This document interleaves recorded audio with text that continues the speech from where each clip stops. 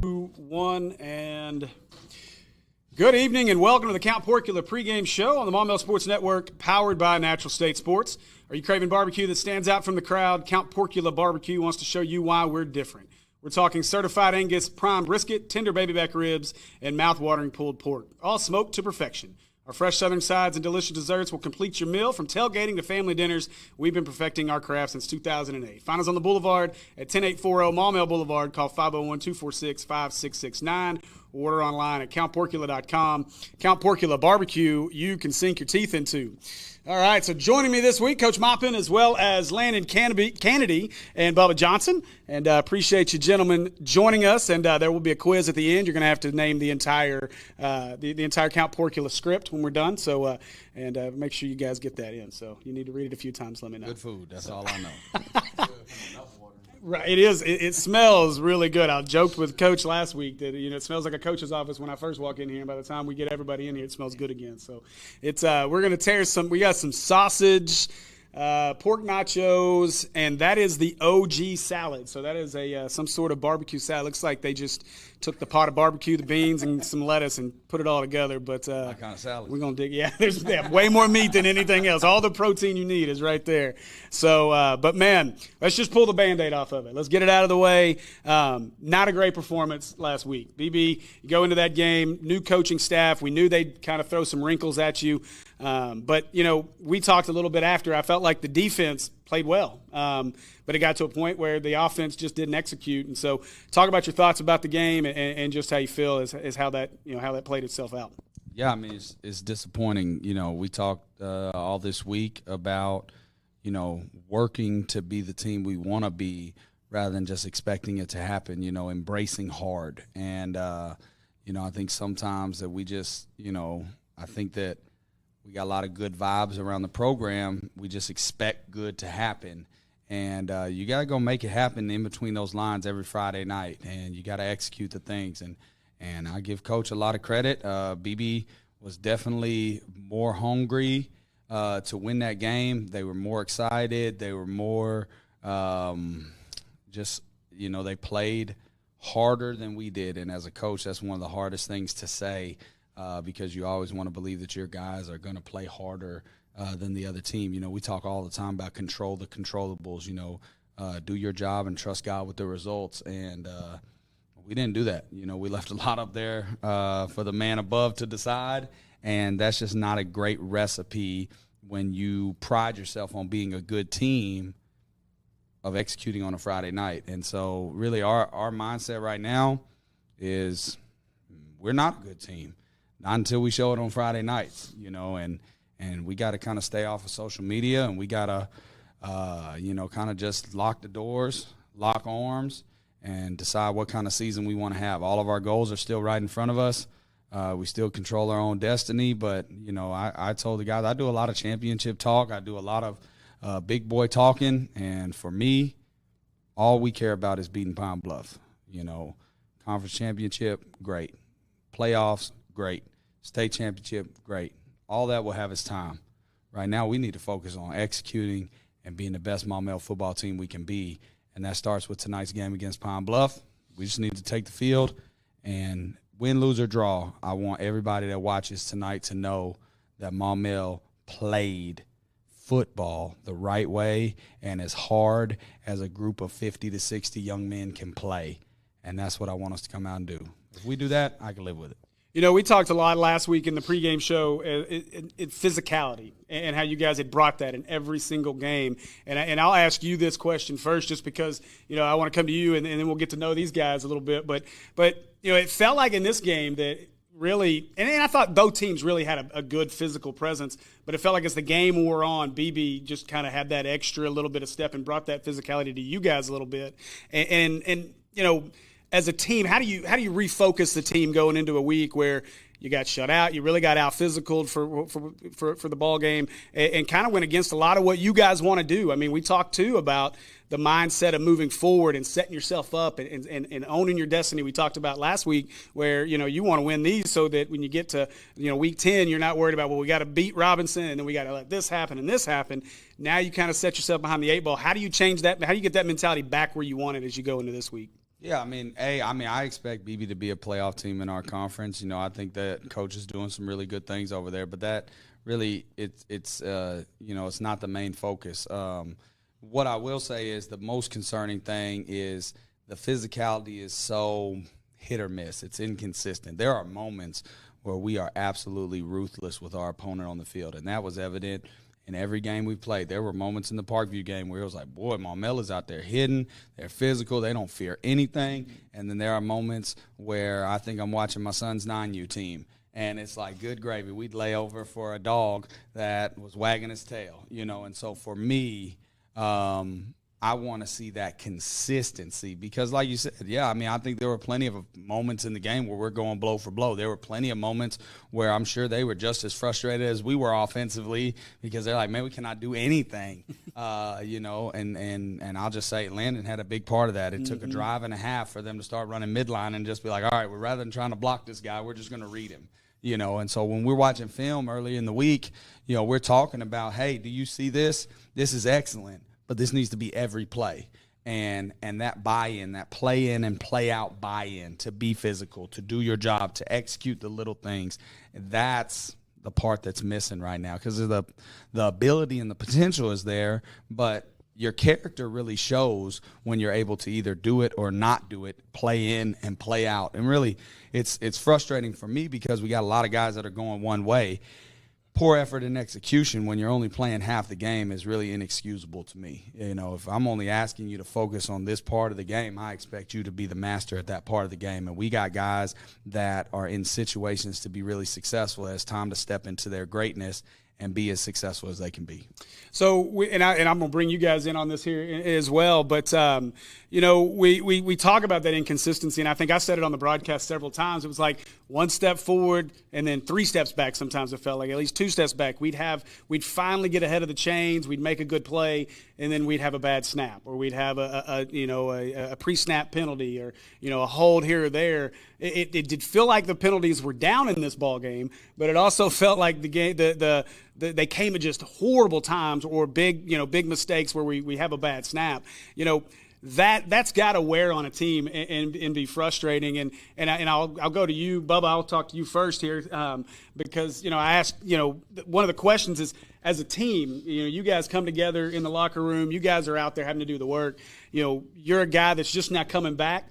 But how does from a player standpoint, how do you guys start to create that consistency? You know what I'm saying? There's a lot of different ways I can answer this question, but really just if we're making a mistake, you know what I'm saying, just coming together, you know what I'm saying? It's just like, for an example, when we had a pick, you know what I'm saying, we want defense to go out there and also create a turnover, you know what I'm saying, get some juice flowing.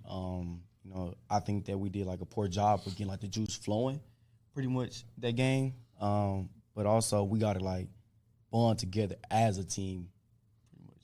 Landon, you're a new guy to the program and come over from a successful program. You come here and you guys have had some success this year. You've played well against some teams, but when we talk about the consistency piece, the defense has been consistent. Outside of we get to a point where it almost feels like you kind of let go of the rope a little bit because it's just been a struggle and you guys have been on the field a lot. But from a defensive standpoint, how do you guys continue to create that consistency over there and just keep playing, even maybe when the offense isn't as efficient as we need them to be? Well, I look at it more like this. It's more like we go out there and we shut a team out during the first half and everything, but offense just doesn't, we don't execute. We don't have those big plays, and we really haven't been able to have a good decency of a practice.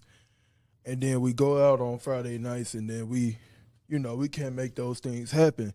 The second half come along, and offense still doing bad, and then really, honestly, I've been looking back at film after the games, and Coach Mop is putting everybody in the good spots, good position. We have our, halftime. We make our adjustments and we change things up still, and everything's in the good spot. But like Bubba said, the juice isn't there, and people start missing tackles. People start having their head downs, and things just don't go well for us as they should. We got a lot of talent on this team. It's just, we all got to come together. So let's get to know you guys a little bit. So we've this is obviously Bubba. I'll come to you first because I've known you, Bubba, for a while, and you were kind of introduced to the program a few years ago, and I'll let you tell the story if you want. But as far as with Coach Shook, but tell us a little bit about Bubba Johnson and what it means to be a Hornet and just your introduction to the program at this point. It started from way back in the summer. You know what I'm saying? I pulled up to the facility, you know what I'm saying? West End and Amari, they came out. They greeted me, you know what I'm saying? I came in, I met Coach Mob and all that, you know what I'm saying? It was good, you know what I'm saying? I felt good about myself. Now, being truthful, you know what I'm saying? I played 9th grade. I wasn't expecting to play 9th grade. So my thing was, how can I get on varsity my 9th grade year? That was my mindset the whole 9th grade year. I don't know if you know that or not. But, you know what I'm saying? And then it was like, I'm going about it the wrong way. Like, how am I supposed to get on varsity if I'm not there at their practice? I'm at the game, but, like, how can I get better? So I started off by going to their practice, being on scout team, giving them the best look as possible. And also, you know, I don't want to sound selfish about it, but, like, you know what I'm saying, trying to impress the coaches a little bit, you know. You know what I'm saying? Then from there, I came in. He pulled me up, you know, just doing whatever I can to help the team. And at that time, it was filling in the role of James that went down with an elbow injury. And also on the offensive end, coming in and picking up blitzes, you know what I'm saying, helping, you know what I'm saying, by Western time, you know what I'm saying. Then, you know, Coach Moppy was calling some crazy stuff on the sideline. I didn't understand nothing he was throwing up. You know what I'm saying? He's sitting there yelling me across the field, but I didn't know, Coach. I'm sorry, but you know, but it's part of the game, you know what I'm saying? Came in sophomore year, you know what I'm saying? On the touchdown I threw against Seven Hills, you know, so I watch film a lot. First thing I go back, I watch Maumelle Sports Network, you know what I'm saying? Because I like to hear what they say up there at the commentator, you know, before I go watch it on Huddle. Because most of the time it's already out, you know what I'm saying? Because my dad be late to the party, but it's okay. You know what I'm saying? Okay, Coach Mom. Whatever, he'll she go to sleep at night. But, you know, him and Coach Shook, guess they had a conversation, you know what I'm saying? Coach Shook talking about some, you know what I'm saying? Bubba Johnson is the cat that I want to coach, you know what I'm saying? He does everything right. He eats right. He workouts right. You know what I'm saying? Just like having a man on the floor at all times, you know what I'm saying? I think that my teammates that played that whole week through, they constantly said that, you know. It's crazy, you know. And, you know what I'm saying, coming into this season, I wasn't expecting to be hurt, you know, but also going to physical therapy. Shout out to Harrison and Renshaw. You know what I'm saying? They got me right. Appreciate Bo and Nick up there. If you ever having problems, go check them out. That's right. Free plug. Sorry. We'll send the invoice. They got me right. I don't even feel nothing in my knee. But, yeah, you know what I'm saying. Okay, sorry. Playing Friday. I wasn't even going into the game thinking about playing a whole lot as I did. You know, my thing was to go in and give my guy Jacob Henry a break, you know what I'm saying, because I know he's a big dog, but I know he can play both sides of the ball pretty well, you know what I'm saying, just to go in, give him a break whenever he needed or whatever, but also make the best of the opportunity that I have, you know what I'm saying. If defense came along with it, you know what I'm saying, get him a break or whatever, you know what I'm saying, give BB something that they haven't seen, you know what I'm saying, because they've been watching everybody, but I haven't been playing.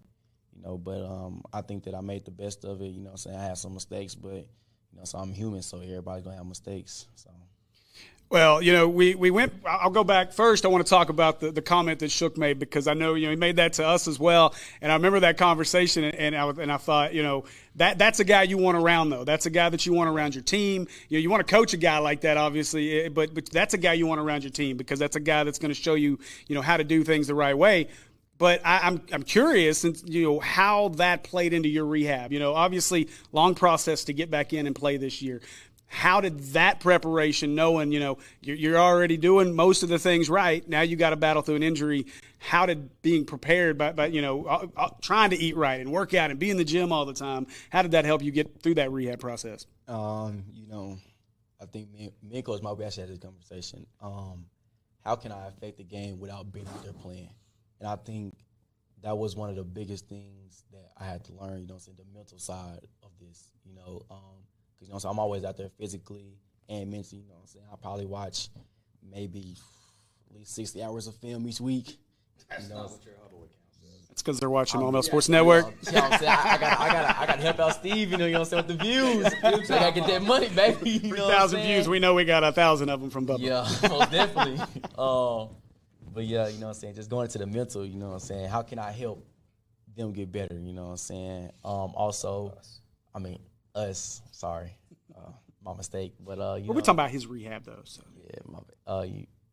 But mainly, cause my first day going in there, I wasn't expecting to hear the news. I got, you know what I'm saying, tore my meniscus. I didn't know how long I was gonna be out, but I knew, like, cause my thing was like, how can I come back stronger? You know what I'm saying? It was really, you know what I'm saying, hamstring, to my calf muscle, you know what I'm saying? That was mainly things. But, you know what I'm saying, the doctor, they were just like, I don't see, like, what they were saying, like, I was going to be out for about maybe 5 months, but I was like, no, like, I think I can come back better and stronger than that, like, and faster without feeling anything wrong with me or whatever. So, you know what I'm saying, just staying, like, eating the right things. Hope my dad doesn't see this. He'll probably think I'm fibbing.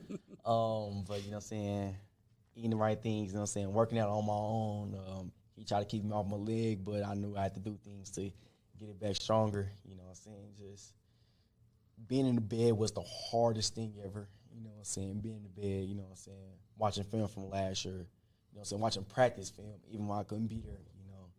But I still made an effort to try to be there, you know. But it's more than being physical. It's more of a mental game than anything. Because you're not there mentally, you won't be there physically.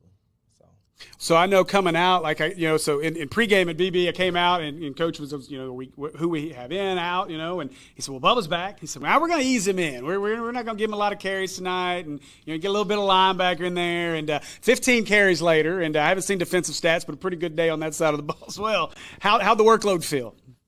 After that, you know what I'm saying, going into the game, the first lick, it's always going to hurt. But I didn't feel it until was like the second, third play. You know what I'm saying? Shout out to that linebacker. He did his job very well, and he made me feel it. Can't knock that. You know what I'm saying? Amazing football player. Sorry, Chris Mop. That was a phenomenal play. Like, I cannot take that from him. So I felt that one. I don't think I felt anything like that besides my first varsity hit against Robinson when 3 people lifted me up off the ground. But, yeah, you know what I'm saying? But that's football. You want to get that one out of the way, right? Just let it happen, get it out of the way. The knee's good. Everything else is good. Yeah. You're ready to go. All right, so Landon, let's come to you now. So new guy to the program, as we talked about. I'll ask this question first. Why Maumelle? What draws you to be a Hornet? What makes you excited to be a Hornet? Biggest thing was I looked at the program and I seen a lot of guys coming in. And I also knew Coach Mott from way back since I was like 8th and 9th grade. And, man, he's a great guy. Seriously. He's a very great guy. He's a man of God. And I know that he can put a team together and he can coach his butt off. I know that for a fact. So I said, okay, I'm going to go here to Maumelle, and it'll be the great choice I ever had in my high school career, Well, so we've called your name a few times throughout some of the games, yes, but this seemed like it was a different game for you. You were in the back. You lived in the backfield for the most part in this game. You're a massive run stopper. We were able to get after him a little bit. And I know this is a team that does some weird stuff. There were a couple times they had that weird triple whatever option thing they ran that they lost me a couple of times on that. Yeah. Talk about that. What was that mentality coming out? Was there anything different? Was it just conference play, or you just knew your role was going to be a little bigger in this one because of the matchup? Well, like you said, I did realize I watched film during Sunday night and everything. I've been watching film throughout the whole week. And then you got to think about it. This is the first game. This is the first conference game. Come on now. We gotta buckle up and we got to get ready for this game for the whole rest of the season. So I watched film and everything, and I looked at it and I was like, okay. So these guys, they like to run the ball a lot. I see they run the ball up the middle a lot. Okay, this is going to be a feast for me. I'm going to have my fun in this game. Then we pulled up a game from, like, one of the first games from a team that we never heard about, and we seen a little triple option. So we knew that, okay, they was going to run a little triple option this Friday also. So it was like, okay. And Hey, when you watch film and everything, you go out and you practice on the field, and you know what's coming to you, and then you got guys around you that are also good. My job gonna be easy. It won't be hard. So what I did was, okay, this game I'm just gonna dominate and put it away. Well, it's good to see a guy, a lot of times the inside guys for sure don't get a lot of love. You talk about on the offensive line, everybody knows the left tackle. If you got a left-handed guard, everybody knows the right tackle. Yeah. Nobody knows the right guard and the left guard. Who's that guy? The center, unless he makes a bad step. In a lot of ways, it's the same way on the defensive side. Yeah. Everybody knows B.J. Beats coming off the corner, off the end in edge rushing, and those linebackers like Bubba and guys in the secondary. But sometimes the guys in the middle are more important than the rest because you're stuffing it all up in there. Talk about that had to have been exciting for you, though, to know we're coming into a game where, Valonia was going to chuck it around the field a lot, and you want to get after the quarterback. But this is a scenario here where you're going to for sure make a difference because it's going to be right there in front of you. Yeah. That's got to be a different mindset as a D tackle. Yes, sir, it is. It's a great thing. I love it. That's why I love play because people don't know, and people that are casuals to the game, they don't understand that that center, that guard, that left guard, those two. Them two D tackles, that's where the game is played. Mm-hmm. That's where it all comes in. And I mean, it's fun. It get dirty in there. Oh yeah, it gets dirty in there, but it's fun. And that's why I dominate at the best, and I'm just great at it. I love it. There's a lot of things that can't be said that are said and done in those piles and all that kind of stuff. So I mean, that's got to be a lot of fun though to know that you're going to make that kind of impact on each and every play out there. And so as we look forward in this, or let me stop. Let's go back here. So, as far as what is Landon doing outside of football? I mean, you're obviously big, imposing dude. You want to get out there and knock people around, and I go back to some guys we've had over the years. I think about a guy like Andrew Chamberlain, who big mauler when he's out on the field. He's happy to lay on you, pancake you, but you go up and walk and talk to Andrew. He was a big baby for a reason. I mean, he's soft. He's been, great guy. Where do we find Landon at if you're not on the football field? If I'm not on the football field, one place you will find me. It's at a lake somewhere with a fishing pole, minding my business, trying to catch a bass or something. I love fishing. I really do love lifting. I really do love weightlifting. It's a big thing to me. Weightlifting is. I'm always in the weight room. Outside of this, even when I'm not here, I'm in the weight room. I do a little gaming too. Not like that, but these are some of my hobbies, though. I'm just letting you know a little bit about me. And, I got a great family. And, hey, that's just, I'm just raised different. Yeah, hey, and that's, but that's why we do these things. We want to get to know you guys. And now I'll let Bubba, you can jump in a second too, but I'll let you guys share social media if you want to do that kind of stuff. Obviously, we're in the NIL era, so if you head to the next level at all, you want to take advantage of that. And we've been told that doing this kind of helps that sometimes too. So I know Nico speaks highly of his times now doing interviews because we interviewed him all the time between basketball and football. But Landon, I'll let you if you want to share your any social media info, any of that kind of stuff. And he's got to look it up. Well, hold on. Gotta make sure you get the good one. _77 vibes. Hold on, wait. Let me spell it out. _ 77 VIBEZZS. I'm gonna put it on the screen. Don't worry. I'm gonna go and post edit. We'll make it look good. We'll get it up there for you. Make sure that's up there. All right, Bubba, same thing, man. You can always find me at _running _31_6, you know what I'm saying? Coach Mop did not like that name. I don't know why, you know what I'm saying?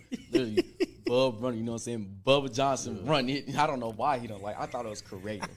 I thought it was very creative. It is creative. It is. But I will say, in his defense, fun and creative Twitter accounts or handles are great for a guy that doesn't want anybody to find him. Now, you want somebody to find you?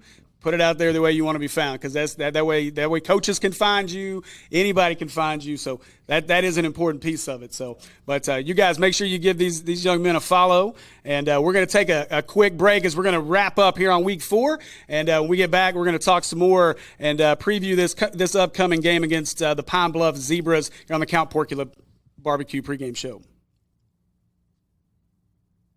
When it comes to barbecue, there's no room for shortcuts. Count Porcula is committed to bringing you the very best artisan barbecue. We use only certified Angus prime brisket, tender baby back ribs, and delicious pulled pork. Our scratch-made southern sides feature classics like collards, beans, and house-made slaw. We don't 3, 2, 1. Welcome back to our pregame show presented by Count Porcula Barbecue. If you're going to be tailgating for Friday's game, let Taylor and his team at Count Porcula do the cooking. Call them at 246-5669, or you can order online at countporcula.com. Count Porcula Barbecue, you can sink your teeth into. Now, we were joking during the break a little bit there, but Bubba, I got to know, what's Bubba Johnson doing outside of the field? And I know you're a bit of a foodie. You're a second foodie, so tell us what Bubba's doing when he's not on a football field or a basketball court, because we know you like to do that too. I'll make it real quick. Pretty much, you know what I'm saying? Shout out to Sonic and the Chili Dogs. Love big Chili Dog fan. Sorry, Dad, but the reason the Oreos are gone because of me. You know what I'm saying? I'm more of a 3-pack a guy a week. Sorry, that's not good, but it's up to me. You know what I'm saying? I'm also at the golfing range. You know what I'm saying? I love it. You just completely ruined the he eats right all the time. That's how you rehab 3 packs of Oreos. 3 packs of Oreo a day. You can do it too, kids. Hey, maybe that's the way to go. I don't know. It's not. I'm only on 1 pack a day. I'm gonna have to go to 2 more, I guess. You'd have better meniscus, that's right. for sure. Yes. I said 3 packs a week, not a day. 3 packs a week. All right, so let's talk about this Pine Bluff game. This is going to be interesting. I mean, on the road, homecoming for them. If you guys haven't been there, it is a very interesting atmosphere. So if you've not played a game in there, it's different. They're going to be tailgating, barbecuing right there outside the field. They're raucous, they're loud. Thankfully, they like us down there in Pine Bluff.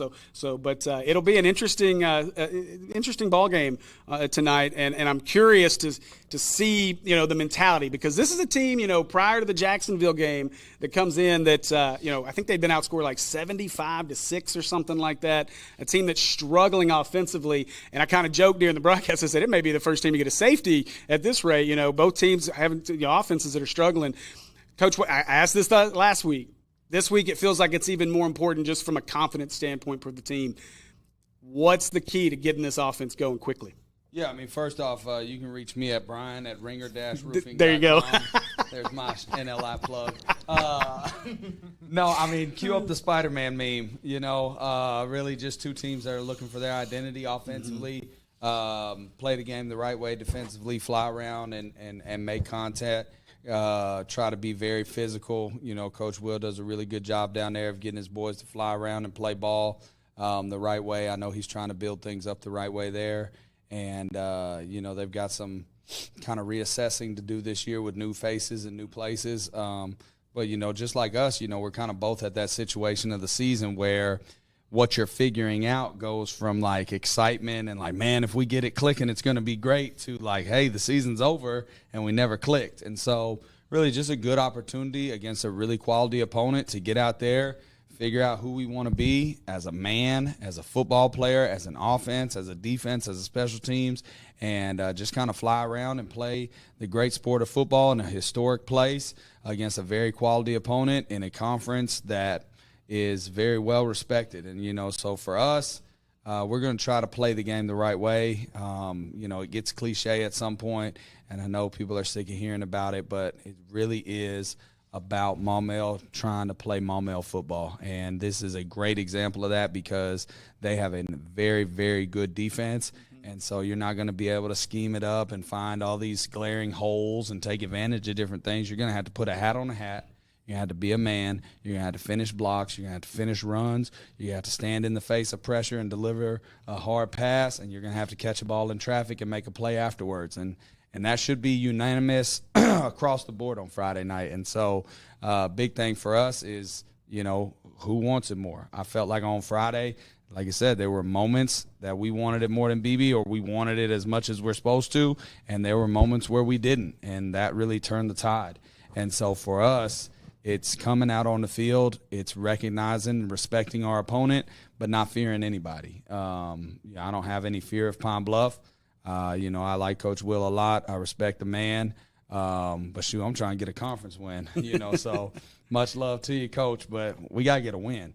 And so we got to fly around and make a play. I think this game will do a lot for deciding where these 2 teams finish at the end of the year. This is a game that neither one of us need to drop. It's a game that both of us need to win. So We need to come out and do our thing and handle business the Hornet way. We got to figure out what the Hornet way is, and I hope we put that on display tonight. Well, and I want to kind of piggyback on Coach Will and what he does down there. Coach he's doing a great job with Pine Bluff. It's a program that's needed some love, and it's good to see the success that they've been able to have. I know we talked with him during the media days, and keeping kids in Pine Bluff has been a big key for them. And I know they're putting a lot of investment into that community, into those schools, and so it's gonna be big here at Pine Bluff for him.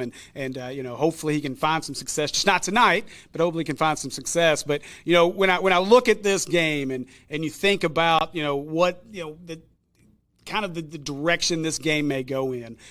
Offensively, I feel like it's important that we do get that consistency and we do get things going early. Last week, we started off with Levi. He struggled. I mean, let's just be honest. I think he'd say the same thing. I know he said it even, after the Bologna game. He felt like he struggled in that one. And, and then you brought Andrew in. Andrew struggled. I mean, and again, tough situation at that point as the game's in a tough spot. But, do we start to get to a point? Are we settling towards Levi? Is that still a work in progress? Or does that kind of depend philosophically as to what you're going to do that week? Yeah, I mean, as far as I'm concerned, nobody's job is necessarily safe. Heck, if Landon has a bad week of practice, Landon will not be out there on Friday night. And I love Landon to death. If Bubba doesn't give us the best chance to win at running back or linebacker, he won't be out there. The beauty of what we have is a lot of capable young men. And the fruits of that is guys get the opportunity to step up and kind of take the reins. Levi has done a lot of really, really, really good things to put himself in the position he's in as a sophomore. Andrew has done a lot of really good things in this program for a long, long time to put himself in the position he's in to be the leader of this team. And so for us, my job is I have to serve this community and these young men to the best of my ability and put us in the best position to be successful. Sometimes that's Levi, sometimes that's Andrew, sometimes that's Bubba, sometimes that's Landon, sometimes, heck, I threatened to bench B.J. Beats if he walked around like he did the second half at Parkview, and he played one of his best games at Valonia. Sometimes that brings the best out of a guy. Sometimes that's a real wake-up call for guys. And so for me, I don't want Levi to think that we have any wavering trust or belief in him, but I also owe it to this community and these young men that I'm not going to sink this ship on the back of anybody, and that's Andrew, Levi, anybody. My job is to get things done and put guys in position to make plays. And so we're not going to leave any stone unturned. Heck, I'll put Bubba at quarterback if I have to. No, but I have faith in those guys in the room. Coach Bertram's doing a heck of a job trying to coach those guys up. We run a very complicated college system. We want guys to play the game of football the right way. We put a lot on the quarterback's plate, and those guys are processing a lot of information really quickly with a lot of new pieces. It's tough. At some point, we got to move the ball and make plays. So by no means am I wavering on either one of them. It's really not Levi was not doing great, we got to go with Andrew. It was more of, let's win a ball game, and if Andrew gives us an opportunity at this juncture in the game, I owe it to this team and this community to throw him out there and see what we can make shake. So it'll continue to be Levi for the time being, but by no means does that mean that Andrew's off the table and won't be playing. We're going to utilize all of our guys and the skills that they present uniquely to try to help us win. I don't want anybody in this program to think that their skills can't be utilized to help us win. Well, and you say that, and I look at it kind of in a situation with Bubba, and really both you guys. You guys play a little bit of both ways, and I'll come to you, Bubba, first. But we talked hot hand. We were talking about that before we got started, and we were joking about the 15 carries, but it really was a situation where when you got out there, you had success, and I feel like you can parlay that over to the quarterback situation. Now, obviously, even at running back, quarterback, either one, you want to have some consistency out there to be able to build a little bit of to get yourself going.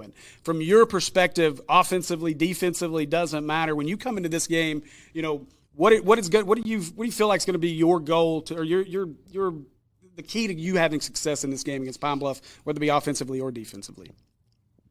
Pretty much, it's being a leader on both sides of the ball, really. Getting some juice about us. Just like I said earlier, we got to find some juice. We got to find a spark. We got to have something about us. Something that we can rely on. Something to be our. Coach Kennedy, he says it's like our bread and butter. We got to have it. Once we can find it, I feel like we'll be off to the races, Like Coach Mop said, Maumelle is Maumelle. We playing against Maumelle each and every week, you know. What's it? So let me ask you that, because I know we Moppin kind of posed the question: what does it mean to be Maumelle and play Maumelle football? To you, what does it mean to be Maumelle and play Maumelle football? What is Maumelle football going to look like? Maumelle football gonna look very fun. It's gonna be, I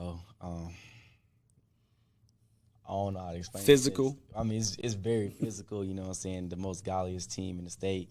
You know what I'm saying? That's what we're striving for. You know what I'm saying? I actually started going to church on Wednesday. Hey, there you go. Absolutely. You know what I'm saying? Sundays be a little hectic. You know what I'm saying? With football going on, and but you know what I'm saying? But I think everybody needs Christ in their life to say that. You know what I'm saying? Yeah, that's pretty much about it. So I'll get, this will be a question for both of you, Landon. You can answer first, but we talk about we were talking about the struggles of Pine Bluff offensively. So this feels like that game. We were talking how important it is, even though it's just a second conference game. But you've got a 4-game stretch here. You get to come home finally here in a bit. But you have a 4-game stretch here where you could have some success. Not to take anything away from those teams, not to look ahead. That's my job, not y'all's job. I can look ahead all I want. But this feels like a start of a stretch where you guys could build on some success. I feel like from a defensive standpoint for both of you guys, like how this has got to be that game where you guys come out and go, you know what, we want the offense to be successful, but tonight we're going to dominate on the defensive side, and we're going to be the guys that carry this team to a victory. Is that kind of the mindset you guys are going to take into this ball game? Well, honestly, I mean, that's always been the mindset. We looked into it today, and Pine Bluff has played 4 games. They only scored twice. Mm-hmm. That's a big issue on their side. And our defense has been dominant since game 1, as you can see. But that is, every single game, you go look back at every game, but we're looking forward. We're looking ahead. But if you go look back at every game, our defense has been dominant. We just have our struggles on the offensive side of the ball. We got to clean that up, but defense has been dominant. Oh, no, yeah, and then that's the kind of – I guess that's kind of my point, is the defense has been dominant to this point, and it almost feels like this could be that game where the defense comes out and, you know what, let's get a couple scores for the offense. Let's make them feel good, whether it's a safety and a touchdown, a pick six, a fumble, whatever. Get a couple scores out there to get the momentum going, and that's what that kind of feels like. This could be that kind of game for you guys. Bubba, what's that mentality like? Obviously, we'll talk offensive side in a minute, but from your perspective on the defensive side and being able to go after this Pine Bluff offense and set your offense up for success. Like you said, go out there and try to score on defense. Going into the season, we want to be the highest scoring defense. Like Bologna. Austin Timmons, he got him a pick six, you know what I'm saying? That got everybody on the sideline. He can't dunk, though, but you know what I'm saying? I've never seen Coach Mob jump so high, I mean, even though he's on like 4'11", but you know what I'm saying? He got off the ground pretty well. But, yeah, you know what I'm saying? We want to go out there, you know what I'm saying? We want to dominate, you know what I'm saying, the defensive side of the ball, you know. All right, so on that note, Coach, I got to ask, has that mentality changed? Are we allowed to still go dunk it, or if we're going to dunk it, can we get some help to get up there and dunk it? So because I heard you in the we over me, and that you didn't say no more dunking it. You said no more pick sixes. That was for Timmons because he already had his 15-yarder and they were going to throw him out. So that was for his own protection. No, we go over it in practice. If you're not a guy that can get up there, you find the guys that can. Look. Chris Paul was a very, very crucial part of Lob City. He was not the one above the rim. He was the lobber. So if you're not the above the rim guy, know your role, lob that thing up. We got about 3 or 4 of them on defense that can get up there. Find them, throw the assist, and let's get that thing dunked. No, I mean, to your point, defensive touchdowns are special. Is that trivial? Yes. Is it a penalty? Yes. We trust Cooper Forrest's leg. For me, it's important for the guys to understand that a defensive touchdown is a very, very big deal. Because it's such a big deal, man, live it up, party. Something that you aren't normally allowed to do, let's go do it because we earned that. My kids don't get a whole lot of screen time. They know that. Well, if they play hard on Saturdays, they do all their chores, they do a good job, Saturday nights they can play on the PS5 for a little bit. So my thing is, it's the same thing with our guys. If you do what you're supposed to do and you do something extraordinary, you get something that you normally don't get to do. And if that's a 15-yarder, I'll wear that every time. You saw, I went straight up to the ref, I owned it, it. I said, that's on me. We adjust. I don't want Timmons to get thrown out, but we're going to celebrate when we make big game-changing plays like that. And that's what those are. Those are game-changing plays. You look at Friday night, stats were almost identical. They had 3 turnovers. We had 3 turnovers. They had none. Mm-hmm. That's a big difference in the game. They had 3 touchdowns. We had none. And so turnovers as a defense is a big deal. We talk very often about intentional turnovers. The ball is funny shaped. It's going to roll a certain way. But I want to get the turnovers where we intentionally force them, where I can see on film your intent was to get that ball out of there, where you broke on the ball with the intent to get an interception. You're going to get lucky. The ball bounces around. There's other phrases out there, but I won't say those on the air.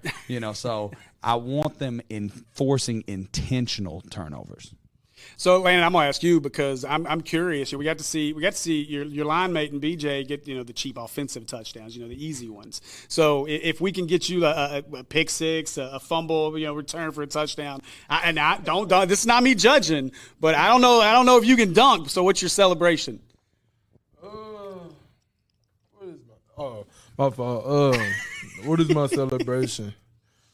You got to be thinking about it. If not now, you got to be thinking about it. Just hand the ball to the ref and get back lined up. And by the way, I got a 30-inch vert. Okay. Yeah, I can jump. I can jump. Hey, you can dunk there, break their goalpost. Yeah. Ours are already broken. I know. I've seen it.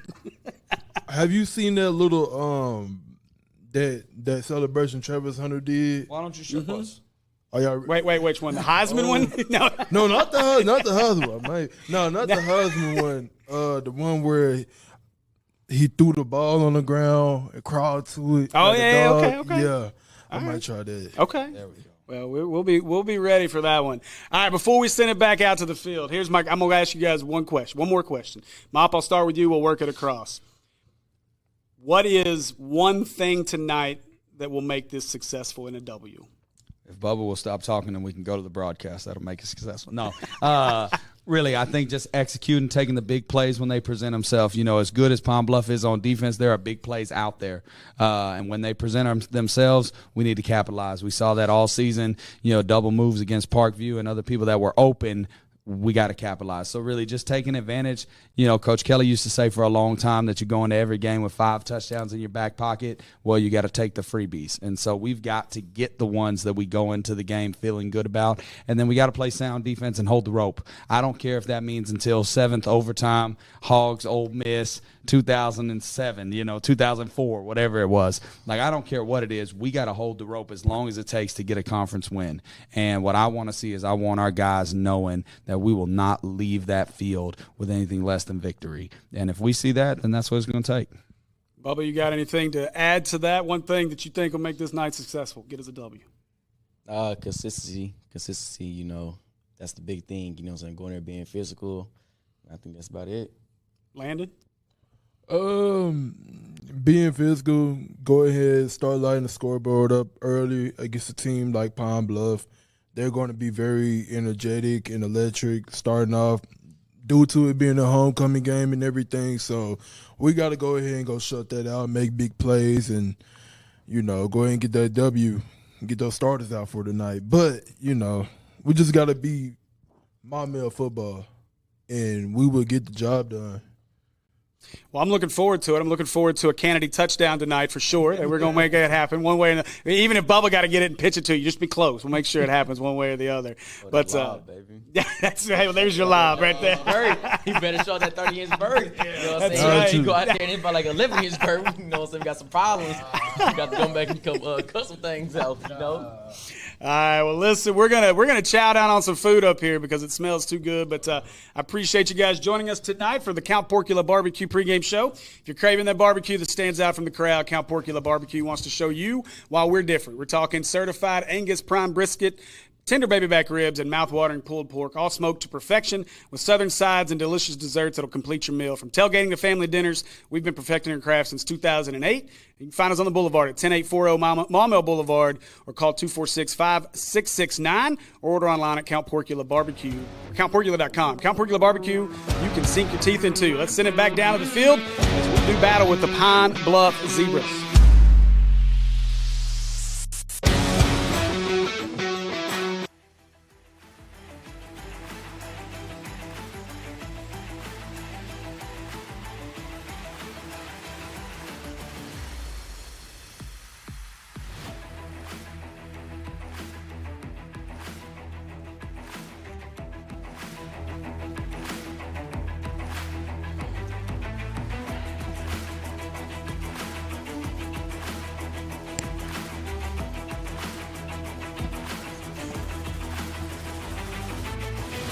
All right, welcome, ladies and gentlemen, as we are live here from the campus of UAPB Simmons Bank Field for Week 2 of conference play, as your Maumelle Hornets will do battle with the Pine Bluff Zebras. And Tyler, I'm excited to be here. This is game number 2 I've done in this stadium this year, so hopefully we can hand Pine Bluff the same fate they had when we did the game here against Kimball with a big loss. And but a big one here tonight as Maumelle tries to get back on track, and we are excited to be here. And this should be a fun one. And you know, we were talking beforehand, Tyler, but we're pretty excited to be in this booth versus what we thought we were going to be in last week as we were talking. Totally wasn't even thinking about the fact that they're redoing Pine Bluff High and the stadium is currently no more. And so when I heard that midweek, I think it was we were over doing another coach's show, and Trip Keeter was like, I think you guys are at UAPB, right? I was like, oh, you're right. It's like, okay, now I'm way happier. So excited to be here, and hopefully we can have better results than we had last week. A tough finish last week for this team, and to fall to 0-1 in conference play. And it's really been a story across the state. As you were telling me here, I hadn't seen it, but I guess Hootens has got Pine Bluff picked to win this one, and so this should be a very entertaining matchup. Yeah, I mean, first off, you say you're excited. I'm excited as much about the environment where I'm sitting right now as opposed to whenever you text me in the middle of the week and said, oh, yeah, hey, we're at UAPB. I mean, you know, that made the rest of my day pretty good right there, just knowing what I was looking forward to. But, yeah, driving down here, listening to the buzz and their you know, pregame, the Sonic Blast and all that, they talked about Maumelle Pine Bluff, and Hootens talked about how, you know, coming out of the year, Maumelle has all the pieces to be a state championship contender, which we know that they do. They haven't put them all together yet. We've got to get the ship right on the offensive side of the ball. But he said with all that, Hootens has Pine Bluff picked to win this game. Which is interesting. This is a Pine Bluff team that comes in. They've scored 21 points all season. 15 of those were last week against a very, very bad Jacksonville team. And so that's a little surprising because we know that this team can turn the corner offensively. We've seen them put up points. We saw it against Valonia. We didn't see it a whole lot, obviously, against Parkview. But we've seen this team get into get things going from time to time offensively. And really the key is consistency. Was we talked with Coach Maupin about that and in our Comp Porcula pregame show. But that's the biggest piece tonight. This team's got to find some consistency. So they are bringing the colors out. So we will take a break and let them get the national anthem done before they get homecoming festivities started here.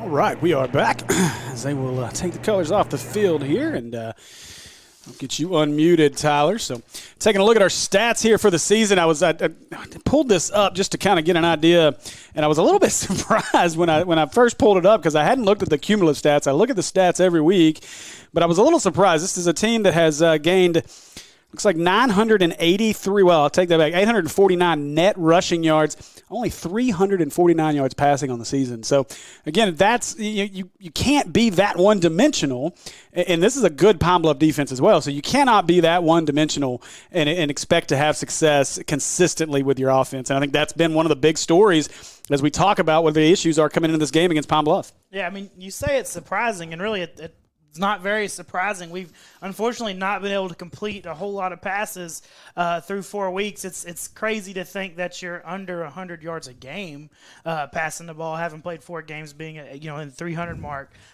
So that's surprising in itself. But just hearing it compared to rushing, it's not. And you say you can't be that one-dimensional. You see teams from time to time that their stats look like that, but that's because running the ball, oftentimes they do something different, right? They're triple option type, got a lot of different directions going different ways. A place like Clinton or something that runs the ball all the time, but it's more than just kind of your typical, power or zone running schemes that we run. So if you're going to be that one-dimensional, you've got to bring something different that other teams don't typically see, and we don't have that type of offense. And there's nothing wrong with that, but if you don't have that type of offense, you have to be able to pass the ball as well to open up that box. And this is a team coming in. We looked at this. Obviously, we talk about Andrew Bjork and his contributions last season and just how good he was, but more in the running game. He was a physical specimen. And then you get a guy out there in Levi Warrior who's a young man that we expected a lot out of coming in. Now, maybe we expected too much out of a sophomore coming into 5A play, but the problem is we've not seen a lot of consistency even early on, and he can't put all that on Levi. From my opinion, you've got a lot of issues when it comes in the receiving game. We saw Sublett while we were down there on the field. I want to see. I say it every week. It feels like I want to see a guy like Hayden Sublett get going. We saw it a couple times. We saw some flashes of it against BB. They never could get things going, and so I think in the passing game, it really is about that consistency. But it's guys like a guy like 17 Warrior Benson is a young man that we've got to get better routes out of. That's something that I think, you're more of a student of the game. I'm more of a talker of the game. But it's something that I've noticed from time to time is, out of breaks, not good routes, not good breaks. And I'm not picking on Warrior Benson. That's across the board. We've got a lot of receivers doing that, not helping their quarterback out. And I think that's a big piece of it as well that is a concern on this offense. Yeah, I mean, we've hit some deep balls. We've hit some quick slants and stuff where there's not a whole lot that goes into those type of routes like you're talking about. Okay, there's nobody that's really working themselves open. And then another thing to look at is also we don't have a ton of time back in the back either, right? It's not just, like you said, it's not just one person. It's not just the quarterback. It's not just receivers. It's the whole 11 out there that have to work together to be able to complete some passes. If you don't have time, it doesn't matter what kind of routes are being ran because you don't have time to throw the ball to those routes, right? Mm-hmm. And so it all goes together, and you've got to be able to mesh that up. And then also you've got to get creative a little bit. You want to see Sublett get into the offense, and he got guys out of position that you can be creative to get him into some open spaces because you lose track of that guy behind the offensive line. So you've got to get creative, run some easy pass concepts for the H-back, for the running back, for the receivers, and then that's going to also get your quarterback more confidence. You hear it on Saturdays and Sundays from those announcers. Throw some easy balls, get the quarterback some confidence, and that's something you've got to build whenever you've got a sophomore or even a junior when Bjork comes in, and get them some confidence in throwing the ball. Yeah, sorry, I was sitting here reading. I was reading some of this Hootens stuff over here, but yeah, I mean, that is a huge key. And we come into this game against a Pine Bluff team that has, if there's a team in the state that struggled more offensively than us, it's Pine Bluff. It's been a struggle for this team. And now Coach Williams knew that coming into the season. Now the fan base is not happy about it, but Coach Williams knew that at Pine Bluff this year. The defense was going to have to carry this team until the offense kind of caught up. The problem is the offense doesn't seem to be catching up. We watched that game we were able to keep up with some of that game against Jacksonville last week. It's a game that was 0-0 for a long long time. An interception late in that game sealed the deal by Kayvon Stringer. But that's the key. This is a defense that is very opportunistic for Pine Bluff. And so, it's good. I said it in the game last week. It might be the first team to get 2 points on the board and a safety because these defenses are what's carried both of these teams. And what I want to see out of this game is can the offense pick some of that up, take advantage of what this Pine Bluff defense may do, and really try to get some momentum going early. We said it last week. We said it the week before, the 2 weeks before that. Is getting things going early is key for this team, and they just haven't been able to do it. And so that's going to be a big key here. Can they have success against a good Pine Bluff D? Because what concerns me in a game like this is everybody's talked about how good the defense is, and we even talked with Kennedy and Bubba in our Count Porcula pregame show. But everybody's talked about the defenses, and what I fear is if this offense comes out and struggles and sputters again, that this defense is going to start to let go of the rope a little bit. And if they do that, then this season could go the direction of what a lot of the folks in the media are saying around the state right now. Yeah, and you, like you said, you have two dominant defenses, but you can only do so much, and you kind of saw it last week, and you saw it in the Parkview game. We've talked about it multiple times. The defense can only do so much before they finally have a letdown because it's still 0 to 7 points on the scoreboard. We can only work so hard. We saw it with Arkansas last year, right? Mm-hmm. Arkansas plays a couple bad games and come out, lays an egg against Auburn, lays an egg against Missouri, even though our defense was successful. They can only do so much, and you've got to be able to help each other on both sides of the ball. So it looks like we've got Beats, Kennedy, McFadden, and I think that's 57, Devin Lowe down there as well as captains. Is it 50 or 60? Is it? I can't. It's Lucier, 67. then. Yeah, that would be Lucier. That would make more sense. I think you're right. I think that is Lucier. And then you've got the only Pine Bluff roster over there. So, all right, here we go. Hold on. They turned on you. You're not going to know. That's fine. I got a couple. I got 10, Hardin, Travis. We'll see when they turn around again. Again, this is a Pine Bluff team. Is 70, I think, is another 79, one. Jackson Giovanni. One guy's got his jersey rolled up. You're not helping me any, buddy. As they make their way to the inflatable zebra over here. Looks to be sponsored by Sunkist, I'm guessing. And State Farm. And State Farm. It looks like the old, like, the tiger stripe gum. I don't remember what it was called anymore. I know what you're talking about. Yep. So we are just about ready for our Ackles kickoff, and that'll give me a minute to talk about our sponsors here for this one. Our touchdown sponsor, American Pie Pizza. Hopefully we get to say them a few more times for our Hornets tonight. Our first down sponsor, Acre Family Pharmacy. PI Roofing, our penalty flag sponsor. Of course, our kickoff and halftime sponsor, Ackles Carpet One Floor and Home. Count Porcula, the sponsor of our pregame show. Kids Being Kids Therapy, our field goal and extra point sponsor. And our newest sponsor, Ashcraft Orthodontics as well. So we appreciate each and every one of our sponsors, as well as Chris Boyd with the Boyd Law Firm is our Red Zone sponsor. So, again, appreciate them. Make sure you guys go visit all of our sponsors. Remember, if you mention Natural State Sports or Maumelle Sports Network, when you go in to set up your appointment with the folks at Ashcraft Orthodontics, they'll give you $200 off. So, you guys, make sure you go see them and let them know that we sent you here at Maumelle Sport. We sent you from Maumelle Sports Network. You know, Steve, I feel like this is like the first week all year that I don't think we have a brand new sponsor coming into the game. I feel like every week you've had a new one that I hadn't never heard of before. So we were on a pretty good hot streak right there. Yeah, we've been blessed. I appreciate all the support. It's been massive for us, and obviously for the student athletes, and we appreciate all of that.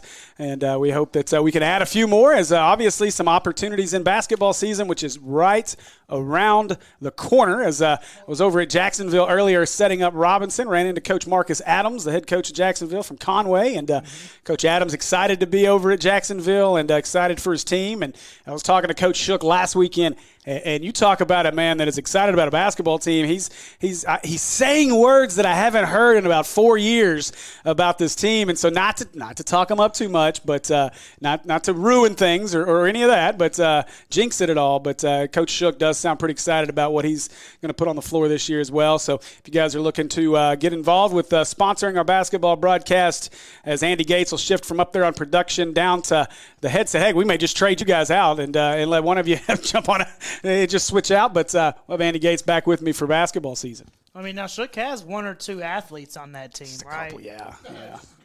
surprised Coach Adams didn't say anything about one of those guys. So we've got the guard that transferred over from Conway.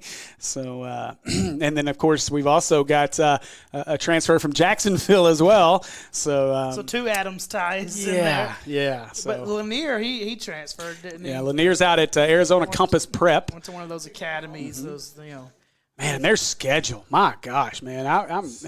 He's playing with 3 or 4 other 5 stars. I think the lowest rated guy on that roster is a 4-star. That is it's an impressive collection of athletes. So we are hoping that Jacob has a great time out there in Arizona, does great things. As I saw he was offered by Mississippi State the other day as well. So the offers keep coming in for Mr. Jacob Lanier.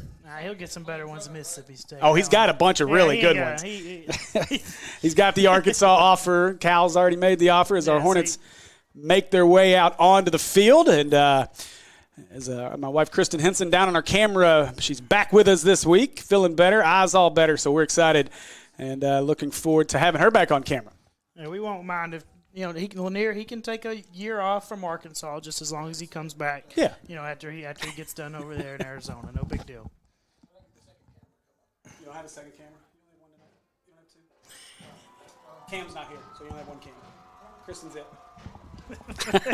I don't see the second camera, Steve. That's why you can't find it. It didn't come. It's still in the box. But hey, can I get time and distance? I mean, time, distance, and down and distance. That's what I'm looking for. Can't even get my words out. I get those things. All right. Well, Tyler. Oh goodness gracious.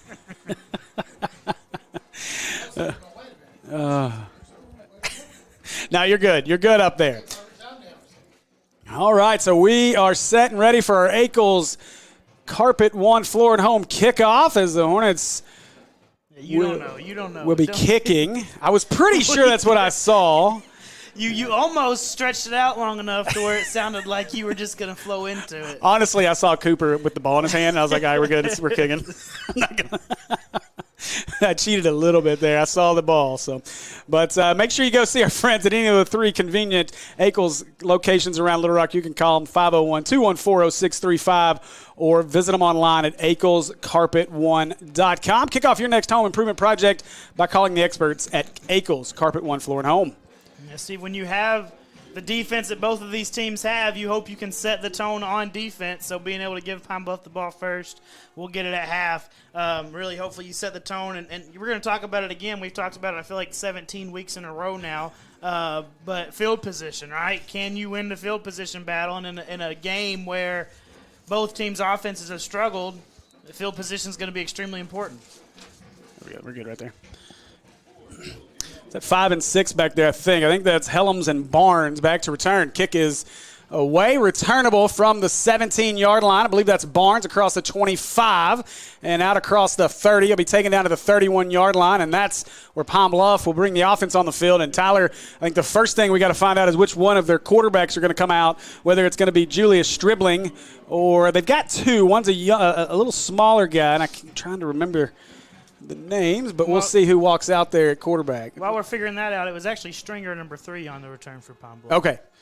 And it looks like they're going to go with Wallace. Yeah, I think that's right, and they are. So we'll go with Devontae Wallace. When we were here again for the Kimball game, they had a different quarterback in. So motion as they go, and we're going to have a penalty. So PI Roofing penalty starts things off. So they sent that jet motion, and it looks like we're going to trail the jet motion with the blitzer. That's kind of a game plan type thing. Tari Ransom started coming down, and I think he might have just come down a little too fast and got himself offsides before the ball was snapped. So not the greatest of starts here for the defense as the PI Roofing penalty goes against us, and we'll do a 1st and 5 now. In the backfield, it'll be number 1, Devontae Wallace at quarterback, number 9, DeJuan Hayes at running back. Hayes is a 5'11", 205-pound young man. Motion, they'll go to Hayes, and a lot of in the backfield is Kennedy. Couldn't get him. Spun off the first tackle, but that's going to be it. They're going to lose the penalty yardage, it looks like, back to the 33-yard line. It'll be a loss of 3 yards. And that'll bring up a 2nd down and about 8. Yeah, good job defensively putting them in reverse after you gave them a free 5 yards. And they sent that motion again, and Ransom's following that motion. And it looks like it's an option from the quarterback. He has options to give it to the motion, give it to the running back, keep it himself. And I think they're using Tari to just kind of make him make that decision quicker and make it harder on him. You know, if you remember last year in this game, we were at our place, obviously, but it was actually not a terrible game for a bit, and then Courtney Crutchfield kind of took over. Dindy took over, and that team went off late. But so we'll see if this offense can, or the defense can get a stop here and get the offense on the field early. So motion. As they look to set it up, nope. Now Wallace wants to take off the other way. That should be an illegal block. Instead, running from behind, making the tackles, he crosses midfield as Jackson. And so Christian Jackson will run him down, but a big Acre Pharmacy first down for the Zebras. And they were trying to throw the screen, and we had the screen covered perfectly, but then you got an athlete in the backfield that's just able to get free. And I think you don't see the flag because he kind of pulled up. He didn't really lay into him. He just kind of got in the way. He lowered his shoulder for a second, but didn't really provide a blow. So, I mean, I think it was a pretty good play by the offensive player. You guys make sure you like, share, subscribe, and we welcome all of our Pine Bluff fans that are in watching as well. Hopefully there's a good number of you. We hope you enjoy our broadcast. I know we've had a great run with our friends here in Pine Bluff. We're excited to have you on the broadcast tonight. Wallace gives it away to Hayes. There's a lot of confusion in the backfield, and now we got a PI roofing penalty, and so that'll back him up 5. If you don't have the stoppage there, the number 5, the receiver in motion, Helms might have tackled the running back as he got the ball. I think Hayes is back there, 9. I think that's who it is. But you about had a tackle in the backfield by the offense. And I think that's been part of the frustration for Pine Bluff fans is you're seeing a lot of that still here as we're the 5th game of the season and on the offensive side. I think that's been the frustration for Pine Bluff fans, but we understand your frustrations as well here offensively. So almost offside. Beats needs to – who is that on the inside? Kennedy. As they try to get some pressure. Instead, Wallace wants to throw deep, and nearly intercepted as Henry got up and knocked it away. That's one. I mean, he had him beat deep, but that's a tougher ball. You got to have some power behind it. Whenever he had Helms over there alone off of that motion that he could have dumped it off to, and he's going to have a lot of room to work. So there's some frustration. But you talked about it, frustration and not even having your timing down. Mm-hmm. And by week 5, you should have that timing down. But you also said that switching quarterbacks really affects timing, especially on those jet motion plays. So that makes it difficult as well. So 2nd down and 15 here, as I will say we have a much better view than we had last week, but it is a little bit difficult to see some of the numbers from this high up. Now Wallace going to his right, being chased by Beats. Beats got him in the backfield, lost him. Now Wallace just tosses it up, and Ransom dropped it as he was looking for 6. Instead, it'll be incomplete. It'll be 3rd down and 15. So Helms touched it first, and it bobbled, and Ransom just wasn't ready for that bobble and wasn't able to bring it down, but at least gets it out, brings up a 3rd and long. And it's funny. I'm curious to see how that goes too, because I had that conversation with Mop. As now we got a discussion with our officials, and I don't see a PI roofing penalty, but I believe we've got one. I think that's our conversation. The White Hat's not talking to anybody. It's 2 of the other guys, so I don't know that there's much. No, the White Hat would be talking to somebody if they're trying to discuss a penalty. Not real sure what they were trying to figure out there, but either way, now we're set. There it is. He did just pick up a flag. We didn't go anywhere. It was on the Lions' mane, so we couldn't see it. I don't know. They didn't move anywhere, so it's either way. 3rd down, 15. Wallace dropped the snap, picks it back up, wants to throw up over the middle, just tosses it up. Let a man run under it, nearly did. That one falls incomplete. It'll be 4th down, and boy, I'd look for him to go back to that before the night's over. I mean, that was a beautiful ball. He put it right where it needed to be. It just went right through his hands. I think 9 was on coverage for us. So Palmer, that was Helms, the intended receiver. Looks like Helms is kind of one of their go-to guys on the edge out there that they like to get into some space. So 4th down as the punt team comes on for Pine Bluff. Henry, I believe that is with his heels on the 15-yard line. Now some confusion as Pine Bluff tries to get their punt team lined up. 6 to snap it. Now they get set. Low snap. Shortstop picked it up. High punt. Let's get away from that one. This one going to hit inside the 30, roll inside the 25, and this will be downed at the 21-yard line, and that's where the Hornets will start their first possession. Yeah, it's pretty good shortstop infield fielding right there by the punter. Took it off of that off one hop pretty athletically and able to get it away. Like you said, got it really high. Being up in this Prex box, you can really tell how high it gets up in the sky. So not a bad punt for them. Put you down close to your 20. So 1st and 10. Now we get a first look at this offense. I did talk with Coach about the situation at quarterback, and Levi Warrior will be your starter. Henry in the backfield with him. 3 receivers in the set. Warrior way to Henry, and that one's stacked, but Henry looks to the left side, and Henry going to make a little something out of this as he's going to get out to the 25-yard line. And it'll be about a 4-yard gain, bring up 2nd down and 6. Yeah, Henry didn't have anywhere to go. Really good penetration by the defensive end for Pine Bluff. Stribling, number 8, just gets everything in there, gets inside of Sublet, and then gets in the puller's way, and Henry didn't have anywhere to go, but able to get 3 yards going the other way. Now they'll fake it to Henry. Warrior rolls left, throws, got his man. Nice throw at the 35, 40, 45, breaks a tackle, midfield, across midfield to the 35, 30, 25, 20, 15, 10, 5, and will be pushed out of bounds. They're going to mark him at the 8-yard line. A big pass play here for the Hornets. And there's that spark plug, Braylon Crosby from the Valonia game. And a really good ball. You get Levi rolling out. He throws that on the run over the top of the defender that Crosby had snuck behind. So really good ball, putting some touch on it, and a big play offensively. So Warriors, the Hornets back up to the line quickly. Warrior hands it away, and nice penetration that time by the Zebras in the backfield. I think, is it 21? 21, Marshawn Jordan. Just was able to get in there untouched. He timed that really good. He came on a blitz. It looked like a called blitz just with how he timed it, but able to time it up really well. Offensive line didn't have any idea he was coming and gets through there untouched. Now a switch at running back, as that's going to be Bubba. Is it Bubba or is it? Bubba's in Oh, there. yeah, it's Bubba, yeah. Yeah.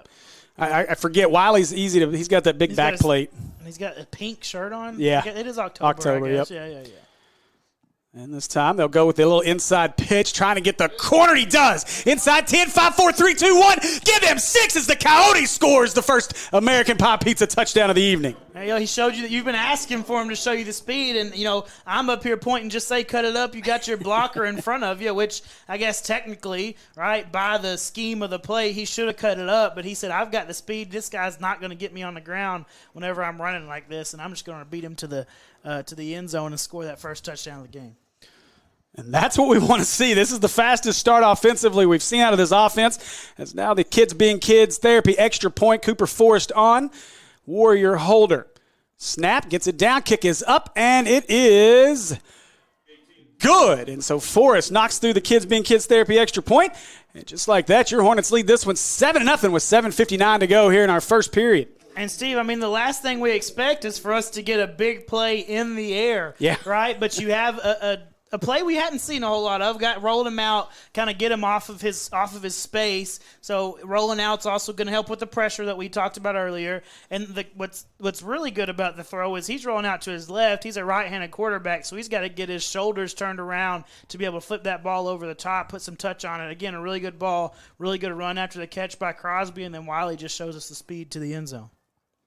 So Forrest back out for another Ackles kickoff as seeing some folks jump into the comments now. Jessica Matthews.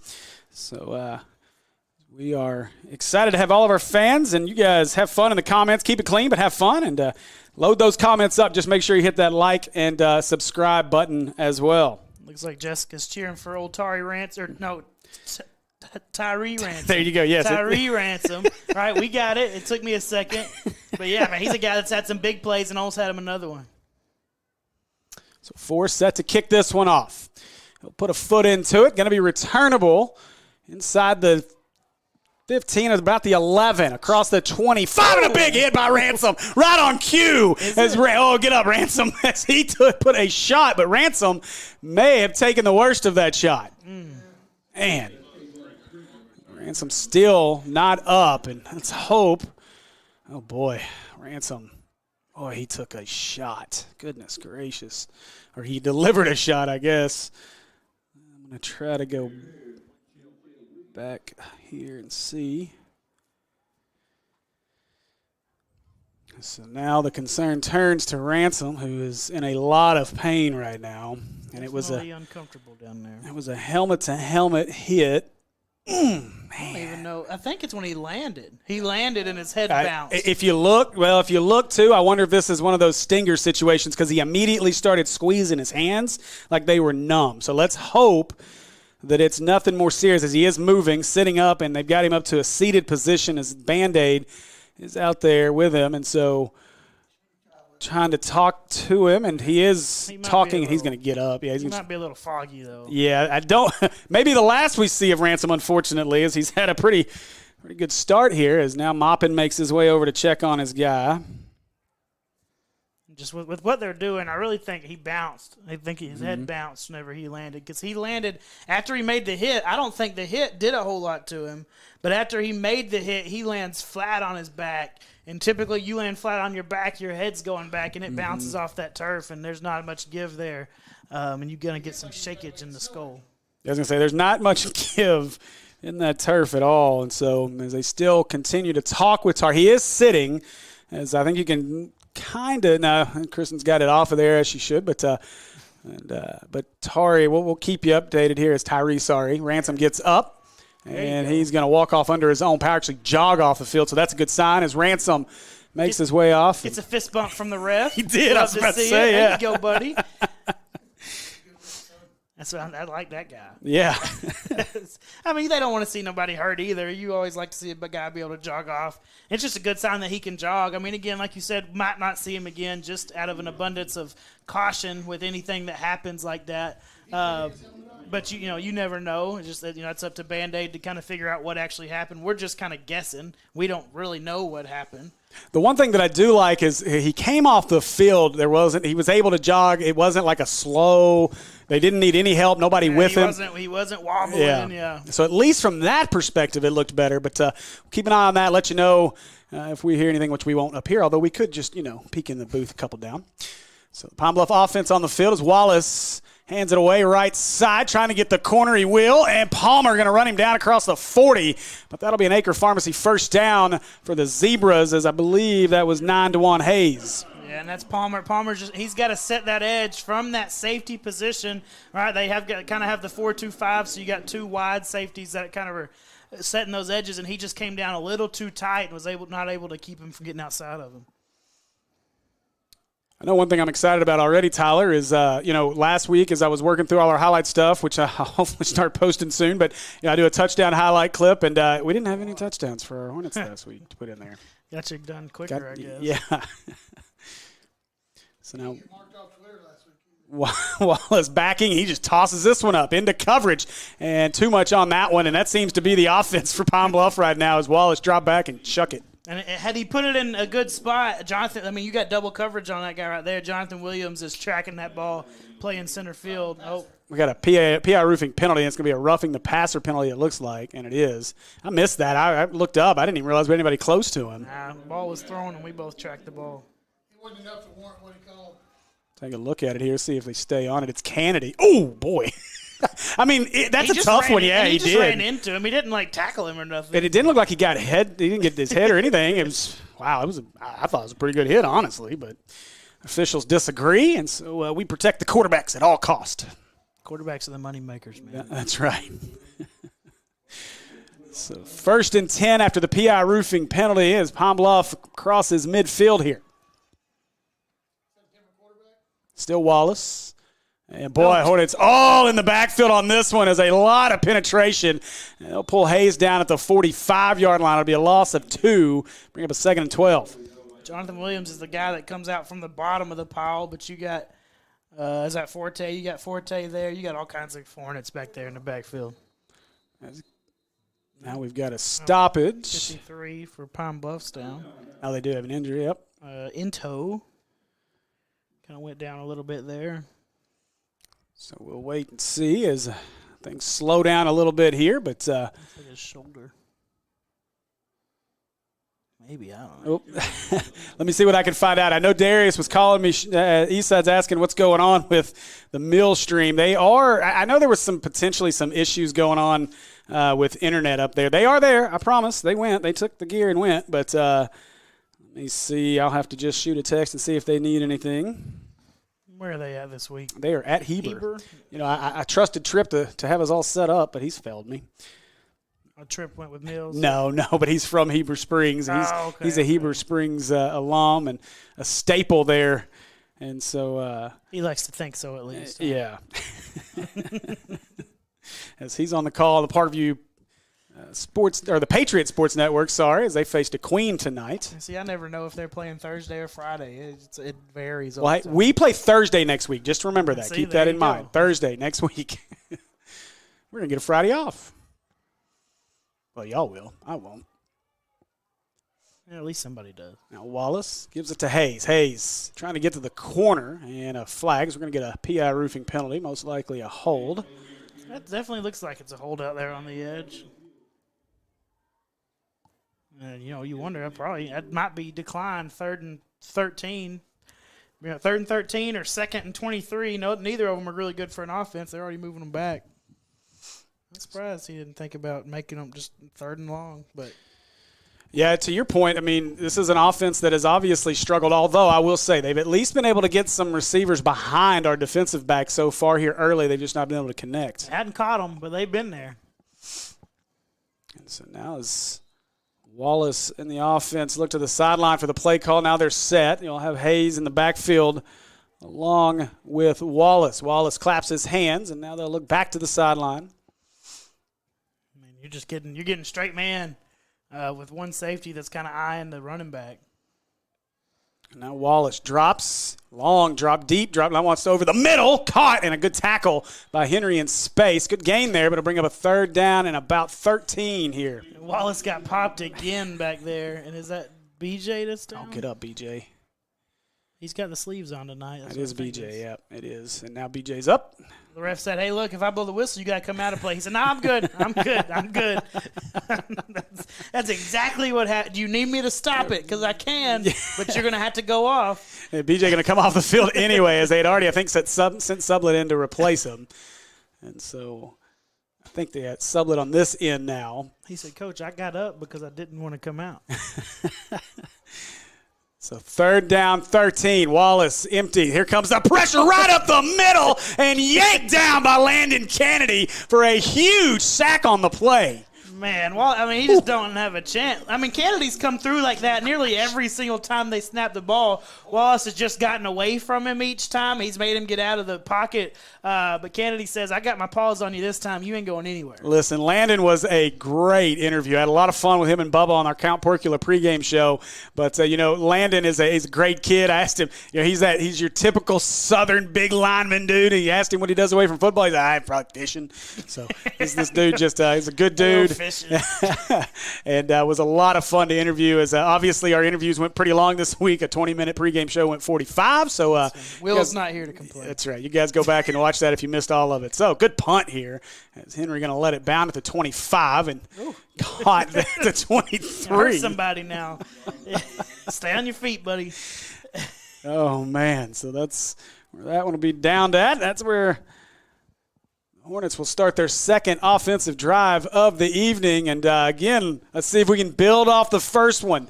You found Crosby in a nice little hole there in the zone defense, and so let's see if they can go back to it and do it again with his offenses. They'll start this drive with Wiley and no, it's not going to be too bad. Just Wiley in the backfield. Yeah, that was Crosby. He was just trying to get the play. He's in your slot over here. Got an extra lineman in there at tight end, so you got 6 linemen on the field right now, unless Sublet's at left tackle. I can't tell. They will give it away to Wiley, left side. Wiley following. Oh, he got tripped up, but was that Forte he was following, I think. Yeah. And that was actually Sublet technically lined up at left tackle over there. Now it looks like it's flipped. Maybe it wasn't flipped. It looked like we had 3 on this side. I could just be blind. I think you were right. I think they did. Because now it's normal with Sublet, a regular tight end. It's offsides. There's a PI roofing penalty, so free 5 here. But that's something Coach Burcham might be looking at to see if you can sneak him in at a tackle-eligible type thing because he's got the number. He could be the end man on the last scrimmage. Maybe they're going to try and sneak him out sometime later.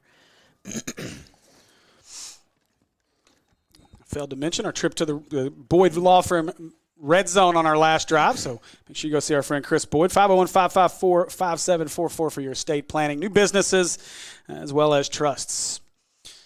Now, Warrior gets the snap, low snap, pulls it up off the turf, has to scramble up the middle, got away from one, and he'll gain about 2 yards out to the 31-yard line and bring up a 3rd down and 3. Yeah, just didn't have a whole lot of time there. They ran like a little stun up front, and we kind of washed through it. Not too bad, but then he's able 63. I think it's what it looks like. Yeah, that would be Maldonado that's hurt on the play. You know, we were talking with Maupin down there in pregame, and they're already a little banged up. As a few guys out in this game already, and then you Ransom deliver the big hit, and now Maldonado struggling to get up. And you never want to see a lineman get banged up and roll around because you know it's probably someone that got rolled up in that wad of mess down there. So let's hope everything's okay with the lower extremities here for Maldonado. And, you know, he's off your screen, but he does look like he's in a little bit of pain. Now it looks like they're looking at the right leg, I believe, is what Band-Aid seems to be working on down there.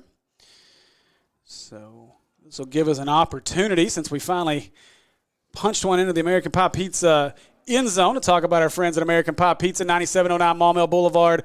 Call them at 501-758-8800 or order online at ampiepizza.com. If you haven't heard, there's a pretty big Razorback game tomorrow night as the Razorbacks will host the Tennessee Volunteers, top 5 team, in a big night game in Fayetteville. And if you are one of the lucky folks who found tickets to that game, enjoy. But if you didn't, head on over to our friends at American Pie Pizza. Watch the game tomorrow night. It'll be a great atmosphere to watch Razorback football. And make sure you mentioned that you're looking for a Hog Wild pizza as you come over from the Maumelle Sports Network.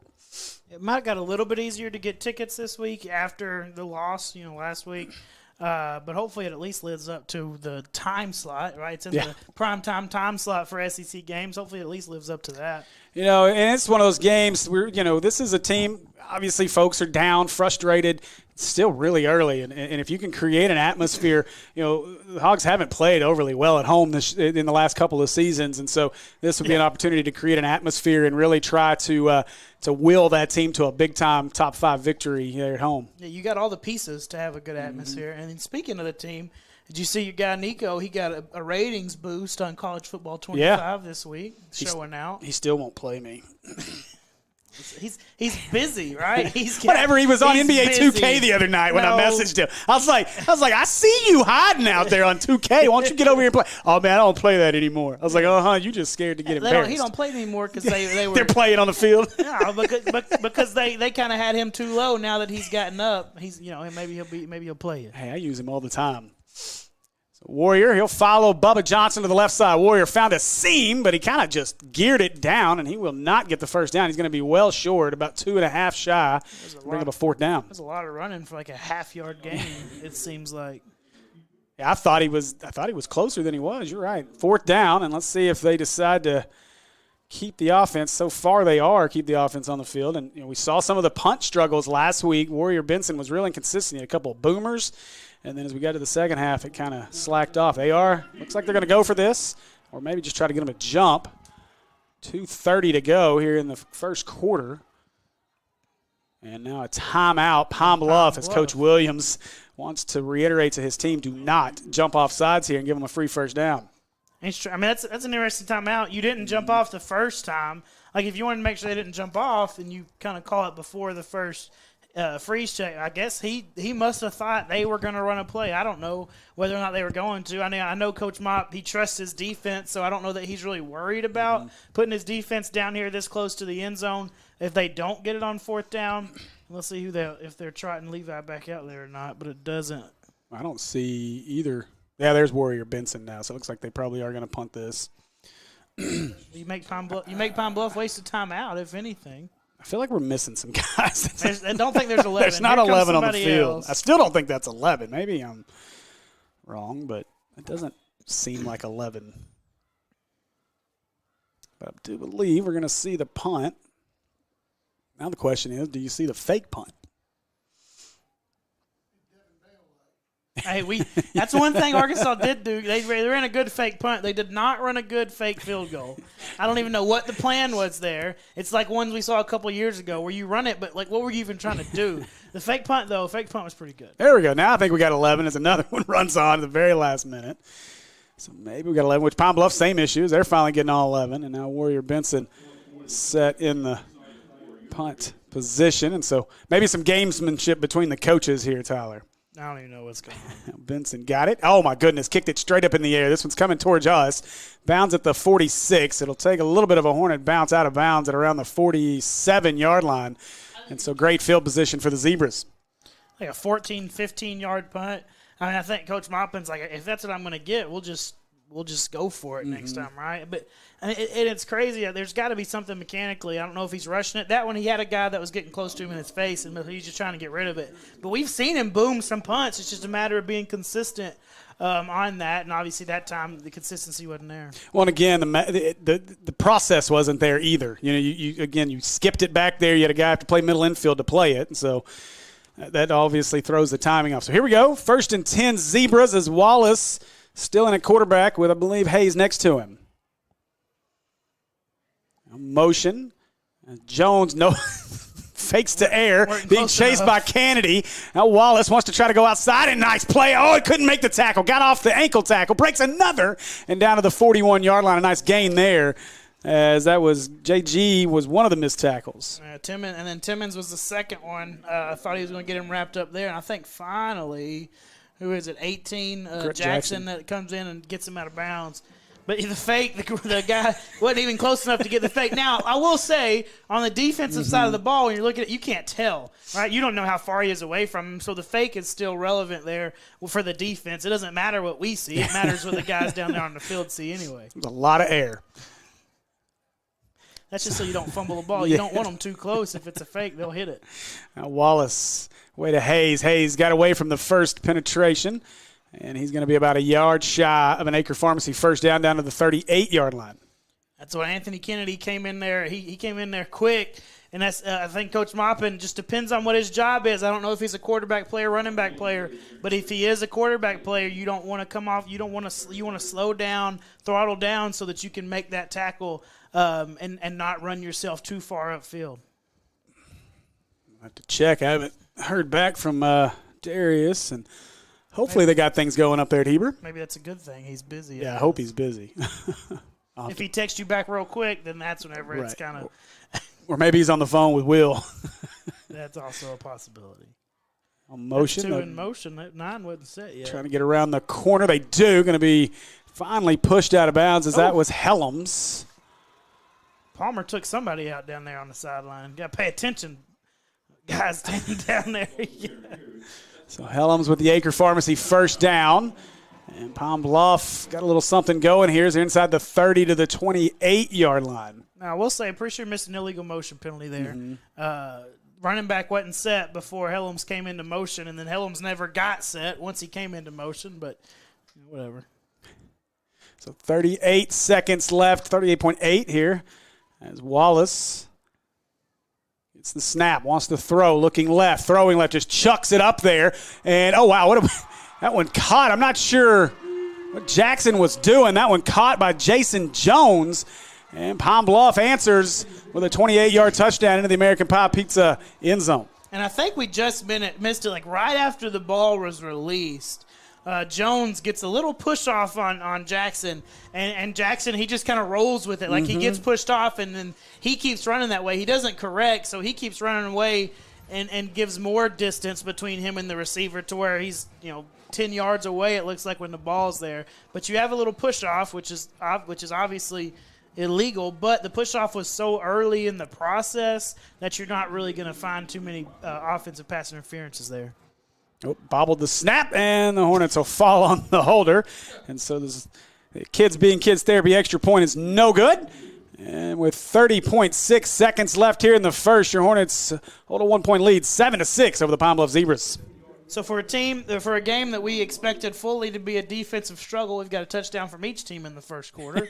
Don't know that we were expecting that, but isn't that how it goes? It's all whatever you think's going to happen. That actually might not be what ends up happening. That's usually how it goes. Like anytime that I show up expecting a mercy rule game, it's a close game that's not a mercy rule. It's just the way it goes. So what you're telling me is it's your fault that we haven't really gotten any of those yet. Yes, 100%, because everywhere I've gone. Well, no, I can't say that because there was some others other calls I've been on this year that were mercy rules. So that I expected to be. I loved one tonight driving back from Pine Bluff.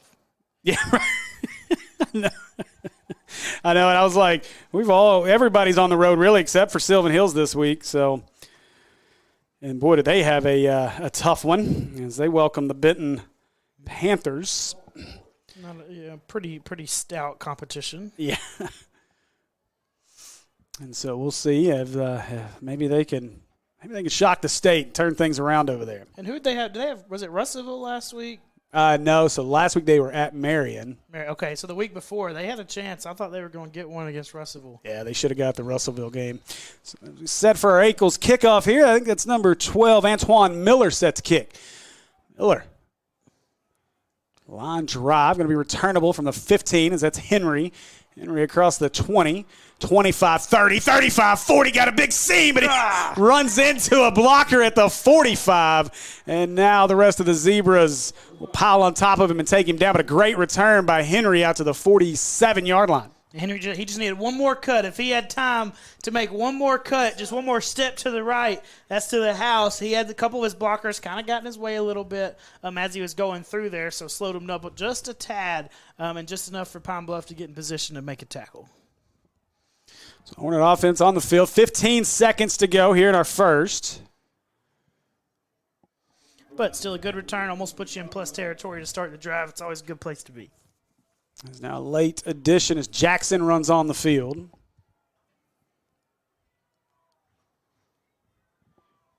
I haven't seen any of Jackson Hampton so far tonight. I don't remember that being a name we talked about with Coach Moppin in pregame. I don't think so. Let's see if I can find him. Can't see any of those numbers from up here.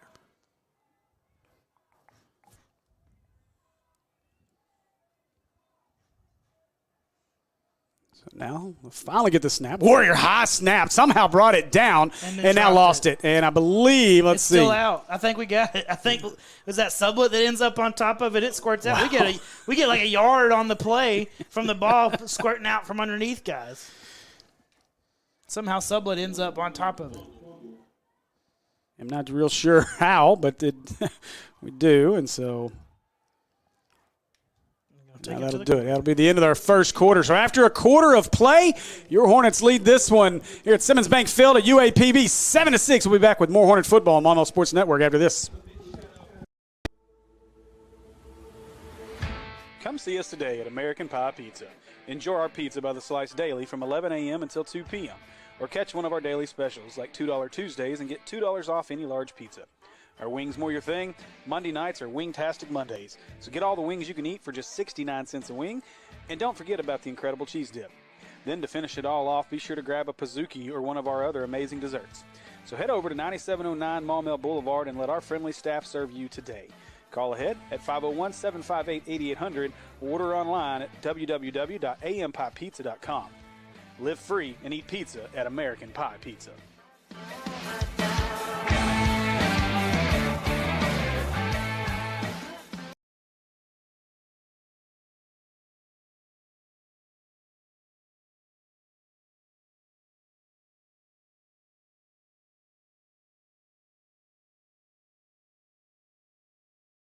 All right, welcome back as we are set for our second quarter of play. Hornets lead this one 7-6 as after the fumble that we were able to fall back on. Second down and 10 to get things going. I think they took a half yard away from us that we gained on that fumble.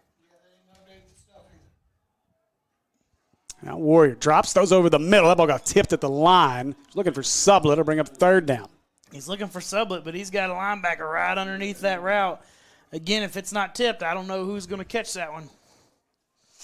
It was close there. That he stayed home right there. The other linebacker didn't trigger on the play fake, stayed home and was right underneath that little slant type route that Sublet ran. So 3rd down and 10 as Sublett comes off the field. It looks like Bubba Johnson to the left of Warrior. Did you say second or third? Third. Okay. I thought you said second. Maybe I did. I meant third if I said second. Warrior steps up, throws it. Uh-oh. That ball should have been intercepted. He was looking for Warrior Benson. And instead, it'll bring up a 4th down. Yeah, he tried to fit that in between a window of 3 zebras with Warrior Benson in the middle of those 3, but that was a really tight window that the ball probably had to have about 200 miles per hour behind it to be able to fit it in there. Maybe I'm wrong. I thought Crosby was the better option there. It looked like Crosby was open if he just would have put it right over top. At least he was single covered, but either way, tough play as Warrior Benson will come in to try to punt this one away. I think if anything, you just dump it off to JG in the flats over there, let him try and get a few yards to make it 4th and manageable. Snap a little better. Benson gets it down, kicks it away. Good kick this time. And one bounds inside the 25. Going to go out of bounds at about the 21-yard line. So that's where the Zebras will start this possession. That's when I had a little bit more time there, a better snap, able to get things going like you're supposed to. Still had a little bit of penetration from the I think it's number 9 for Pine Bluff. Just got to make sure that personal protector, or the elephant back there, is more so kind of what it looks like. You want to get him outside. Don't let him get that easy path to the punt. You guys make sure you go see our friends at Acre Family Pharmacy, 1900 Club Manor Drive, Suite 101. You can call them at 501-274-1130 or visit them online at acrepharmacy.com. Be part of the family at Acre Family Pharmacy. All right, so Pine Bluff back out on offense, trailing 7-6, 11:41 to go in our first half. And they have, looks like they've changed quarterbacks as they've gone with the bigger quarterback. Interesting. Try to run it up the middle. And boy, Hornets has beats amongst others. I'm trying to see who the first guy there was. Jay Will. Looks like it, yeah. Looks like a bear crawled through there. Listen, here's my thing. You're right. Wallace just threw a touchdown. Wallace is also – now, I don't know if something happened to him. I'm kind of looking for him down here. No, he's just standing down there. He just threw a touchdown. You've got so much pressure. He's got to be able to get away. I don't know. I don't know how you feel about that. Yeah, and they did some of this in that game we had when they played Kimball when we were here. And so Antoine Miller, a sophomore, and that ball gets past Miller all the way back into the end zone. Miller's going to have to fall on it, and he does, but it'll be a safety as the Hornets will score defensively here with a safety and make it 9-6. Hornets lead here in the second quarter. Tyler does the safety dance. Hey, you don't see safeties too often. And I'm a defensive guy, right? My last year coaching, I was coaching inside backers. You love to see safeties on defense. I mean, that's the pinnacle of good defense right there. Now, I know that came from a bad snap. There's not a whole lot that they could do about that, but you still were there to cause him to have to pick it up in the end zone. So let's go back to this situation, though, to your point. And if we've got Pine Bluff fans in our comment or on our stream right now, I can't imagine Zebra fans are too happy right now. To your point, you had Wallace out there, just led you down the field, a beautiful touchdown pass. And I mean, we're assuming no injury. Now you go to the second guy again. Maybe it's planned to bring Antoine in at this point, but all he does is come out, lose yards on the first play, and then a bad snap into the end zone for a safety, and that's not going to make the natives very happy if you're here in Pine Bluff. Yeah, I mean, if they're playing quarters, I guess Wallace gets the first quarter, and then Miller gets the second quarter. I don't know. But the thing is, you have that system, but if the guy that was in there on the first quarter has your offense moving, you throw that system away, right? Everybody's always said it. If you have 2 quarterbacks, how many quarterbacks do you actually have, Steve? None. 0, right? There needs to be one guy. We just talked about timing. You can't get your timing right if you got 2 guys taking snaps at different times. It just doesn't work that way with how offenses are ran now. And this was a team, they started the season with Miller as the starter. He got hurt in that Kimball game, and they went to Wallace. They went back to Miller late in that game, and now we see the back and forth again. Now Miller set to kick this off on our Ackles kickoff. And this one, sky kick. Henry going to run under it at the 46 across midfield, looking for a seam across the 45, and he's going to be slung down at the 46-yard line, and the Hornets will start in Pine Bluff territory to start this drive. Good tackle by Braylon Mays, 22 for Pine Bluff right there. Henry was finding himself. He was working his way through the trash there, trying to get some yards, and he gets some. He gets on the plus side of the 50, which is a great start and field position for your offense, but good tackle. So now the offense is with an opportunity to to take advantage here. Great field position and maybe separate a little bit here from this anemic Palm Bluff offense. Just got to handle the ball first, right? Handle the ball. Don't get bad negative yardage from a botch snap. So Wiley in the backfield. Warrior gets the high snap, hands it away. Wiley found a seam, made a man miss, broke it. 30, 25, 20, 15, 10, 5, 4, 3, 2, 1. Give him 6 as the Coyote scores again here in the first half for the Hornets. Steve, there's the straight line speed. You've asked for it all year. I need the Coyote to break one so I can see him run. And he breaks one, has one safety that has a chance to make a tackle and puts a little move on him and then just runs by him, and it's over at that point. Wow, what a run. And to your point, I've been waiting on it all year long to see that young man get out in space. And, normally he takes one of those he gets tripped up or something happens. That time good balance as he took the hit, got through it, and took off to the end zones. And a great American Pie Pizza touchdown there for the Hornets. Yeah, he's had numerous runs that start exactly like that, but somebody gets in and just catches him by his shoestring and gets him down after 1 or 2 yards. With that one, he's clean the whole way, has to make one guy miss. He does it, and then he turns on the Jets for 6. Forrest, the Kids Being Kids Therapy Extra point doinks it off the uprights. And so that one's no good, and the score will remain 15-6. Here was the Hornets lead it by 9 with 10:31 left in our first half. And I think you had really good blocking there. By not only your offensive line but receivers. And everybody says, right, offensive linemen blocking are going to get you first downs running the ball. Receivers are going to score you touchdowns running the ball because they take care of those second and third level guys to make it where guys like Wiley only had to make one guy miss. And I couldn't tell. It looked like maybe Braylon Crosby was the slot receiver there. He's played a lot of slot tonight that got a block on the safety/corner to really let Wiley break free. Yeah, he's got them both. Not a bad start for the Coyote. I will say, I just watched him and Jackson's handshake, and it looked a little off. Y'all might want to practice that a little bit more after the touchdown. The second one. I watched the second one, and I don't know. It looked like there was a little confusion there. Yeah, you can't get the whole replay at once. I figured I'd try to get both. And I think ooh, there's Terry Jordan for you. I hear somebody. Mills is up. So the Mills broadcast is up. Mills leads Heber 14-0 with 6:27 left in the first half. I don't know that Mills may not allow a point in conference play this year. They are just absolutely dominating people, and a lot of folks are calling this potentially a conference championship game here in week 2 of conference play. It's been a good move down to 4A for Mills. I bet they're enjoying it.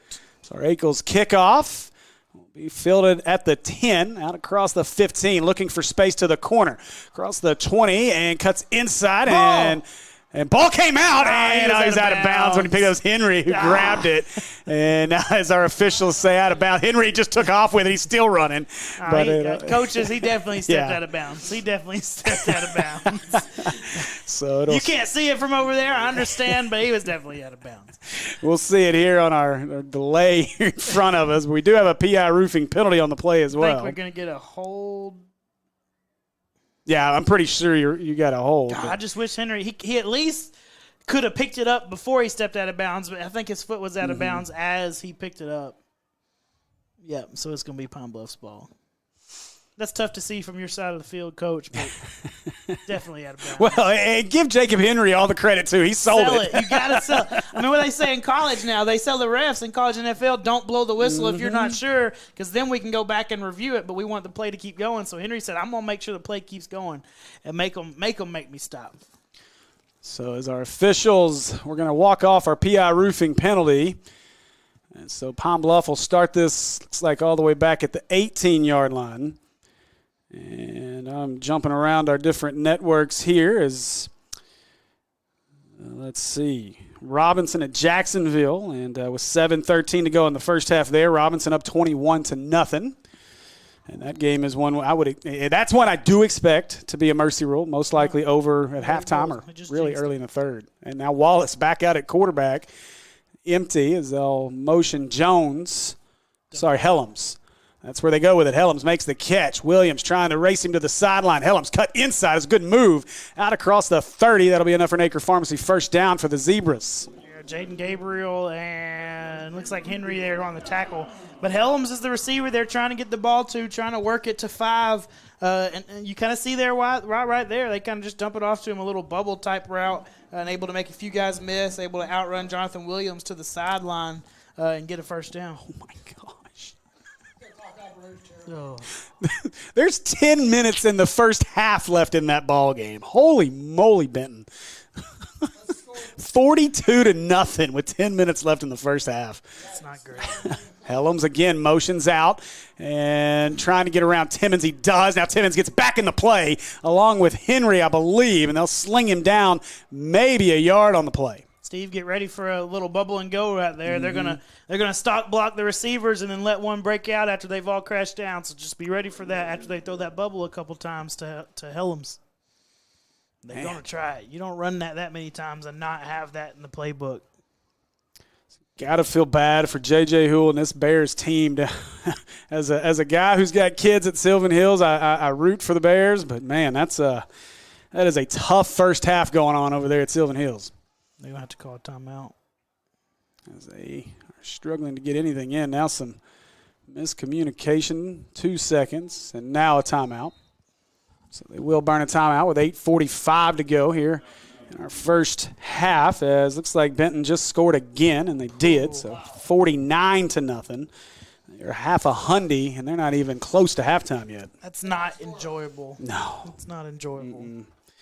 It's hard, too. I feel for Coach Houle, that program. They have just not been able to turn things around really since Chris Hill's first year, which was our first year doing this. We were kind of the beneficiary of a great run there by Coach Hill as he took that team all the way to the semifinals, losing to Lake Hamilton on basically a blocked extra point. And so, what a year that was. And then since then, that team has just went downhill, and it's been a struggle. Yeah, because they had a little bit of success with Coach Withrow, right, before Coach Hill got there. He comes in his first year. He's got that – I don't remember his name, but that quarterback that was just a dude. Oh, who's our guy? Who's our guy? The triple option. Why am I forgetting his name? Corey Washington. Yeah, yes. Yeah. Is that the Corey Washington that transferred to North Little Rock to just play basketball? Yep, that was Corey. You know how hard we tried to get him to come play football that year? That's him. Everybody was like, this dude at Sylvan Hills last year, he played quarterback, and he wouldn't do it. He didn't want to do the triple option again, I promise you. He wasn't going to do that. He wasn't going to do triple option in North Little Rock now. Yeah, I love Corey. All right, so the offense back out for Palm Bluff as they'll go up the middle with this one. Wow, the Hornet defensive line eating good right now at UAPB. Big loss on this one back to the 28-yard line, and that'll bring up a 4th down here for Palm Bluff. Where did he end up playing basketball? No, 3rd down, sorry. He was at – Andy's got a better memory than I do. They made it to the tournament, didn't they? He was at St. Peter's with that tourney team, yep. Yeah, I think you're right. I think he did end up at Wichita State. That's even better now because St. Peter's coach is his left. Yeah, he traded spots with my guy Jalen Ricks. Yeah, so I guess he made a pretty good choice just playing basketball that senior year, and that team was stacked. That was with Nick and all the rest of them. Nick Smith, he was almost an afterthought on that team. He was the third best player on that team. You had Khalil Ware and you had Nick Smith. Both guys in the NBA now. So now Wallace, look at Beats, gets around his man. Wallace throws it up. Got his man. Helms had him beat. Helms inside the 30, 20, 15, 10, 5, 4, 3, 2, 1. Give him 6 as Helms scores from 68 yards out. And Pine Bluff says we're not out of this yet after an American Pie Pizza touchdown. Yeah, somehow Bjork, your linebacker, ends up on their top receiver. I want to see what happened pre-snap here that ends up with Bjork on Helms, the guy they've been targeting. And they just have him on him. We got a penalty. We got a PI roofing penalty. There may be a hold on this play. This may be coming back. Well, that's as good. I just happened to look up and see that Wallace is still sitting on his rear end at the 22. And, boy, and it is a hold. And this one's coming all the way back. Oh, boy, that is a heartbreaker for Palm Bluff. Well, that's good. And I bet you that won't happen again. Somehow, I don't know, Bjork was in there, and he ended up on Helms. I mean, that's the guy they've been trying to get the ball to. You want to have one of your best cover guys on that. And nothing against Bjork, but he's a linebacker, right? Linebackers don't typically cover your receivers like that. You want one of your D-backs out there on him. So I don't know that we'll probably see that happen again pre-snap. He didn't really run away from Bjork. Oh, he did. Once he got a step, Bjork wasn't catching it. Yeah. What? Big break there for the Hornets. I'll agree with Andy. I mean, he at least was close to keeping up with him, right? It didn't look like he was ever going to catch him, but he didn't really create much more distance. So Wallace empty again here on 3rd down and forever. They need the 41-yard line for a first down. Helms, it's Jones the motion man. They want the screen. They want Helms. He makes the catch. No, Helms dropped it, and Helms may just be tired after that. Oh, you're exhausted. 68, 70-yard touchdown. He just ran 70 yards. He thought he scored. Now he's got to come 70 yards all the way back, and now you're going to throw him the ball again. That's when it's like, I don't know, maybe throw it to another guy. One play. Give him one play. So now the punt team on is that's a deflating penalty if you're Palm Bluff, especially. I mean, this is a team that scored their max points this year, 15. They've scored 21 points all season long, I believe. Just crazy. Huge. It's huge. To take that off the board. What I'm assuming is their biggest offensive play of the season as well.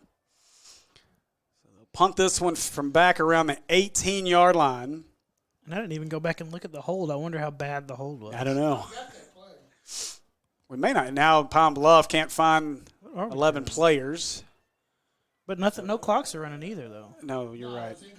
No, nothing's like running. No play clock. clocks or nothing is running right now. We're just all standing around staring. Now we're ready. What are we waiting on? Sure, it was spotted. I don't know what we're doing. He was still standing over the ball. I don't know. Now we're ready. We're going now. And again, middle infielder makes the play, gets the kick away. Might get a return on this. Henry got to chase it, fields it, and now we got a PI roofing penalty. Oh, man. He threw that as high as he could. A penalty that's not even part of the stop talking, get off the field as 36 is, I think that's Alex Thornton. And that's who it was on. Yeah, that's who the penalty is going to be on as well. So we'll see it here. I think maybe a hold. It was hard to tell. I don't know. We may not see it either. I think it was right off screen. Everybody wants to watch the football. We can't see right? what else is going on. It doesn't make any sense. I don't know. Yeah, we'd hoped to, but with the space here and where we are, we'd hope to have 2 camera operators with us, but weren't able to.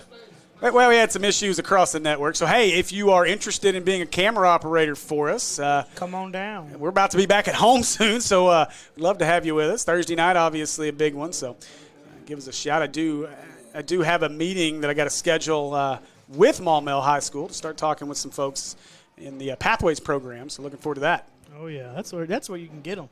Should be able to get them. Away to the Coyote. Breaks the first tackle. Got caught. Just has people grabbing him. He can't get away. So it'll be a loss of 2 on the play. Bring up a 2nd down and 12 from the 32-yard line. He broke through about 3 different guys grabbing onto him, and he didn't have enough momentum to keep going. So good number. Got almost 200 folks watching us live. We were about just 10 shy of hitting 1,500 subscribers. So if you haven't subscribed, hit that subscribe button so we can push up over 1,500. I know out of the 187, there are 10 of y'all that aren't subscribed. Right, there you go. Warrior. That's going to be an eligible downfield. Couldn't make the catch. And I don't think they threw it, did they? They should have. They didn't, but they should have. I mean, because we were trying to run a screen, right? So the linemen are supposed to be down there. So they didn't do anything wrong, but then you throw it to the receiver that's not part of the screen. Definitely should have been. I guess incomplete either way. It didn't matter, but 3rd down and 12. I wonder how often an eligible downfield gets called in high school, though, too. You know, that's not something you're probably typically looking for. So Bubba Johnson, he was with us for our Count Porcula pregame show. Go back and watch it. Here, he's a good talker. He is. Now Warrior rolling right, throwing, and couldn't get it to his man. Would have been short of the first down either way. And I'll bring up a 4th down for the Hornets here with 6:38 to go in our first half. It's not a lot going on over there. Had almost everybody covered. We've said Palm Bluff's got a really good defense, and they're doing well covering. We've just had a few breaks where we have a good play, but they've been pretty stout throughout. We just had a couple drives where we get a couple of chunk plays and make them count. So, what is going on? Where are we at? I don't know. He was trying to figure out what Christian Jackson was doing. Okay. He was kind of like walking in circles. On the Palm Bluff side. Okay, What? Illegal motion. We didn't call it again. Warrior Benson gets the punt off across. Grab that ball as it rolls back across midfield. And so Palm Bluff will get the ball in Hornet territory to start this drive with 6:26 to go in the first half. I don't know. I don't either. But I was going to tell a story there for a bit, real quick, but I'll tell it now. But Andy, remember the conversation with Coach Shook? We were talking about Bubba and how he's like it's having an adult on the team. He eats right. He's always in the gym doing all that. So we were talking about his rehab, what he does away from the team and stuff. He said we talked about that, and then he said he started talking about Oreos, and he's got a 3-pack a day habit, and I think it's a 3-pack a week habit. But I was like, I think you just blew up the whole "you eat right all the time" thing, Bubba. Maybe it's the little packs. Yeah, maybe the little ones, maybe so. Today. It's the double stuffed family packs. Screen again. Is trying to get away, and he will not get away. Great play by Jay Will. Jonathan Williams, guys, I ran past both of you. You didn't even touch me. I don't know. I'll take it, but he ran. There were 3 linemen out in front, 1 linebacker. He runs through those linemen and makes the play. Great play. Great play by Williams.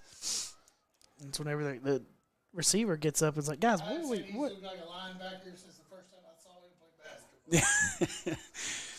Yeah, we had Jay Will on with us a couple of weeks ago, so good to have him. Right now, the Coyote making a run at it for us with the first half he's had. Oh, yeah, for sure right now. Jones circles back out of the motion. Again, another screen. Kennedy coming for him. They'll get this one out. A big hit. JG. What a play by JG. Ball came out. He separates and they're going to say it. incomplete. Yeah. Wow. Yeah, he separated that He's one. hurt. Yeah, the receiver has not gotten up yet either. Hayes, I think, 9. Oh, he's up. Yeah, Hayes. I think it's 9. Yeah, Hayes. Yeah, JG separated that one. He had it caught. He comes down. He brings a blow, and that thing, it's out. Marcia Way. That's right. Honey Bun is Jay Will, and we will not forget that nickname. I do owe some guys some honey buns too. I've got to make an Amazon order here real quick and get a couple boxes of those in so I can start delivering honey buns. You're going to end up forgetting. The problem is I can't find them. They want the white icing, not the. They need the white. Oh no, I found the big boxes on Amazon. So picky. We got 2 guys in motion again. Maybe they'll get set this time. We got all kinds of stuff going on. All right, so we're good, though. They got set. Now Wallace, pressure coming, and Timmons got a piece of his arm, I thought. Yeah, Timmons is really good sticking that arm up. He's like, I might not get there. I'm going to stick that arm up. So 4th down and 10 now from just across midfield. He timed it well. He came untouched. There was nobody there. Gets his hand up in the face. Hits something. Hits an arm. Hits a ball. Does something to get some good pressure on there, make it a bad throw. So the punt team back on for Palm Bluff with 5 minutes to go in the first half. We've had a lot of punts these last 2.5 minutes. I've literally been running this clock stop every time. 27 seconds. Now running guys on and off. There is a lot of confusion for Palm Bluff right now. Okay, here comes. Okay. And now they'll have to call a timeout. Delay game. Okay. And now here's another. Oh, my goodness. Did we get the PI roofing penalty or did we get a timeout? He threw it down okay, here. there it is. Yeah, they're backing him up now. There's a highlight that I really want to put. You guys got to go back and watch the Mills Bald Knob game from last week. And I'll give you the timestamp to go back to because it was a similar situation where Mills couldn't get enough guys on for an extra point. And I think it was Terry Jordan made the comment, said, I don't know that I've ever seen that move on a football field before. I don't know that I've ever seen that move anywhere that was on there, but it was entertaining. Get this kick away. Ooh, that's high. High kick. Warrior Benson waving everybody away. And it'll be let it roll. to 23. Man, I think he just realized. He's like, hold on, why did I do that? The punts have been an adventure for both teams. And he knows it. He's like, wait, hold on. Why did I let it? He took his helmet off and scratched it. Yeah, he is. Wait a minute. He knows. That's all that matters, I guess. You realized it would have been an extra yard and a half, right. So it didn't cost anything. But it's like, I shouldn't have touched it. But it came right to him in his defense. He's like, oh, yeah, I'll take it. Parkview's got half a hundy before half with 4 minutes to go. It's 50-7 over DeQueen. The Leopards. I wouldn't mind to see a team reach 100 this year. That'd be cool. It would be pretty cool. Yeah, it won't happen. They'll shut those down. Wiley to the right side. Wiley across the 20, 25, out across the 30. And Wiley with a nice 8-yard gain to the 31-yard. Boy, he is quick. Yeah, I thought he was about to go again. He had a little bit of a convoy in front of him, just too many zebras coming to help out. Looks like they're going to try and move a little faster now. Warrior again, Wiley next to him. Hard count. Now look at the sideline. Quick update is that right?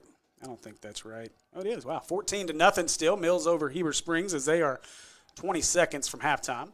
Wiley again. Nice hole. Wiley got the first down out to the 35-yard line. An Acre Pharmacy first down on the play. Just chunk a little chunk here, a little chunk there. Just keep getting positive yards. You got time. You got 4 minutes.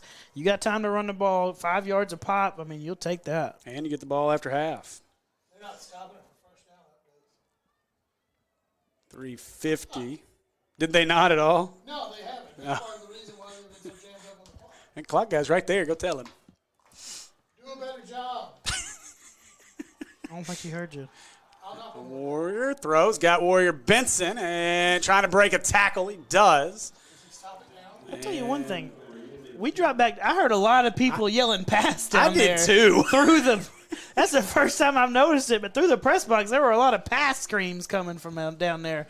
That couldn't have just been the team. I mean, that had to be half the fans for us to get through here. Palm Bluff got a good crowd down there. Looks like Palm Bluff. Looks like UAPB is playing. Yeah. And he was just shy of the first down, about a yard, half yard short here. So 2nd down and 1. Warrior hands it away to Wiley, right side. Nice cut. He's got the first down up close to midfield. And they'll mark it right at the 50. And so 1st and 10 Hornets after another Acre Pharmacy first down. Yeah, good job by Wiley. Just get north right there. He knows I just need a couple yards, 1 yard. I can put my foot in the ground, get north, make this guy miss just enough where I can get the first down. So 4 minutes to go in the first half out in Sherwood. Benton still up 49-0 in that one. Steve, we got Bjork in there, but I think Bjork's coming in at running back. That's different. Nice. That's a new wrinkle. And they'll hand it to him. And, you're right. Yep, Andrew across midfield. I think we all saw it. I'm sure the Palm Bluffs coaches saw it, but you're right. That's exactly what that was about to be. So to the 48-yard line. We'll bring up a 2nd and 8. Bubba Johnson now in. They're setting something up here. They got Bubba, Bjork, and Levi in the game. You're going to have 3 guys in the backfield. I was about to say, you had Henry on the field, too. He comes off, and we missed that. You had Henry and Bjork on the field.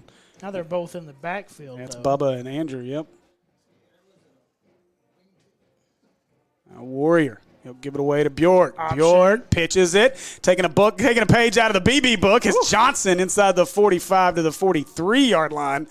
And it'll bring up a 3rd down and 4. And I like that. I mean, it makes it hard to cover. You get extra guys out there, and you outnumber them.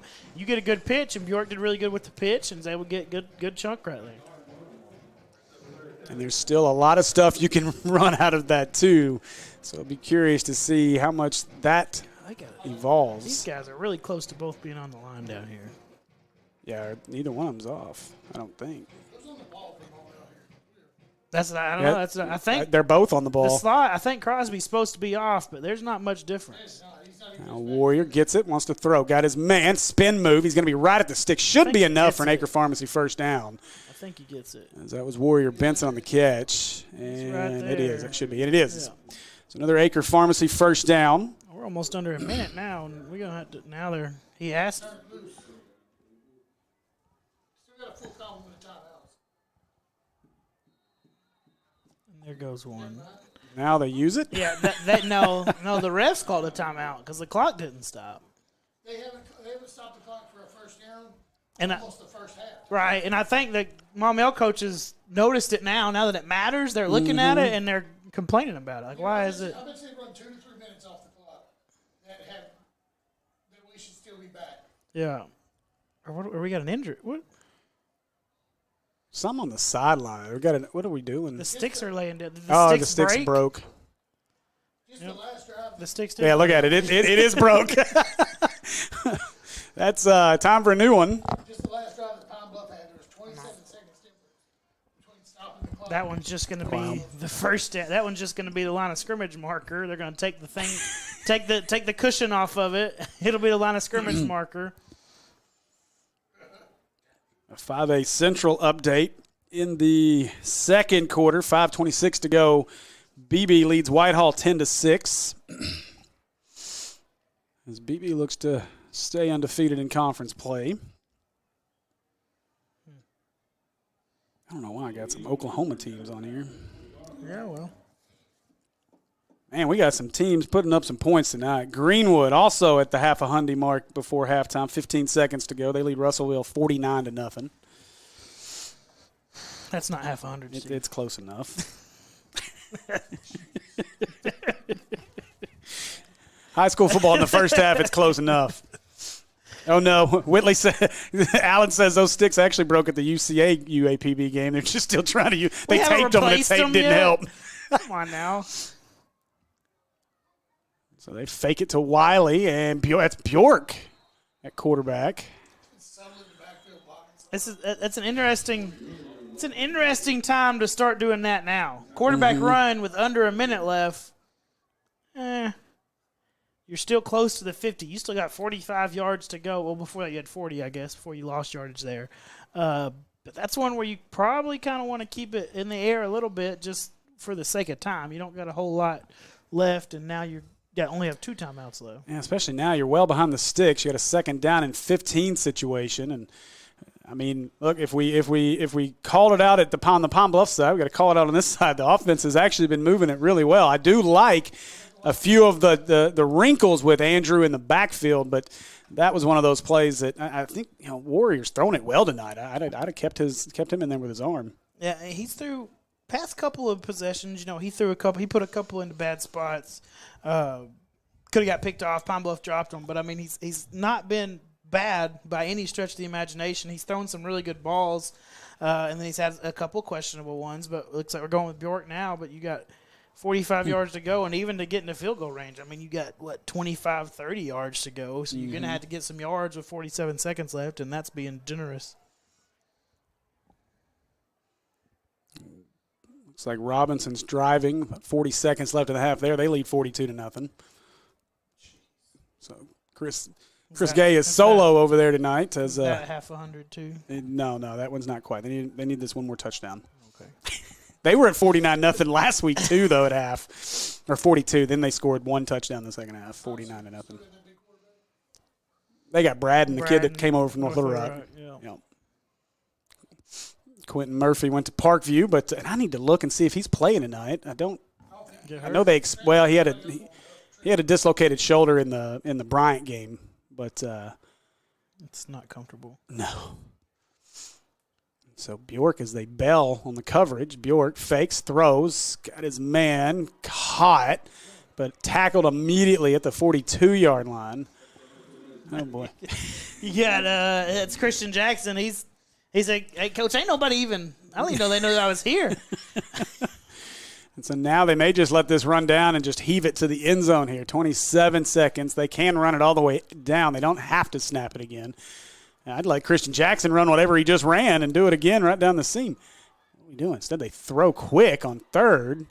Warrior Benson caught it, but he's going to go nowhere on the play. That's probably going to be it. And that'll bring up a 4th down. And now 7 seconds. You got a timeout left, don't we? Yeah. Call the timeout and heave it. And they do call the timeout as Maupin gets the timeout call before the clock hits 0. As some of the Pine Bluff players are ready to go to the locker room already. They called the timeout. But they do get the timeout. It says 0s, but he said timeout before. They shouldn't stop it fast enough. But there you go. Figured it out now. Yeah, it was interesting. We were on that. I was on that call with Trip Keeter last Thursday night as as Parkview went down to Hot Springs and what ended up being a really good first half, and then Parkview really just put it on in the second half, as they seem to do to everybody. We know what that feels like. But they started, so we were down field level, and Q was throwing around, warming up. He looked good. And then Tripp and I went down field level just before kickoff, and he walked up to us and said, "I'm not playing tonight." I was like, "What?" "Yeah, I dislocated my shoulder." I was like, "Oh. Well, that's news, okay." And it's off of the bye week, and so I think Q had thrown for roughly around 280 to 300 yards through the first 3 games. Emmanuel Bunting comes in and throws for 347, and looked really good doing it. And so Bolding may have some decisions to make in the backfield at quarterback before that one's over. It's at least one of those things where we don't got to rush him back. At least we know we got a guy behind him that can do it. And, I mean, with the weapons you got over there, you really just got to put it in the air. So it looks like they will try the Hail Mary. As Warrior drops, steps up, throws it deep into the end zone. And, nearly got through. Instead, it falls harmlessly to the turf, and that'll do it for our first half of play. After a half here at Simmons Bank Field at UAPB, your Hornets lead this one 15-6. Stay tuned for our Akel's halftime show right after this.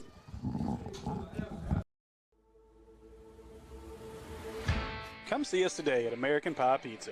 Enjoy our pizza by the slice daily from 11 a.m. until 2 p.m. Or catch one of our daily specials like $2 Tuesdays and get $2 off any large pizza. Are wings more your thing? Monday nights are Wingtastic Mondays. So get all the wings you can eat for just 69 cents a wing. And don't forget about the incredible cheese dip. Then to finish it all off, be sure to grab a Pizookie or one of our other amazing desserts. So head over to 9709 Maumelle Boulevard and let our friendly staff serve you today. Call ahead at 501-758-8800 or order online at www.ampiepizza.com. Live free and eat pizza at American Pie Pizza.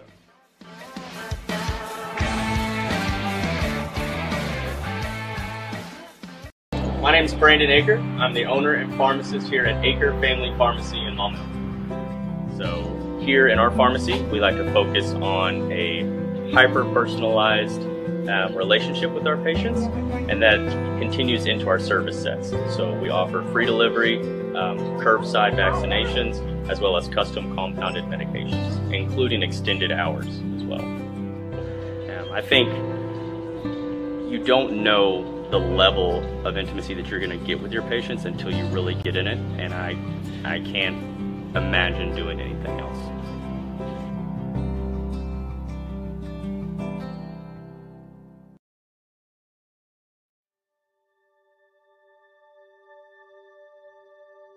Project Zero is a 501c3 nonprofit with one goal, and that is to have 0 kids in foster care waiting to be adopted. And we're hoping to have 0 kids waiting. That's our whole goal, Project Zero. It means no kid is forgotten, and there are people always fighting for kids to find their forever family, no matter how old they are. There's not awareness out there. I don't think people understand the need that we have here in our own state for these children who are wonderful children waiting for forever families.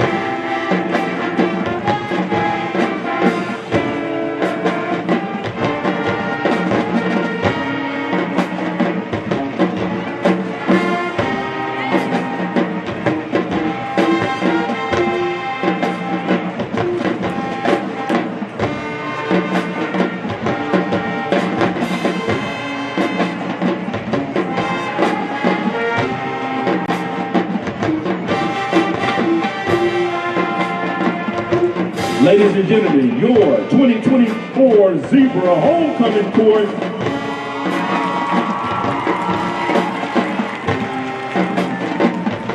On the north side, sophomore maid, Miss Jayla Crosby. Daughter of Shandra Crosby and Mark Cooper. Miss Jayla Crosby is escorted by her father, Mark Cooper. On the south side, sophomore maid, Miss Kennedy Sanders. Daughter of Monisha Sanders, she's escorted by her grandfather, Morris Sanders. On the north side, sophomore maid, Miss London Simmons. London is the daughter of Sierra Thorne and Rustin Simmons. Escorted by her father, Rustin Simmons. On the south side, junior maid, Miss Sanaya Hunter. Sanaya is the daughter of Jasmine Rutherford and Jasmine and Akira Hunter. Sanaya is escorted by her father, Jasmine Hunter. On the north side, junior maid, Miss Michaela Martin. Michaela is the daughter of Shanira Chavez and Harold Martin.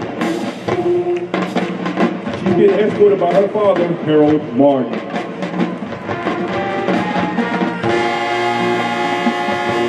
On the south side, junior maid, Miss Paisley O'Gwen. She's the daughter of Natasha Allen and Chris Davis. She's being escorted by her grandfather, Kevin Sargent Sr.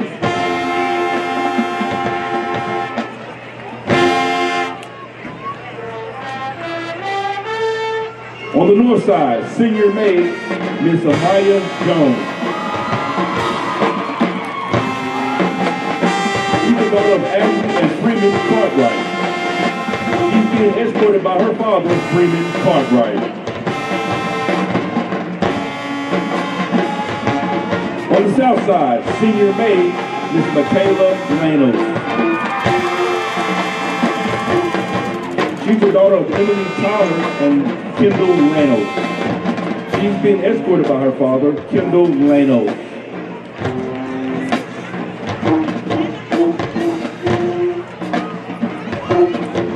On the north side, senior maid, Miss Jade Sanders.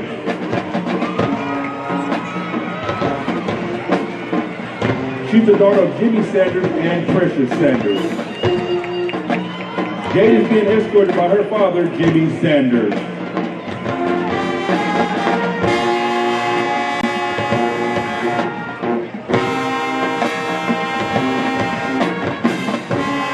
On the south side, senior maid, Miss Alandra Stinson.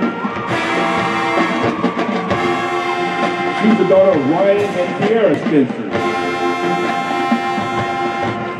Alandra is being escorted by her father, Ryan Stinson.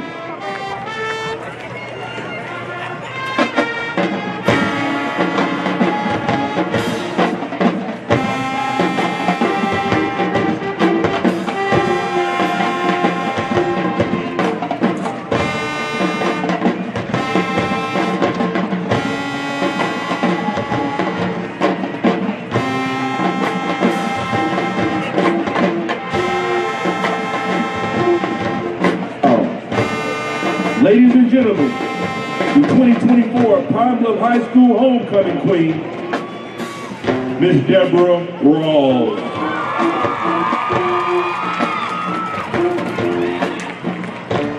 Deborah is the daughter of Latonya Rawls. Rawls is being escorted by her uncle, Sean Maxwell. The Queen's train bearers are Mr. Deshaun Walker, son of Antoine and Tanaya Walker, and Mr. A.E. Gill, son of Kaylin Gill and Adria Strickland. The Queen's crown bearer is Miss Sarah Perry. She's the daughter of Sedman and Sarah Perry.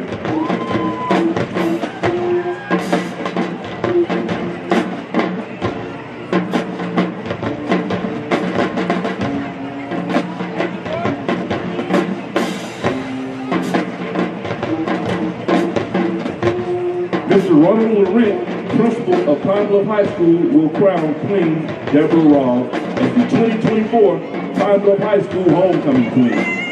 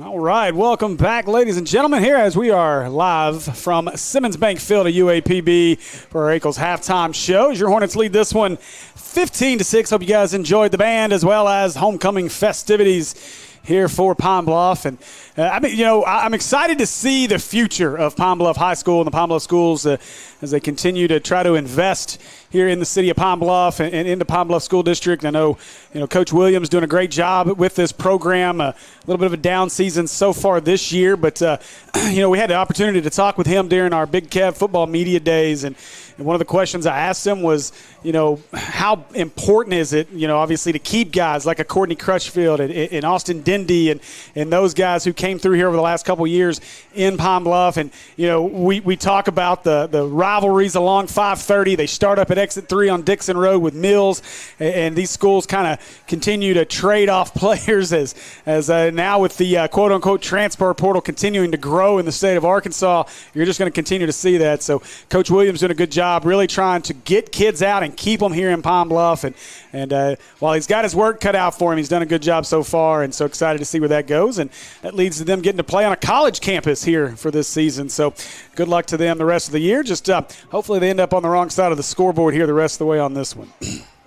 Yeah, and Steve, with the schools are always going to have down years. There are a few schools statewide that you don't see a down year, right? And that your Greenwoods and stuff like that, but it doesn't happen often. Even with Bryant, right? You've had Bryant that's been so successful for the past 10 years or so. But before that, they weren't what they are now. Everybody has down years. It's just a matter of can you work through those down years, because you're going to have a group that's going to come up at one point that's going to pick you back up. So can you get through those down years to really make it worth it whenever you are successful. And there's some good classes coming through on the football side of things right now. The 26, 27, 28 classes across the state are really good. A lot of talent in those classes. So we'll see just how that benefits a school like Pine Bluff, and obviously some youngsters here. But this is actually a team that's got a lot of seniors that are contributing.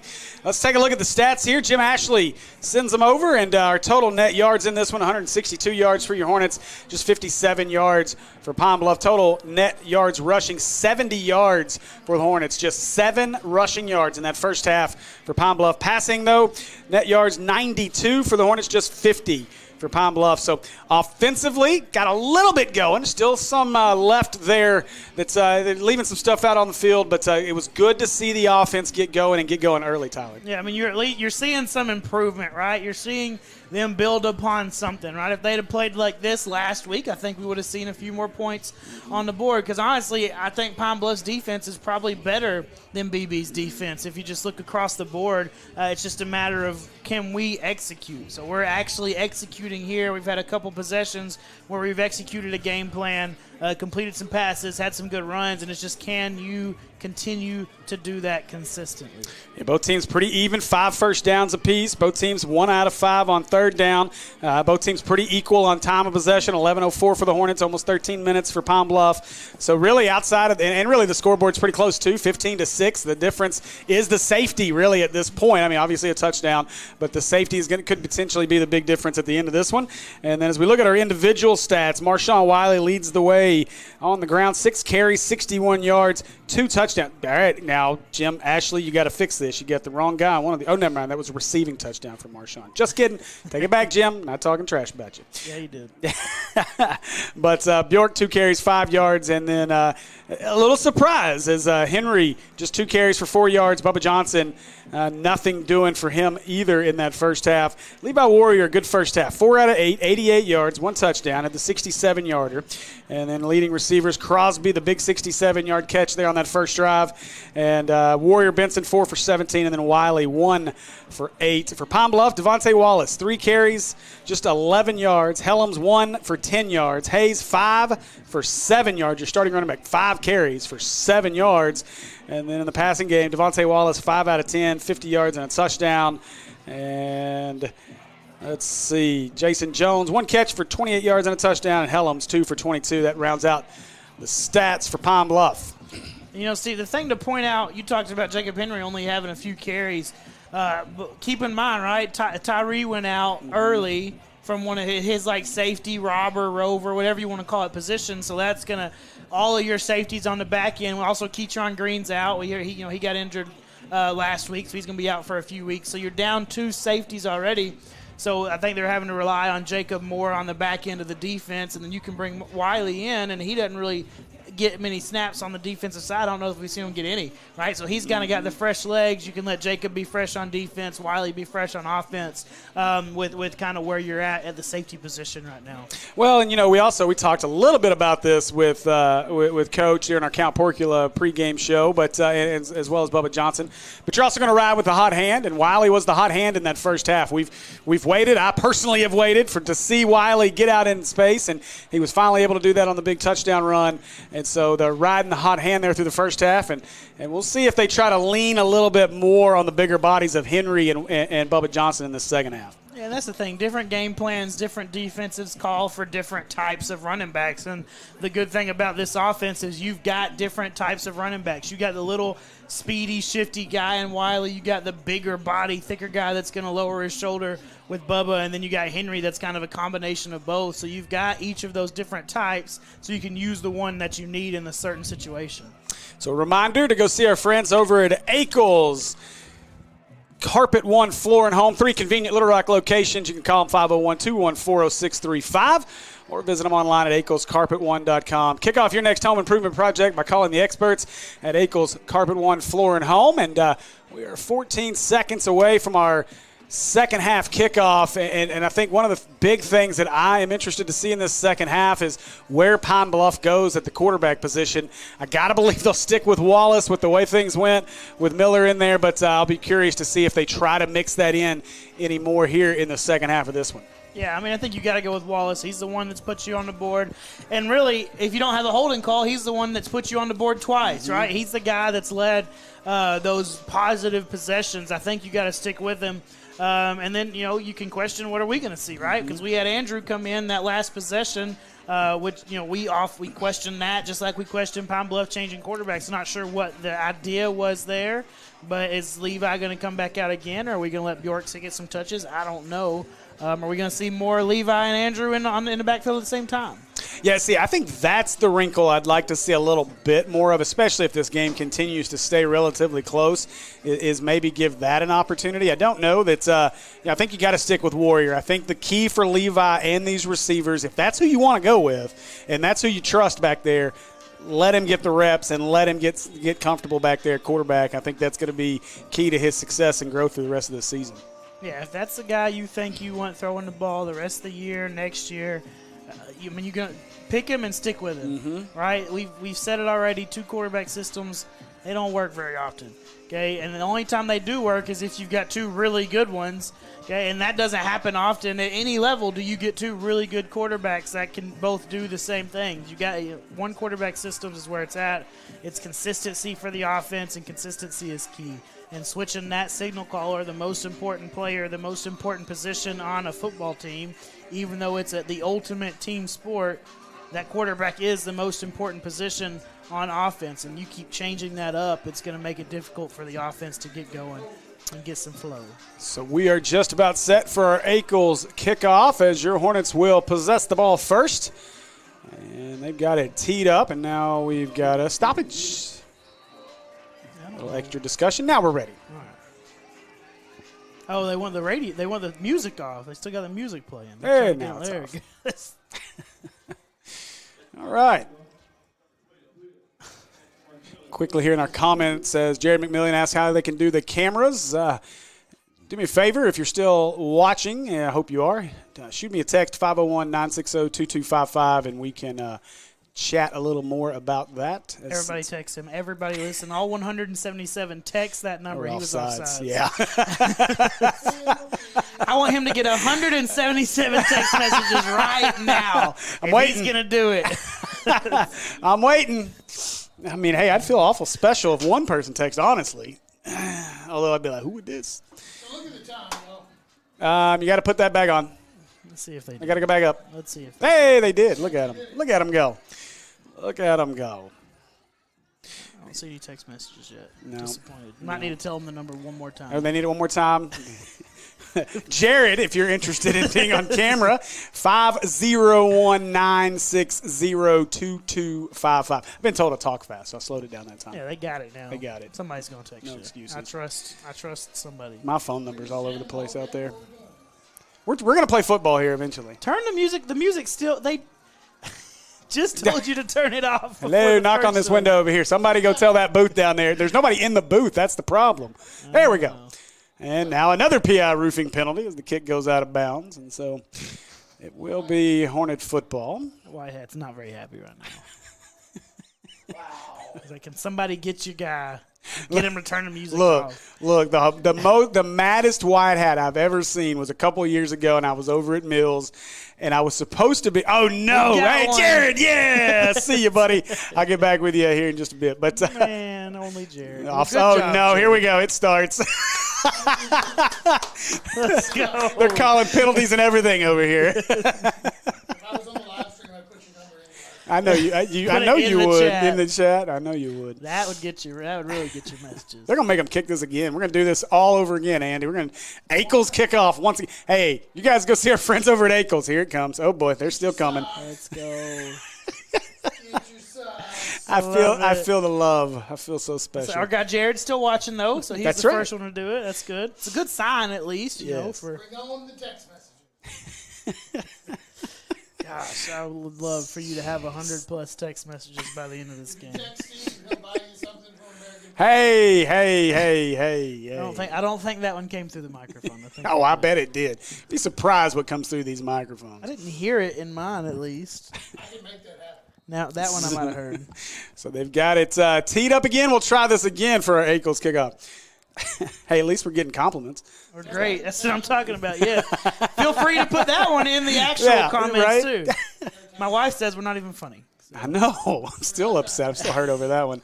All right, this one returnable from the 27 out across the 40, 45. Oh, he tripped up. Turf Monster got Henry as he crosses midfield. And the Hornets will start this possession in zebra territory. You just got your blockers getting your way a little bit. That's twice. He's like, man, come on, just give me a little bit of room, and I'll have one in the house now. He says we're funny sometimes. Sometimes? Yeah. I mean, I guess I'll. The 870 says we're funny sometimes. Sorry, I haven't even looked at. I just see the text popping across my computer and my phone at the same time. That's awesome. Good times. Hey, and if you're doing it, hit the subscribe button too, because we're just 10 away from that. That's what's important. Yes. Yeah, I agree. If you do text, you have to make sure you're subscribed. I am married, by the way, as well. Henry up the middle, bouncing around, and maybe two out to the 46-yard line. I don't know that anybody was worried about that. Probably not. I mean, I've seen myself in a mirror. Listen, I guess we don't have the camera on us, so they don't know what they're missing yet. Yeah, there's no booth cam tonight. I decided not to bring it. Andy, is it because you're behind us? You didn't want to be a part of that? Andy hates the He would have never cut to it. That's the issue. He hates it. All right, so 2nd down and 9, just a yard on that one as the Warrior fakes the handoff, looking to throw, instead pulls it down. Oh, gosh. Flags everywhere as Warrior really just has to throw that away. And when I'm at people. I got a guess as to what this might be. Maybe holding. Maybe. There it is. Yeah, PI roofing penalty will back them up. I will say the booth camera got me recognized by a coworker at work. He came up to me the other day and he said he wanted to shake my hand and got an autograph.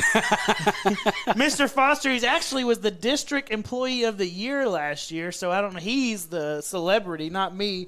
But he said he heard my voice and he's like, I know that guy. And the booth camera cut to us a few weeks ago and he said, oh, that's who it is. It's Mr. Chenault. So shout out to Mr. Foster. Hey, there we go. District employee of the year. He's big time. There you go. He might be listening. I don't know. I hope so.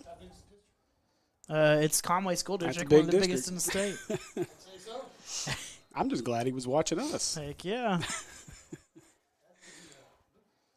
All right, so we'll try this again. 2nd and 20. Warrior looking right, wants Jackson. Jackson broke the first tackle, out across midfield, 40, and tripped up as he gets to the 35, down to the 33-yard line. That'll be an Acre Pharmacy first down for the Hornets. Good by Jackson, able to do just enough to make that first guy miss, and he get nice chunk of yardage, first down, 15, 20-plus yards right there. Good play. Get it out to him quick, let him make a move, and get north. You know, I'll say one thing as I look down at this crowd here at UAPB. There's, again, a great crowd here, but the Pine Bluff folks got to be a little upset that they don't have their tailgate set up right there outside the stadium. That is a really cool atmosphere that they're able to create there. So I hope that doesn't go away with the new On like the setup. practice field back there? Yeah. Now looking, Warrior steps up through the pocket. Warrior up over the middle. Too much on that one. It's behind Warrior Benson. And incomplete second down. Now I'm talking about at their place. So typically, like this this side over here is all like there's a bunch of houses on that end. Oh yeah, they don't. They watch the game. Yeah, watch the game from up there. Yeah, I remember. Yep. That's a really neat setup.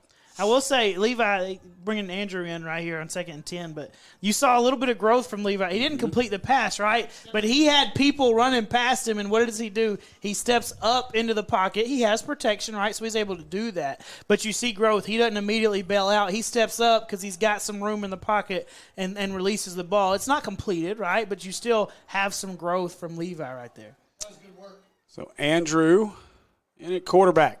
He'll run the option, the little pitch inside to Wiley. Wiley making room. Wiley across the 30. Stiff arm inside the 25 as he'll be tripped up close to an Acre Pharmacy first down.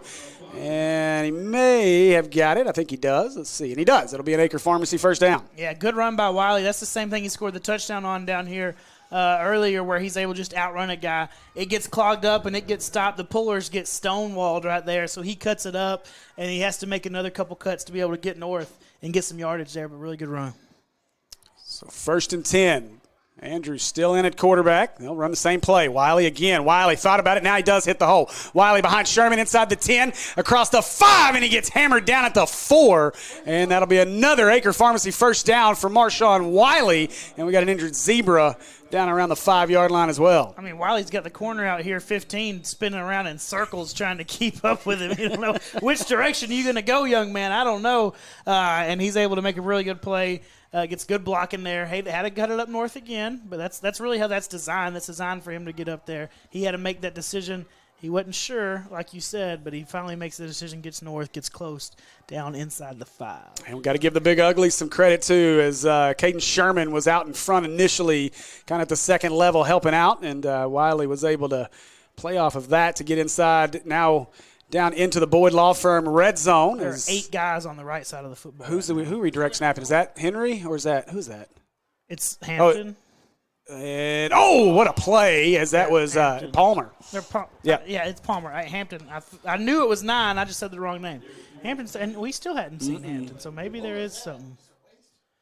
Yeah, we had 3 extra guys on the right side of the line, and they still get some penetration and tackle us in the backfield. It didn't work out as planned. Did not work out as planned, as Andy is pointing out behind us. And Andy is chomping at the bit to be the third person on a headset, I promise you. It's funny, a lot of I don't want to be on a headset. And then all of a sudden, you know what? I want to be on a headset. When you don't have a headset, then you just talking and talking. But I guess he feels like he don't have to wait on anybody now. Bjork looking, pump fake, made room, got his man Crosby, reaches out, makes the catch. Touchdown, Hornets! There it is. That's an extra 15 right there. Extra on the kickoff, probably you can scoot us up 15, kick it from the the 45. And I like, hey, look at Sublett too. Get in there and take up. Yeah, man, what you doing? That's like an O lineman defending his quarterback. Very similar right there. But I didn't know where that ball was going when he threw it, if I'm being honest. I think they were wanting to get it to Sublett. He was trying to sneak out there, but they had Sublett covered. But Braylon was running across the end zone. His defender was trailing him. Levi just tipped, little just like the last one he threw to Crosby at the start of the game. Just kind of airs it up there, puts some air underneath it, lets him run underneath it. A good touch, and he did. Got a little replay here. Replay action. You get to see the penalty at the end of the replay as well. Unsportsmanlike is the call. That'll be assessed on the Ackles kickoff. But now we got our Kids Being Kids Therapy extra point. It's Cooper Forrest on the field to push this one through. He's going to do it this time. He doinked it last time. He's got it. Safety actually it makes it look like we're going. If he makes it, we have went for 2 on one of them. Oh, high snap. Warrior gets it down, though, and Forrest kick is up, and it is no good. Wide right. Missed it wide. You were ready to say good. I was. Tough to tell. You can't. It's when from this angle you can't see if it goes inside or if it goes outside of it. I've learned just to wait and see what those officials' hands do. I don't call it anymore. I had to have that chat with Terry Jordan on our Mills Sports Network as he's learning the play-by-play game. But in their very first matchup with Blyville, he's out there calling touchdowns, and then it was down at like the 1. Wait till you see what that official's hands do before you call it. And then the hole, and it's good. Yeah. No, it's not. Never mind. My bad. I still not good. That's my favorite, though, is we're driving to Melissa, Texas after that first game, and we're looking at highlights, and one of the clips that come across is Terry at a touchdown call, and he goes, and that looks like a touchdown.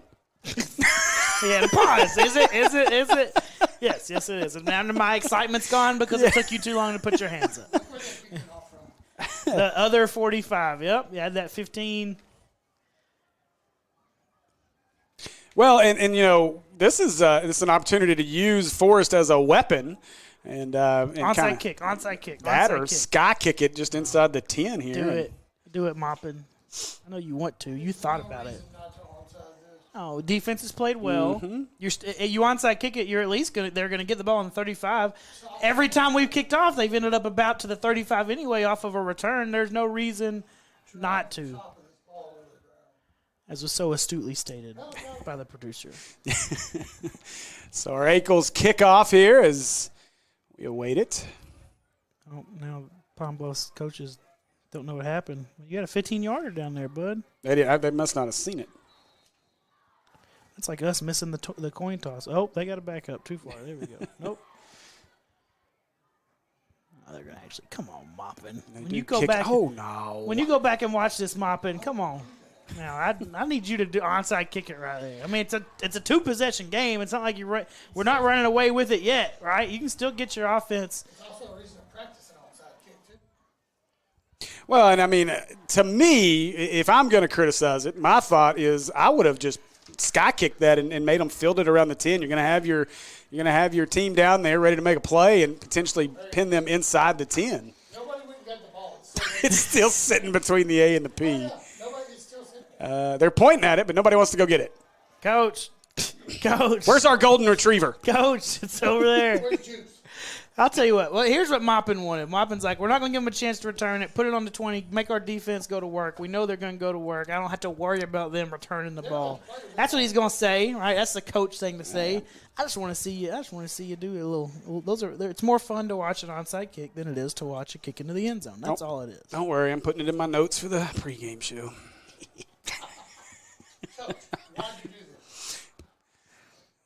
Showing pressure a little early, and then we're offsides. Oh, man. So, PI roofing penalty here. BJ point. He said he did it. He did it first. He flinched. Now Jay Will jumps in on the discussion as well. They're talking. And now they are going to talk about it. I'll give you a honey bun if you don't take 5 yards.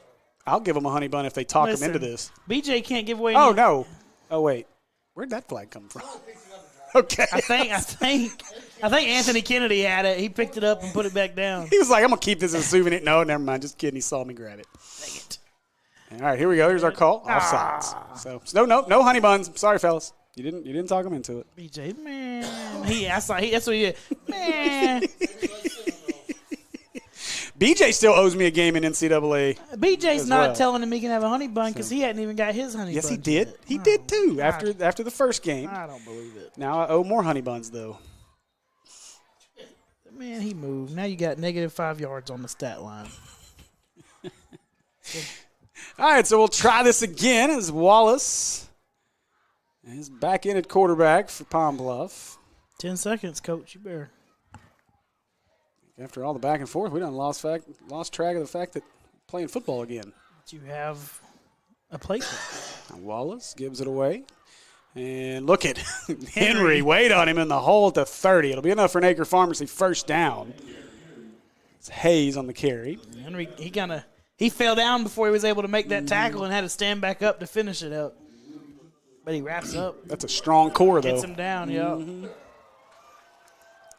As the Pine Bluff fans cheer about the first down. So now Wallace with Hayes behind him again. And they will look to the sideline.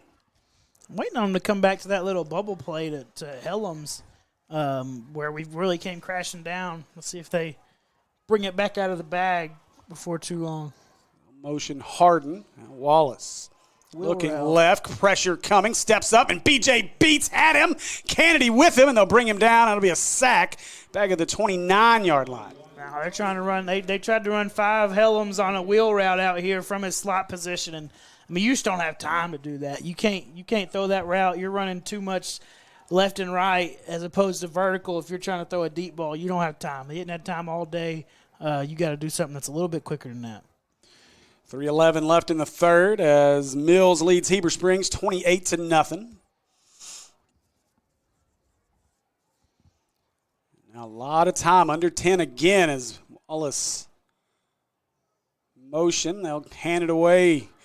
Helms around the 30. Nice cut off of the ankle tackle out across the 40 to the 45. Make it the 46-yard line. Another Acre Pharmacy first down for the Zebras.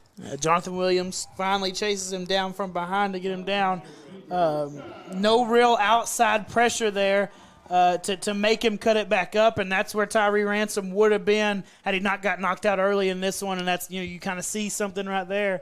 Where you got another guy in there that just not as good at that job, and there's a reason that he's coming in now. He's played well, but you just got to make sure you set those edges. Ashton Shelton in the comments, speaking of Hornet basketball. Wallace gets the low snap, hands it away to Hayes, and Hayes wrapped up at the 46 for no gain. Caden Sherman was about right there. He just missed him, kind of attacking that mesh. He also maybe he was a quarterback player and was going to have the quarterback, but no gain. So 2nd and 10.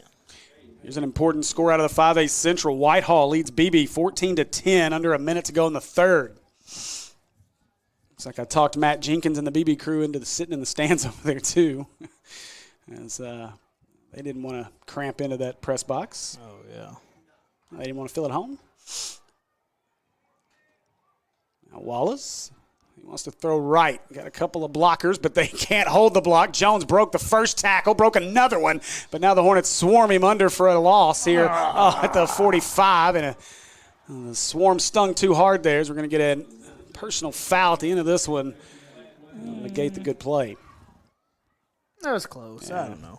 I couldn't hear the whistle on the replay, so I don't know when the whistle was exactly blown, but it wasn't bad enough. I think Maupin's reaction, though, when they threw it, more so seemed like a reaction of why did you do that as opposed to that's not a penalty. Mm-hmm. So I guess it was probably a little bit after the whistle. You can see him in the background. So that'll equal an Acre Pharmacy first down inside the 40. It'll be 1st and 10 Zebras down at they just keep going. It will be the 40. Because one thing we know about Maupin is he's going to go to bat for his guys, right? Mm-hmm. So if he thinks that it was, not a good call, not a good penalty, he's going to let them know it. And he didn't really do it right there. So it seems like he's like, yeah, you earned that one. So 1st and 10 now as we're down to 5 minutes left as they give this one to Jones. Jones trying to get the corner, and he was swallowed up out there. JG just said, go ahead and I'll lay you down. I'll lay you down, buddy. I got you. I'll make it easy on you so you don't hit your head. Kept him from bouncing. That's good. Very nice by Jaden right there. So 2nd down and about 12 as we run under 4.5 to go here in our 3rd quarter. It's been a much quicker quarter because they're using every bit of the play. They are. They're making sure to get that play call in. Now some movement as they'll move some guys around. Jones will split out wide to the far side of the field. Wallace and Hayes in the backfield. Wallace snaps it. He'll give it to Hayes. Good penetration again as Kennedy was back there. And now falling forward out across the 40 down to the 37-yard line. That'll bring up a 3rd down and what looks to be about 7. Yeah, that time Timmons did better coming up and setting that edge and making him cut it back to his guys that are coming to help. So, he learned from that one mistake earlier where he gave up a good chunk play, comes up, sets the edge, makes him cut it back, still gets 4. So still gets some positive yards there, but a lot better than the last time. Now they'll empty it out for Wallace on 3rd down and 7. They need a 30 for a 1st down as Wallace looks to the sideline for the play call.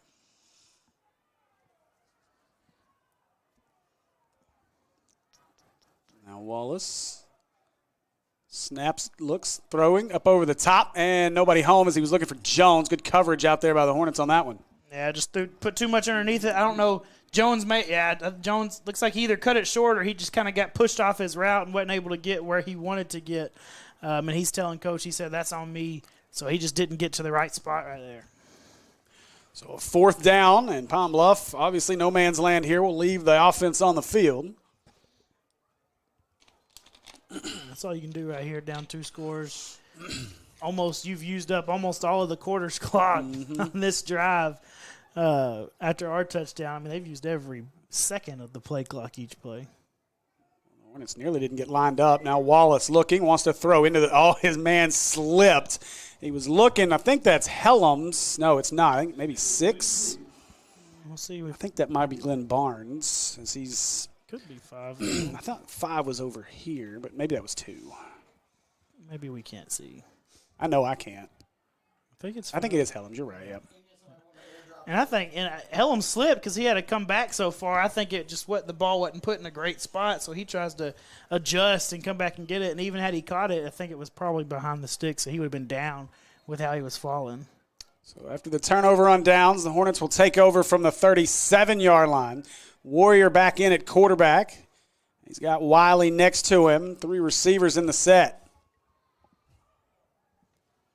Give it to Wiley. Wiley cuts, and nothing there as Pine Bluff defensive line ate him up on that one. Yeah, I got swallowed up pretty quick on that one. Whenever you got that many bodies around you, he can make all the moves he wants. It's going to be tough to get out of there.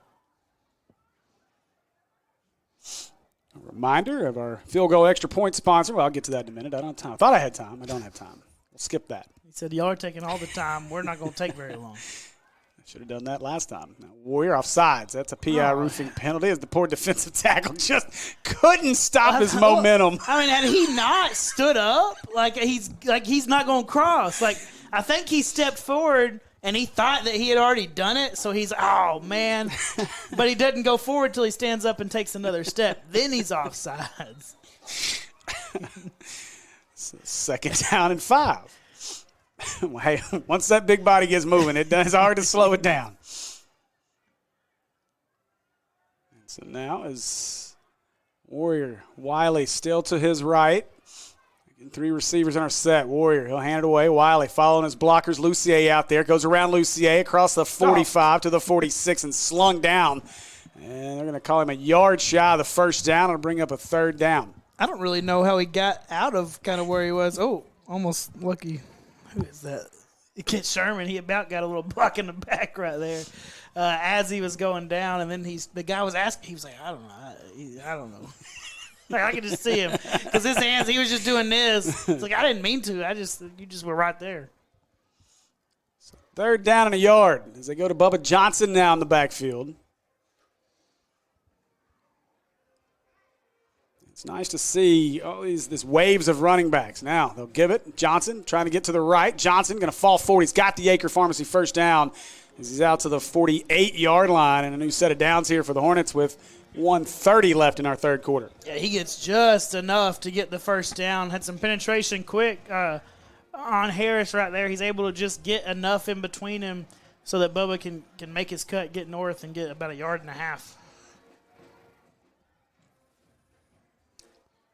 Now the Hornets, content with running some clock a little bit, is now down to 15 on the play clock. Warrior with Bubba Johnson in the backfield. Now go to Bubba to the left. Bubba across midfield, lowers his head. Still trying to push a pile. He'll be into zebra territory to the 49-yard line. I'll bring up a 2nd and about 7. Levi comes in there late thinking maybe I'll help push the pile. Whistle had blown, though, so he didn't get to help too much. He was ready, though. He was ready. You guys make sure you go to YouTube, check out the We Over Me kind of, I guess, almost Hard Knocks style high school documentary being done by Elite Echoes of our Hornets. You might hear a couple familiar voices throughout. Probably not. It's one really loud one. It's fine. They always cut it off right before I start, so it's fine. Warrior fakes it, and ball knocked down. Well, that was a late hit afterwards, though. After he throws it, he stands there for a second. Oh, that is a late hit. Wow. If that was roughing the other way, that's roughing this way. Goodness, Warrior did take a shot. He's just standing there. Whatever. So 3rd down and 7. 12 seconds left here in the 3rd. Warrior Benson coming over here with Crosby. And they started the clock. Nope, they started it again. I told you White Half is getting so mad because he does the one hand just to start the play clock, right? You don't start the actual clock until he rolls the entire arm. It's an incomplete pass, so the clock shouldn't start. So he's just trying to get you to start the play clock. So I started this story earlier, but I'll do it quick. A couple years ago, I was over at Mills, and I was supposed to be running a field camera and doing some sideline reporting, so I had a mic up to the box. And the poor press box crew could not get the play clock right, the clock right. It was situations like that. They kept starting at the wrong times. And finally, the white hat grabbed me. He said, "You stay with me, and you tell him what to do every time. You tell him what I tell him to do." I was like, okay. So I spent the rest of that game with my mic running around with the white hat. That way the PA could know what to do. Oh, Reggie Swinton up there running things. Oh, and then so your microphone, who was it connected to? It was when Tyler Fountain and them were on play-by-play. They had to relay it over to Swinton and the folks on the crew. Warrior scrambles, throws. Nice job there as he finds his man. Sublet, and that's enough for an Acre Pharmacy first down. Yeah, Sublet settling in right there, right past the sticks, the exact spot he's supposed to be at. Comes back to Levi a little bit because he's scrambling. So scramble drill if you're deeper. Come back to the quarterback and comes back. Levi finds him. A good little throw. Go into the 4th quarter. That'll do it. So after 3, your Hornets lead this one 21-6. We'll be back with more Hornet football here on Maumelle Sports Network.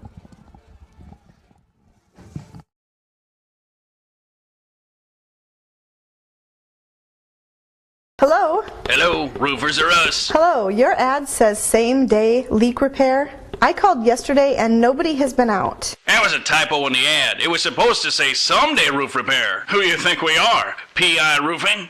If you have a leaky roof, you need it fixed right away. Call your roof leak detectives at PI Roofing and get the leak stopped right away. We're ready at a moment's notice all year long. Call 501-687-6246 for same-day roof repair from PI Roofing.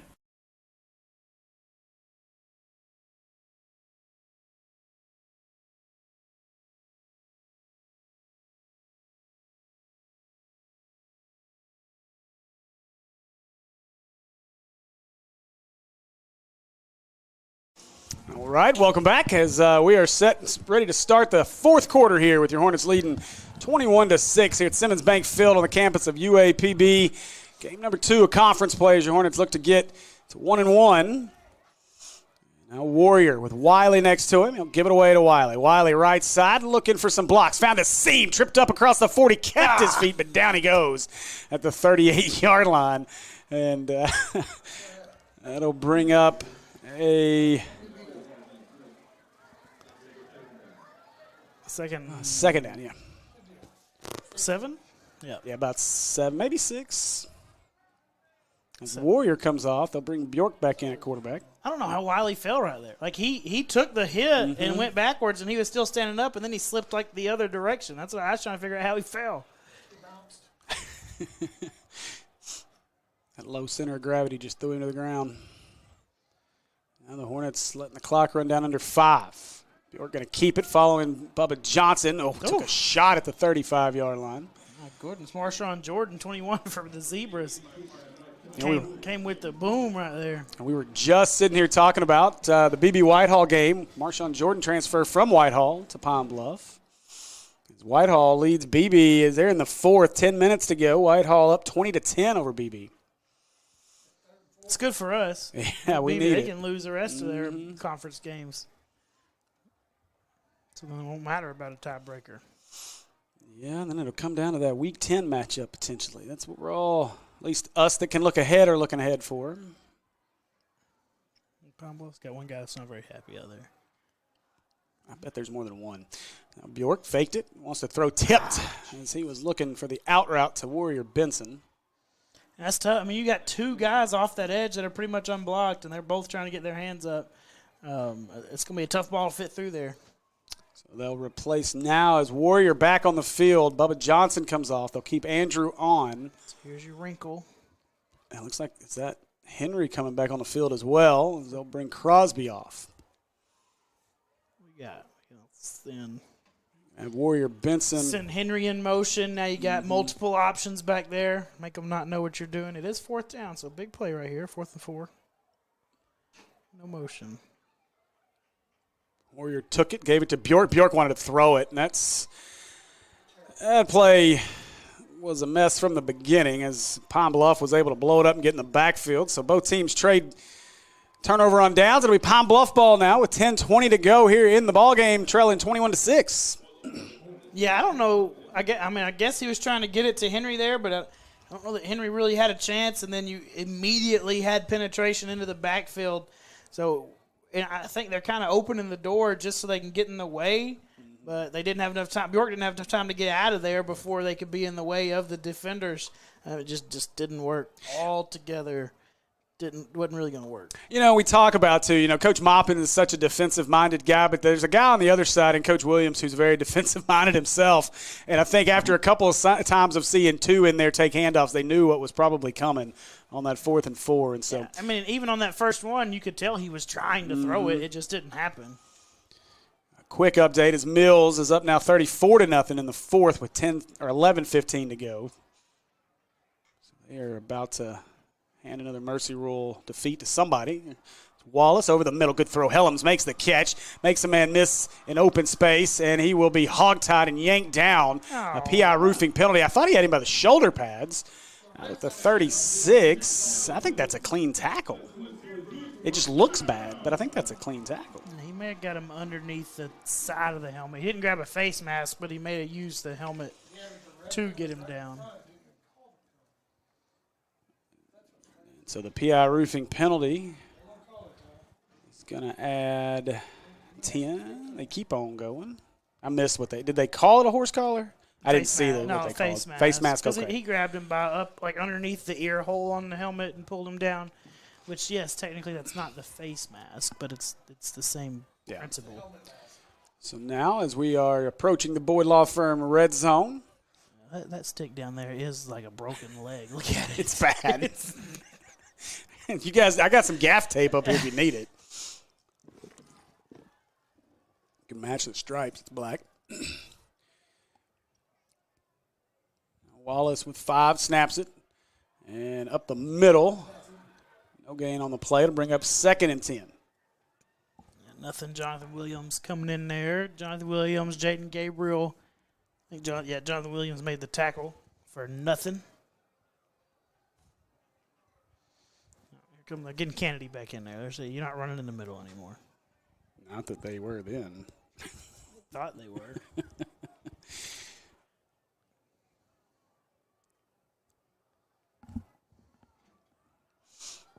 Wallace lost the snap, got to chase it down, retreating out past the 35 and just chucks it up and nearly turned that into something there. Right. He wasn't trying to throw it out of bounds. He had Quentin Roy right there, and he tried. That's a tough ball. You're running away. You're running for your life, and you got B.J. Beats bearing down on you in front of you, so you're just trying to get rid of it and just a little bit too much on it, and it lands out of bounds. At least he put it in a spot that his guy was going to get it or nobody was going to get it. Looks like Benton put the JV in for the second half as that one's over. Benton wins over Sylvan Hills 49-0. So they never even got to half 100. Half 100, they never even got there. Couldn't even get it. See, that's. No, I think the JV did. Somebody did because it still was 0 on the other side. Everybody's going home early. Parkview defeats the Queen 66-7. Wallace throwing deep, wants Helms. Palmer interfered and he still caught it. What a play by Helms as he takes it away from Palmer for the touchdown as Pine Bluff not out of this yet with 9:16 to go, down 21-12, pending the extra point. And Palmer's in great position. He's in phase. He's a little shaded outside, but the thing is, if he turns around to try and locate the ball, like he's in a good spot to try and pick it off. But since he doesn't, then he runs through the receiver, and it doesn't even matter because he makes a play because he just sticks that arm out. If he could get his head around because he knows he's in a good position, there's a chance he could pick it off. But you just got to trust that you're where you're supposed to be and then get that head around. That's the hardest thing to do as a defender is trust that you can turn your head around and not lose your guy. So the PI roofing penalty was defensive pass interference. That'll be assessed on the kickoff. And so now I didn't know that you could do that with pass interference. I didn't either, but that's what he said they were doing, so that's what I got to say they're doing. Interesting. And they will go for 2 here.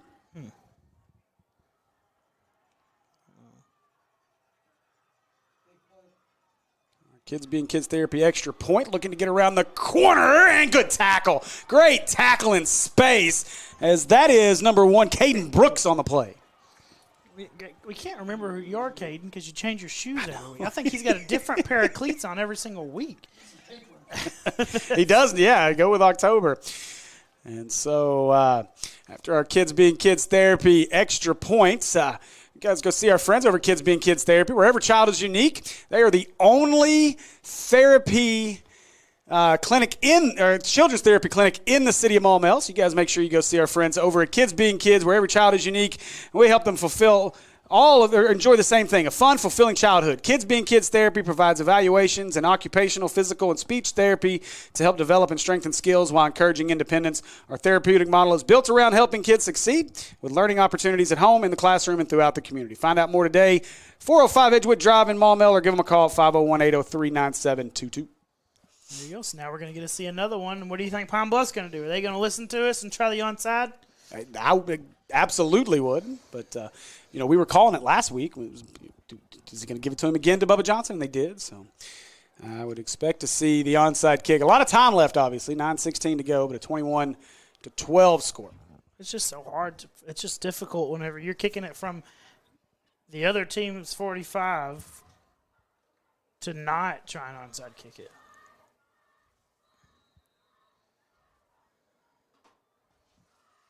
So we'll see what they decide to do here, as it is Miller to kick it, as the Hornets kind of creep up expecting an onside. And they kick it deep. Going to be returnable while Wiley at around the 7 across the 15. Looking for some help across the 20. Cuts inside out to the 25. And he'll be taken down at the 26. And that's where the Hornets come out on offense here with 9:07 left in the ballgame, leading 21-12. I was hoping Wiley would make them pay for it. You're going to kick it, not onside kick it. Give me a chance. I'm going to bring it back. Just didn't have as much blocking as Henry's had on the last 2. And part of that is because their kickoff team was closer to him, right? They didn't have to run as far to get to the guy that was returning the ball. Well, that's what I was hoping, although I would have liked to see more of a sky kick, but same situation where you can hopefully get all your defenders down there and take them down inside the 20. Sometimes, unfortunately, with high school kickers, you can't really tell them how to kick the ball. Just kick it. Kick it high, Coach. I don't know how to do that. I'm just going to kick it, and it's going to do what it does. So now they go back. I believe that's Warrior. There it is, as he hands this one away. Henry breaking tackles. Henry out across the 30. That is a good 5-yard carry for Henry out to the 31-yard line. Bring up 2nd down and 5. Yeah, he had guys in his face at the snap of the ball, and he's able just – what does he do? I think. Oh, we got a little bit of a – Well, Henry, it looks like he thinks that Quentin Roy, number 2, took – or no, Whoa, number 8. He did take – yeah, Crosby trying to get his towel back. Yeah, he took the towel from Henry, number 8, Stribling, was down on the ground and took Henry's towel, and he was just trying to get it back. And we'll see how this penalty's assessed. That's a little crazy. You got to figure out, as a referee crew, you got to figure out what's going on and at least assess it both ways, right? I mean, you got to take a towel from somebody. We've still got a lot of talking. That's 8 still talking. Sherman getting Crosby away from the situation, which is the right thing. And this has got to stop right here. The officials are still, I think that's 13. Whoever this is. 8 for Pine Bluff. Well, 13 as well. He's talking to the official right with 21, right here at the 33-yard line. So they're going to call this on Maumelle. Wow. So they're going to back this up 15, and Coach Maupin not going to be happy about this. And then they're letting them continue to talk while they're discussing. Like, you got to have somebody that's keeping the peace between the players while you're discussing what's going on, and nobody's doing that. And now Maupin wants an explanation from the white hat. It's like he stole my guy's towel, and we're going to let him do it. I think what I'm more surprised, though, is the fact that they're letting them continue to make hand gestures and motions and talk to the Hornets right now. That's because nobody was looking at it, because they were all talking to each other. Nobody was paying attention to what was going on the field. So after the penalty is assessed, it's going to be a second down and 20, 21, 20, from the 16. And at the very end there, it looks like that may have been what Maupin's issue was. He was doing hand gestures to the ref. Like, you got these guys doing this, and you're not even paying attention to it. Like, what are we doing? All right, so we'll see if cooler heads prevail the rest of the way. 8:40 to go as the clock starts running. And Warrior turned up. Miscommunication with Wiley as Warrior just has to go down. And I can't tell you who was really at fault there, but the thing is, as a quarterback, you've got to know which side of you the running back's on, right? Wiley was on the left side, so if you're supposed to hand it off to the right, because maybe Wiley was on the wrong side, but if you're supposed to hand it off to the right pre-snap, you've got to identify that your running back's on the wrong side, and you got to fix him. Warrior limps off the field as Andrew replaces him. I don't think this is that formation setup. I think this is Warrior needing to go get some treatment on the sideline as he was banged up after that play. 6 seconds. Let's see if they get the snap off. Andrew moves Wiley to his right, and they do get it off. Andrew, screen, set up, got Jackson, nice block. Jackson out across the 30, Jackson to the 35. He's going to be real close to an Acre Pharmacy first down. He's a half a yard short. And it's going to depend on the spot. I think you're right, Tyler. He's half yard short. The first down's at like the 35 and a half, and he got down to the 35. Jackson did really well there, setting up his block with his offensive lineman and making that guy make a decision to get a few extra yards there and at least get right up there next to the sticks, and you know they're going to go for it. Oh, it's a big play. Nothing else. Try to get him to jump off sides, but they do bring Wiley off the field. They'll bring the bigger Bubba Johnson onto the field. And now, is that beat? No, who is that? That's too many numbers. Yeah, that's what. Yeah, 50. Yep. That is London McEwen. That's a new sophomore. Bring a little extra size. Take a timeout. Yeah, and they took do. Too long. Now they're going to bring Kennedy back in because Kennedy had come off. I don't know why. I mean, that's one of the big, strong guys. That's one of the guys you went in there for short yardage. He had come off, so they were bringing Landon on. But now it looks like Kennedy's going to be back in there. Let's see if they decide to go for it. This would be, I mean, you're still up 2 scores because of the extra point situation for Pine Bluff. And the 2-point conversion. The safety, sorry. I was going to say the 2 points and then conversion just. That's why you dance so much when you get a safety.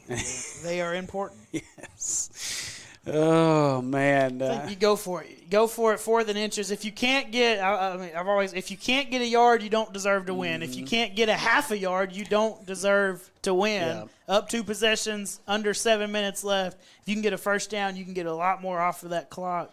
But if you don't get it, I mean, you still got a 2-possession game.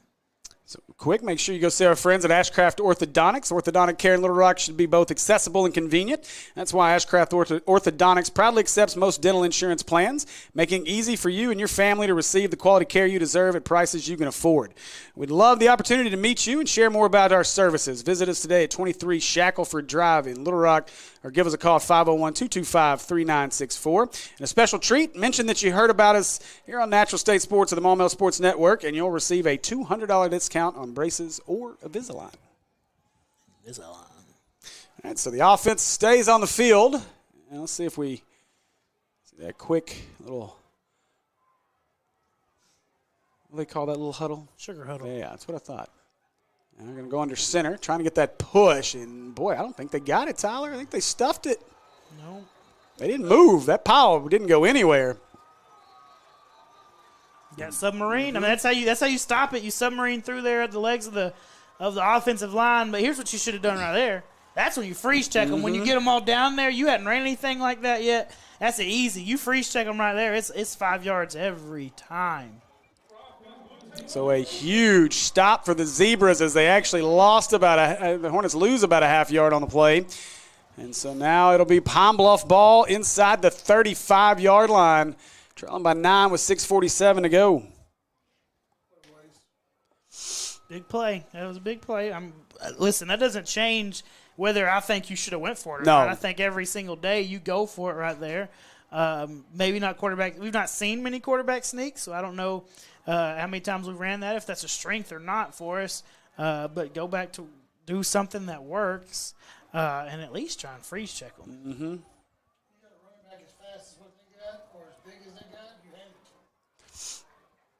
So now Wallace by himself in the backfield. Go to the left side. Hayes trying to get the corner. Bounces off a guy. We got a PI roofing penalty on the play. You can only assume that's going to be a holdout there on some of those receivers blocking. And they're doing it again. They're throwing the little bubble to 5, with the receivers blocking in front of them. You can't convince me that they don't have the play call off of that where you run one of those receivers deep and throw it over the top to him. It's got to be in the bag. They got to be looking to go to it soon. I personally hope they don't run it. We'll cover it. I'm going to go see our friends at PI Roofing, 6109 Remount Road, North Little Rock. I've been talking too long today. 501-707-3548 or online at piroofing.com. So now back them up first and 20, back at the 43-yard line. The Hornets bringing some press here. And Wallace will look at the sideline to get the play.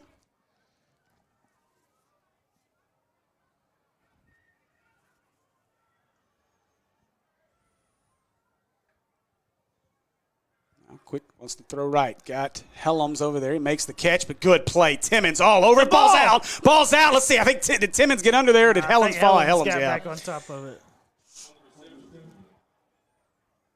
Yeah, good play by Timmons because that's a great play call right there. You got 3 over 2 or 2 over 3 right there with trips. You got your 2 D-backs up and press man. The next closest guy is your safety, Henry, that's 10, 15 yards deep. So throw it out to him quick, let him get north, and then Helms dances with the receiver and Timmons too much instead of just getting north and gives Timmons time to get off and make a tackle.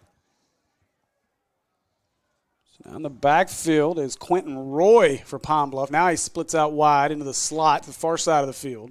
3 receivers to the near side.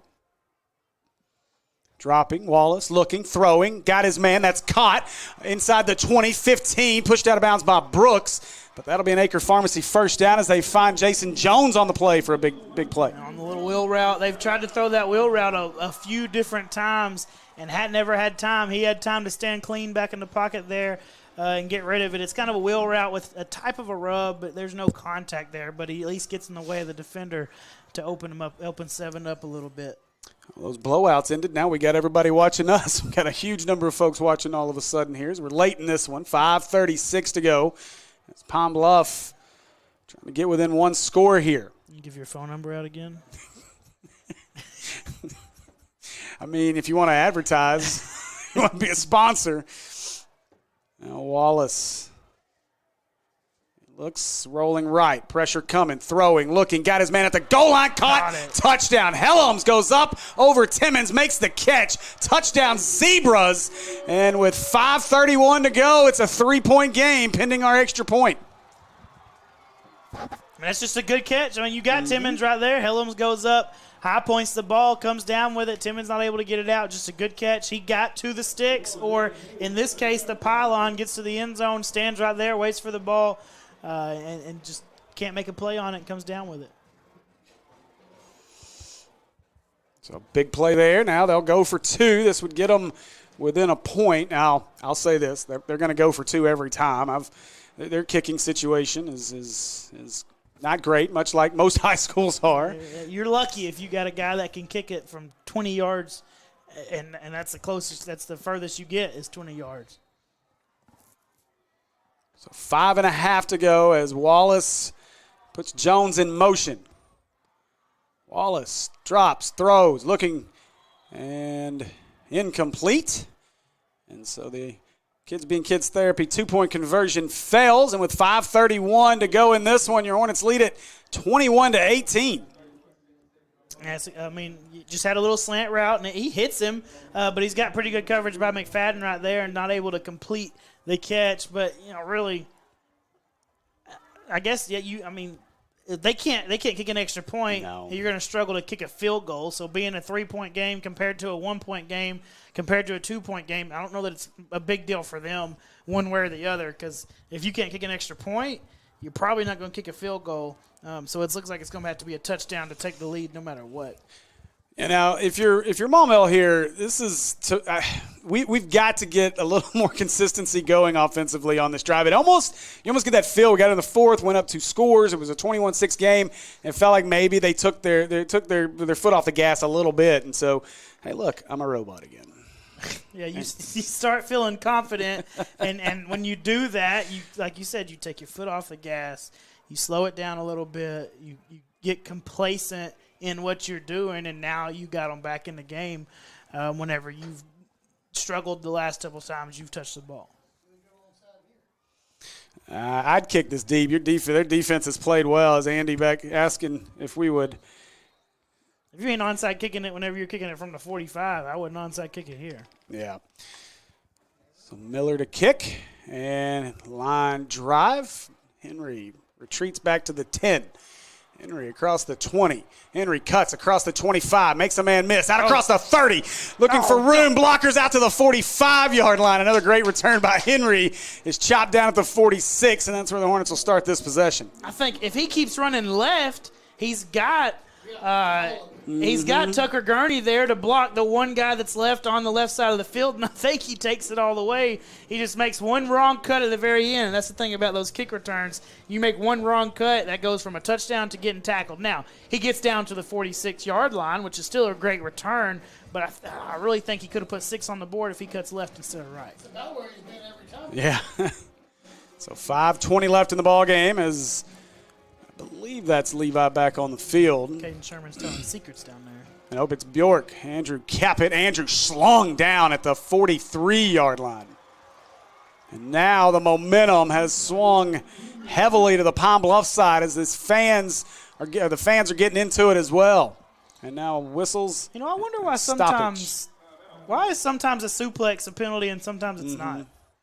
The guy just flopped. Well, we've got an injured player down there. But then a Pine Bluff defender flopped, said he got pushed down. Lucier was the injured Hornet. Oh, my goodness. I mean, he tried to make it look like Sublett pushed him, and Sublett was just walking past him, and his shoulder touched him, and he threw himself on the ground. So 3:10 to go over in Whitehall as they lead 26-18 over BB. All right, so 5:06 and counting here. Second down and about 13. Now this is where you figure out your mental toughness right now if you're the Hornets. York steps up, pressure coming, squeezes him down at the 45-yard line. It'll bring up a 3rd and 11. Yeah, just no time there to get the ball out to anywhere. They've got everything quick and short covered, so he can't get the ball out of his hands quick, and then he's got guys in his face, and he's got to get out of there. Just nothing that he could do in that instance that would have given you any more than those 2 positive yards. Again, like to see them try to get Andrew outside the pocket here. It's for whatever reason it doesn't seem to be protected up as much as it is with Levi out there. And now Andrew getting squeezed a bit. It'll be 3rd down and 11 as we're down to 4:10 to go in the ball game. Yeah, I mean right here, if you had Henry kind of lead him, you could roll out right, and you should be able to have some room. And we'll roll it right. Throw it back. Throwback. Oh, he's got Henry there. Henry had to wait on it, and he dropped it. Oh, wow. We do have a PI roofing penalty. We'll see what this is. He threw it like in the hold area, but how do you not throw the flag I wonder if there? they held the receiver, though. I wonder if they held Henry trying to get out of his break. How do you not throw a late hit there? Like it's obvious the ball dropped. Like so, you can't tell me that you thought that he was running the ball. The hold is on Maumelle. It'll be declined, and so it'll bring up 4th down. And I would expect Warrior Benson to come out and kick this one away for the Hornets. And this is where we need one of those first-half kicks from Benson here like he had in the BB game. We need to make sure we protect him so he doesn't have to feel rushed and then just, do what you're supposed to do and get rid of it. But ultimately it comes down to him making sure that he's got time to get rid of it and there's nobody in his face. And so far it's come from the right side of our punt team, and it looks like it's 8 over there Stribling, the defensive end for Pine Bluff that's been the guy that's coming through. So if we can get him slowed down,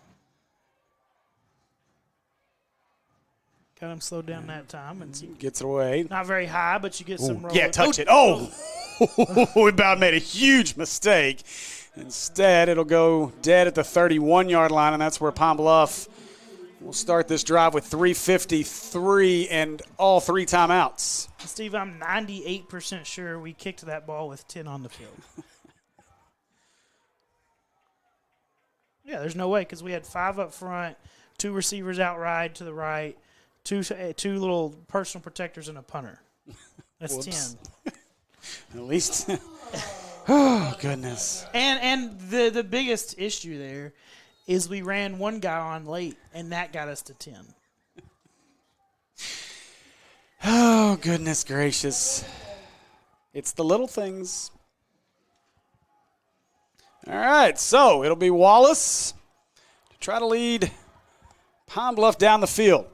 Oh, big hit in the backfield as the ball come out. They're moving. Maybe he just came out of the pile the other way. I couldn't tell. They moved quickly like the ball came out. But BJ does really good there, setting the edge, making him cut it back up north. Because he was trying to even get outside of BJ at defensive end there, and he doesn't let him. He runs his blocker up, makes him cut it up where he's got 17 other Hornets waiting on him. This is an opportunity for this defense to step up and make a huge stop. If you're Maumelle, the offense has done at least more tonight to help you out, and so you need the defense to step up here and make a big play. Quads over here, see what they're trying. Looking left, throwing deep, and just a little too much on it.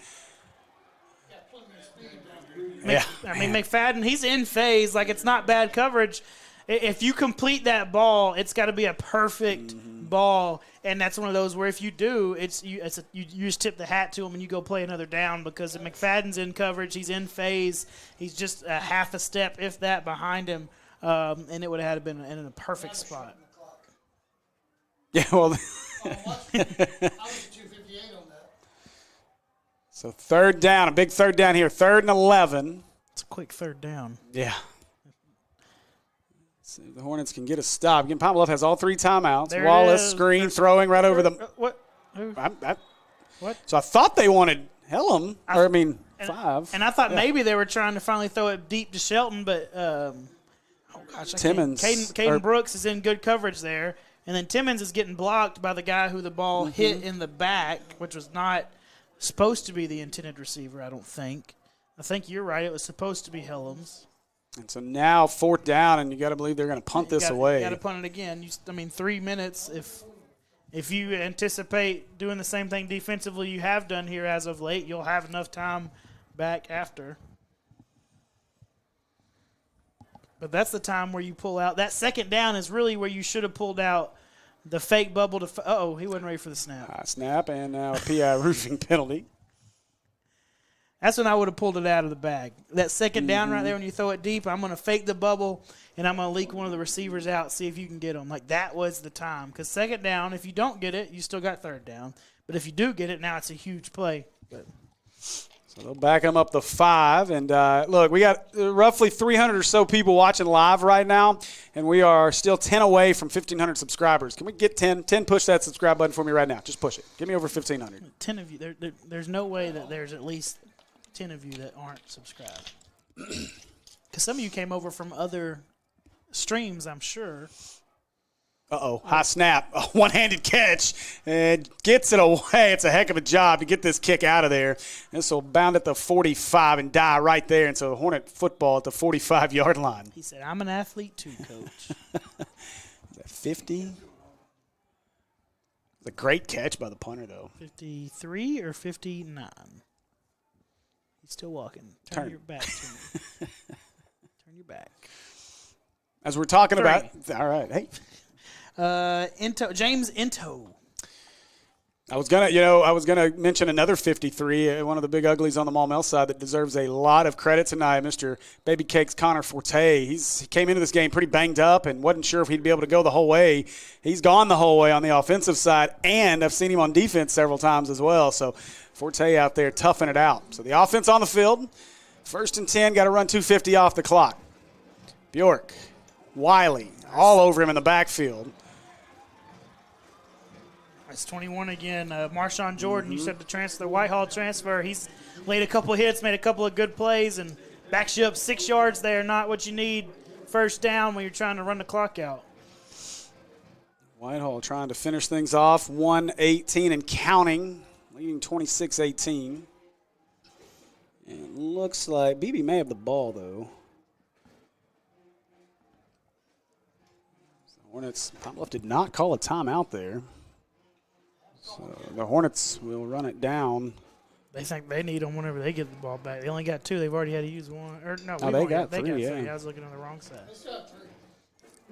Now they'll give it to Henry. Yeah, Henry out across the 45, 40, 35, 30, 25, 20, 15, cuts inside, made a man miss 10, 5 down to the 4-yard line for Jacob Henry.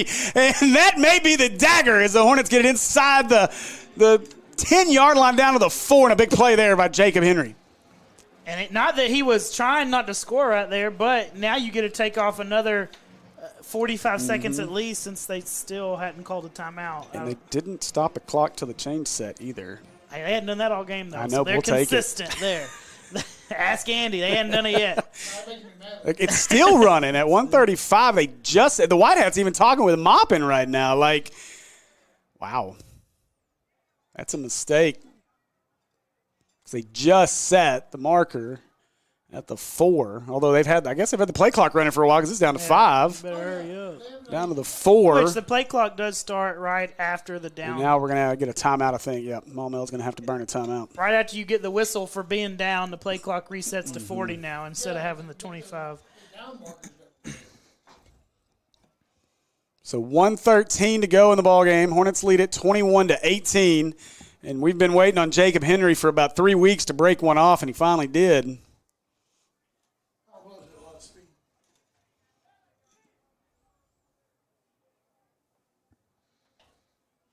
Thomas Longacre watching from Oklahoma. Go Warriors. Okay. Golden State. There you go. Rock Christian. Who are we talking about? I'm not sure. I wonder how that game went, actually. Rock Christian took care of I think Bryant was up by 20-something in the second quarter or something. I think they had kind of pulled away quick. You talk about it. That's a tough situation for Rock Christian. You really probably would have wanted to wait one more year. Had Walker White for another year before you made that move to 7A. They're good, but, boy, how much better they'd be if they had Walker White. So Bubba Johnson with Bjork in the backfield. Andrew following him to the right. Andrew going to be wrapped up, trying to break free. He'll get down to the 1-yard line. Almost gets there. Now so Pablo's calling their timeouts.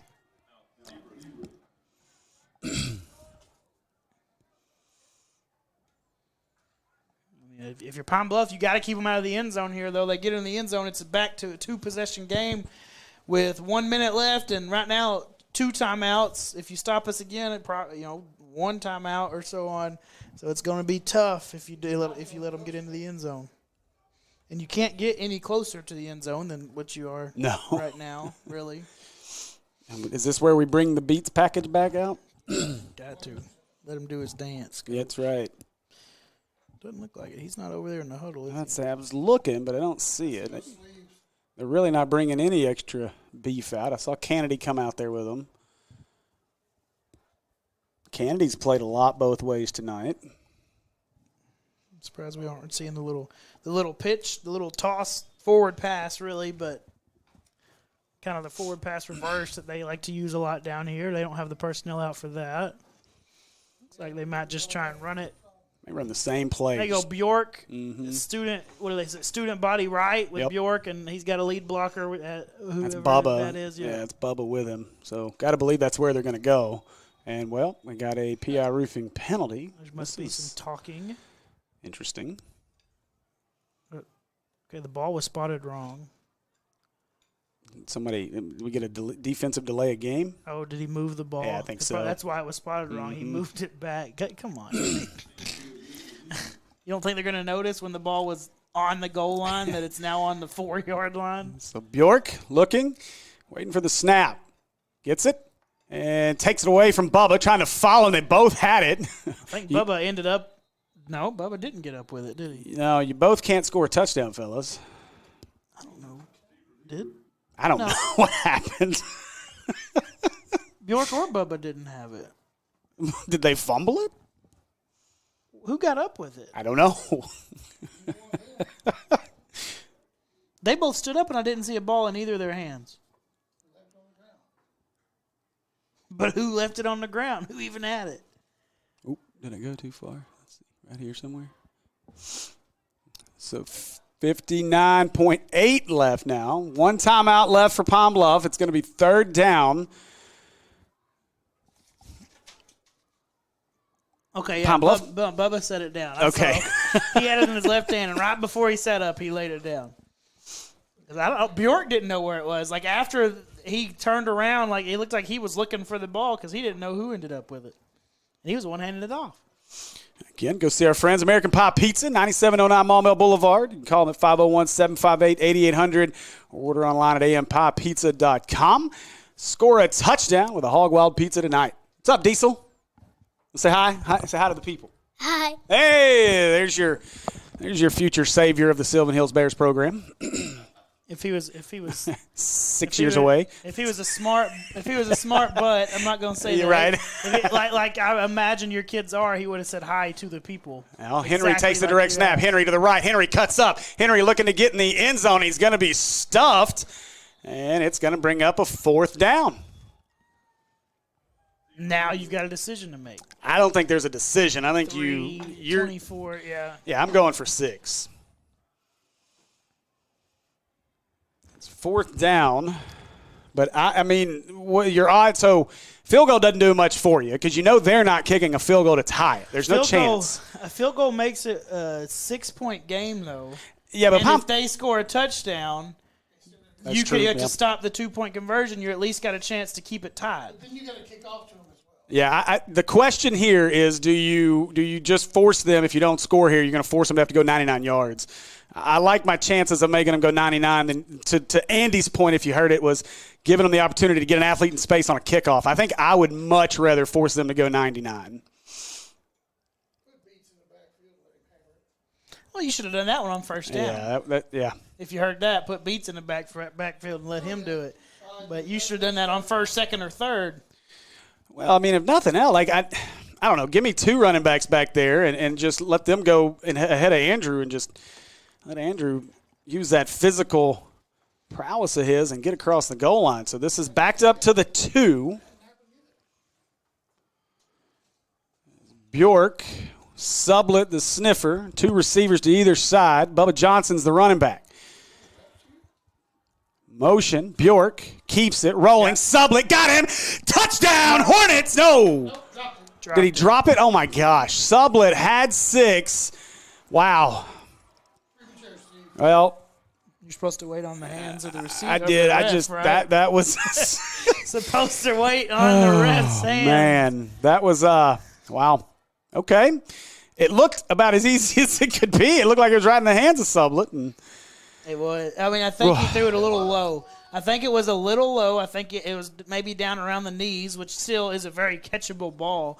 But that's kind of, if you remember, was it Thursday Night Football, Eagles and Saints, right? Mm-hmm. They try and sneak Saquon Barkley out of the backfield, hits him in the hands, and he just drops it. Yeah, I mean, it hits him right below the waist, and he gets both hands on it. I mean, he knows. You see him afterwards. Sublett knows he should have caught it, obviously. But it was right below his waist. It was very catchable, and just didn't complete it. Now you got to make him go. Yep. 98 yards, actually.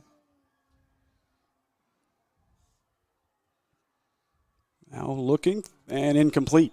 That's not going to do it. That's not going to do it. With how they've not been stopping the clock, that's not going to do it anyway. You got no timeouts left, and you complete 2 of those, you're going to be out of time anyway. You're going to have to get a little bit more yards on those plays with what you got on the clock. So 40, what is that? 47 seconds.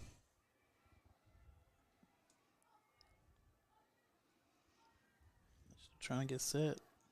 Good, because I'm trying to update Twitter. All right, now they're set. So Wallace puts a man in motion. That is Shelton.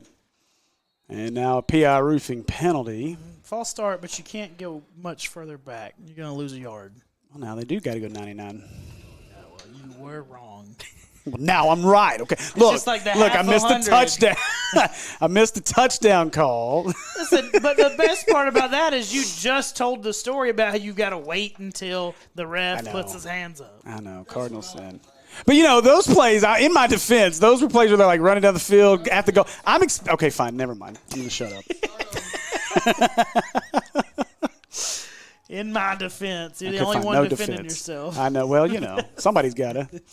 So motion, here's Jones. Wallace drops from his own end zone, throwing over the middle. Oh, big hit, but he held on to it as Williams. The clock never started. What are we doing? Down, and he is hurt. Boy, he took a shot at the 12, and that is number 3, Kayvon Stringer. It never ran. It never started. It never started. I started it. We're at 27 seconds. He said I started it. 47. If only we had the controls to the actual one, we'd have much more accurate scorekeeping. Huh? Man, that's what Coach Maupin's saying is he's questioning the same thing. The clock never stopped. Never started. I give up. Chris, Jake, Trip. I think this guy's just cramping. D-Rob, anybody? Which is good. I'd rather him just be cramping because the way he grabbed it looked like he had hurt a knee, but he's getting stretched out, so that's good. Looks like it's just a cramp. Oh my God! Why are you rolling? That would that's the one where that's the one though where coach you get onto the sideline and coach chews you out because you're rolling around like you're dying and all you're doing is cramping. Like, come on now. He tells you to toughen up a little bit. It's a cramp. I understand it hurts, but ain't no reason you to roll around like you got a broken leg. I just told Jim Ashley in the other room that I can hear you through the glass. They continue to work here. They still have not fixed the clock situation, and now. I mean, how do you? I don't know. You don't know how long. You can't go back and look at how long it took. Stringer finally gets off the field. No. There's your answer, maybe I should be. Jeez, I'm struggling. I'm not running the clock. All right, so Wallace drops, looking to throw up over the right side, wanted the wheel route, runs off the back of Timmons. There you go. Timmons in great position, and it hits him in the back. So that'll bring up second down. The clock did start that time. It did. We lost a whole 5 seconds. Better than 0. Not even 5 seconds. And he still has it at 25.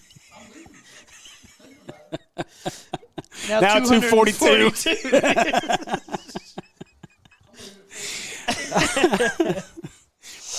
Oh, goodness gracious. So second down. We cleared the 300 number watching. Wallace dropping Kennedy's pressure. Now trying to get around Beats, and he does. You better get out of bounds. Oh, Brooks got him, and they're going to push it. Yeah, yep, it's running. Forward progress keeps. Don't stop the clock. What are we doing?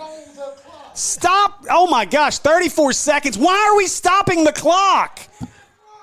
Run the clock. The clock is not stopped. That was 15 seconds. Golly. This game should be over. Now Wallace dropping, Wallace throwing right side and going to catch it, but they'll stop the clock for the first down. No, but they're enough not for an Acre going Pharmacy. They didn't stop the clock. Now they do. Acre Pharmacy Hey, we got first like down. 5 or 6 seconds on Oh the back my right gosh. there. Now he says run it. Okay, 15. they ran it. They got to hurry here. Wallace clapping probably for your it. Got it, and he last- spikes it. And Kennedy caught it on the spike. And so that'll stop the clock with 10.4 to go.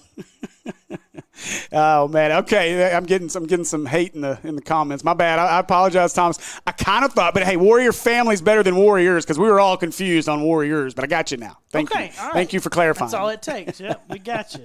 I do apologize. I just didn't. Yeah, Just didn't register with me. Let's go Warrior. Okay. Yeah.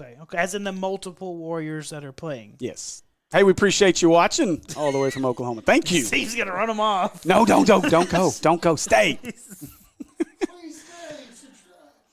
All right, so This has got to be it. yeah, With Wallace. no timeouts. And That's you never know. illegal motion. Oh my gosh, Wallace got hammered on the throw, but all goes incomplete. Okay, so they got more since it was incomplete. And Wallace may be hurt. He took a shot back there inside the 20. Listen, if this is the NFL, that's a roughing the passer, full body weight penalty. Wallace is up. And Kennedy's got a lot of body weight that landed on him. Goodness gracious.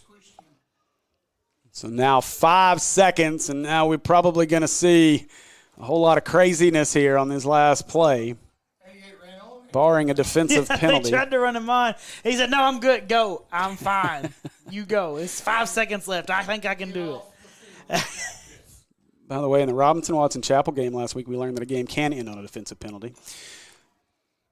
Now Wallace wants to throw, got his man. Helms makes the catch. Helms got to get out of bounds, and he does. 1.2. They stopped the clock that time. But I don't know. Maybe he can throw at 70. He can't throw at 75. Yeah, like 7 extra yards for 5. I just don't know.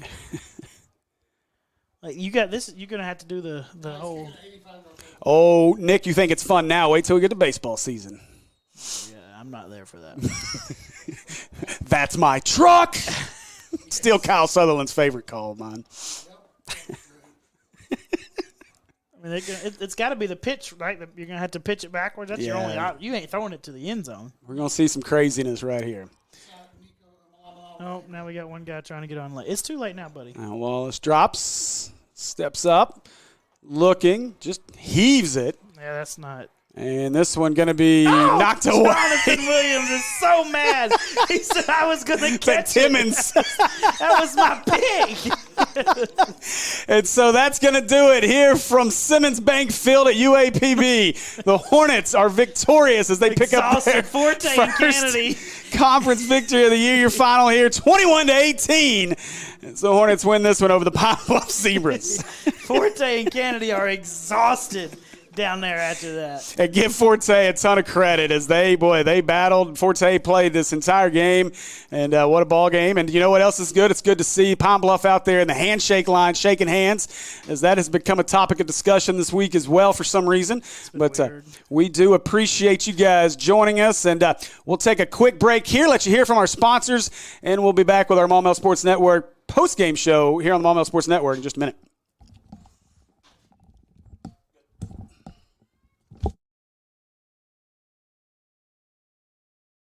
My name is Brandon Aker. I'm the owner and pharmacist here at Aker Family Pharmacy in Maumelle. So here in our pharmacy, we like to focus on a hyper-personalized relationship with our patients, and that continues into our service sets. So we offer free delivery, curbside vaccinations, as well as custom compounded medications, including extended hours as well.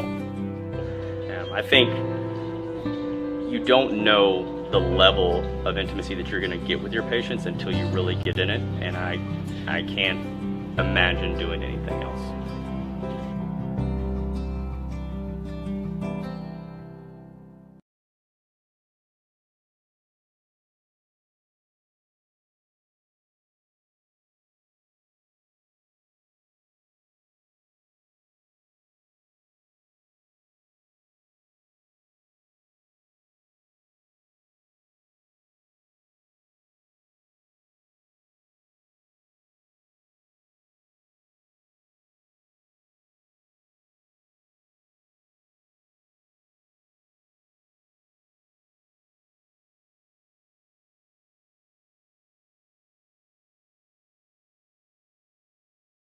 Eagles Flooring and Cabinets is pulling out all the stops for our whole enchilada sale.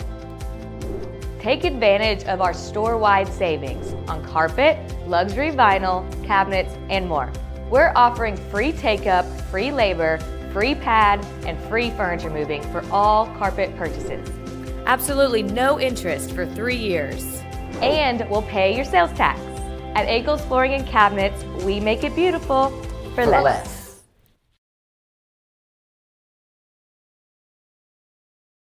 Dreaming of a perfect smile? At Ashcraft Orthodontics, we are making smiles, changing lives. Our expert team offers state-of-the-art braces and clear aligners tailored just for you. From your first visit to your stunning new smile, we're with you every step of the way. Visit Ashcraft Orthodontics in Little Rock today and start your journey to a brighter, healthier smile.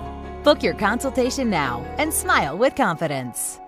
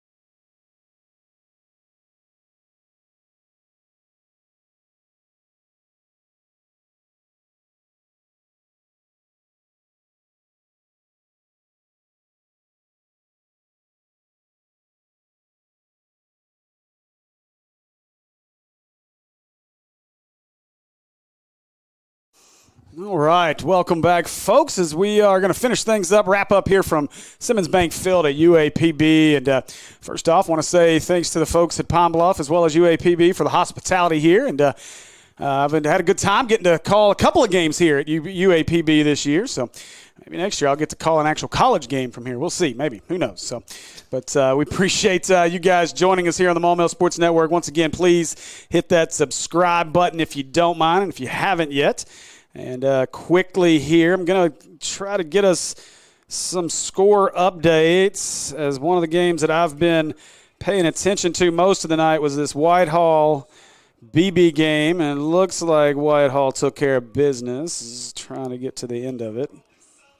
As 26-18, and that is the final. So Whitehall wins it 26-18 over BB. So that's actually a big win for Whitehall and a big win for the Hornets as well. So is now looking to try to get an update from our Mills game. Last I saw was 41-0. And that looks like that is the final in that one. So 41-0 the final. As now my group chat's being blown up. Give Cabo the updated score since he doesn't know how to pull up YouTube. And so Mills wins as I continue to work across our scores. Boy, Pea Ridge made it a game against Valonia, 28-23, the final in that one. Parkview beats the Queens, 66-7. Benton over Sylvan Hills, 49-0. Robinson over Jacksonville, 42-0. And those are the games across our PCSSD and Natural State Sports networks. And so to get the rest of your score updates, head on over to Hooten's, Fearless. There's a couple of other options that'll get you the scores so that you can be updated as I wait on Jim Ashley to give me some stats. We'll see if I get them. But Tyler, any final thoughts in this one? I mean, offensively, you see improvement, right? Obviously, there are some things that we left out there on the field that we didn't get into the end zone and score points, but you at least see some growth. From last week to this week, you got a few explosive plays early there to Crosby, a couple to Wiley, and so a little bit better. See a little bit more confidence from Levi throwing the ball. So you like to see that, and then obviously defensively still playing really well. Gave up a couple of big plays, but besides that, a pretty strong game on the defensive side of the ball. Yeah, I think what I like to see the most in this one, we got Marshawn Wiley going tonight in a backfield that's starting to maybe get, I guess crowded's not the right word, but full maybe is the right word, as you got Bubba Johnson, you got Henry back there, Williams can mix in some, but you're starting to see three guys kind of separate themselves and the guys that they know they're going to want to lean on. And Wiley, it was his night tonight with a nice game as Jim Ashley gets me some stats, so we'll be able to look at that here in a second. But so that really impressed me. Now, the one thing that I'm curious to see, Levi obviously comes out limping there late in the game, and Andrew had to finish it off. But, we'll see how that develops. But the offense, again, had its moments tonight, looked a little bit better. And but the defense, again, to your point, Tyler, really carried the way once again for this Hornet team. And it just feels like it's going to be one of those seasons where the defense is going to really have to hold the rope. And we got to hope for the offense to just make a couple plays to get things going. This is a 4-game stretch of games where you should come out on top. You don't want to, again, as the voices, we can talk about it and look ahead, but you've got a 4-game stretch here with games where you feel like you should be able to win, and so this was the start of it with a 21-18 win over what was a good Pine Bluff team here, especially defensively. Yeah, I mean, and it's just defensively, we know we're going to have to live off of it. It's just offensively, you want to make sure that every single week you improve, right? And if you improve every week, then by the week 10, right, you should be in a good spot offensively. It's just making sure, don't expect a huge change from one week to the other, because that's just not how it works, right? So if you improve each week, then by the time you get to the end of the season playoff time, you should have a good complement of offense and defense. So a quick rundown of our final stats in this one. Net yards rushing 130 for the Hornets, just 34 rushing yards for Pine Bluff. Net yards passing 179 for the Hornets, 176 for Pine Bluff, as Pine Bluff goes 3 out of 10 on third down. The Hornets not much better, not any better. 3 out of 11, 0 for 4 on fourth down. Time of possession, it was close at the half. Both teams pretty close. The Hornets ran away with time of possession in the second half, 37-49 to 22-11 for Pine Bluff. Your individual leaders in this one, Wiley. The offense really bogged down in the second half. He had a big first half with 60 yards, ends the game with just 62 total yards and a touchdown. Jacob Henry, thanks to that big 47-yard run there late, ends up with 5 carries for 57 yards. Bjork, 9 carries, 9 yards, and Bubba Johnson, 2 carries for 7 yards. Passing, Levi Warrior, 9 out of 15, 158 yards, 2 touchdowns, but probably most importantly, no turnovers tonight. Did not throw it into harm's way, no interceptions, and so that's a great improvement out of Levi Warrior. Bjork, 3 out of 8, 21 yards, and then Braylon Crosby, 2 catches, 76 yards and a touchdown. Christian Jackson, 2 for 41. Wiley, 3 for 37 and a touchdown. Warrior Benson, 4 for 17, and Sublett, 1 for 8. As we look over on the Pine Bluff side of things, DeJuan Hayes leads the way in the backfield, 3 carries, 34 yards. Wallace, 5 for 14, and Helms, 1 for 10. Wallace led the way, of course, passing 14 of 28 for 169 yards and 3 touchdowns. Helms, the leading receiver, 7 for 91 and 2 scores, and Jason Jones, 3 for 58 and a score. As that wraps up the stats from this one, thanks to Mr. Jim Ashley for his hard work once again tonight. And Tyler, if you ain't got anything else, I think we can call this thing good and look forward to next week. A reminder, next week's game will be on Thursday night as we welcome Watson Chapel. It is the Fearless Friday game of the week on a Thursday. None of you want to watch that broadcast. You all want to watch this broadcast, so I expect you all to be on the Maumelle Sports Network. But you guys be sure to join us again next Thursday night as we finally return back home to Hornet Stadium after what feels like it's been almost a month since we've played a ball game there. So once again, appreciate you guys joining us on our camera tonight. Kristen Henson up here running production and engineering. Mr. Andy Gates, Tyler Chenault, my partner. As always, I'm Steve Henson. We appreciate you guys joining us once again. We'll see you guys on Thursday night as we return home to Hornet Stadium. Go Hornets.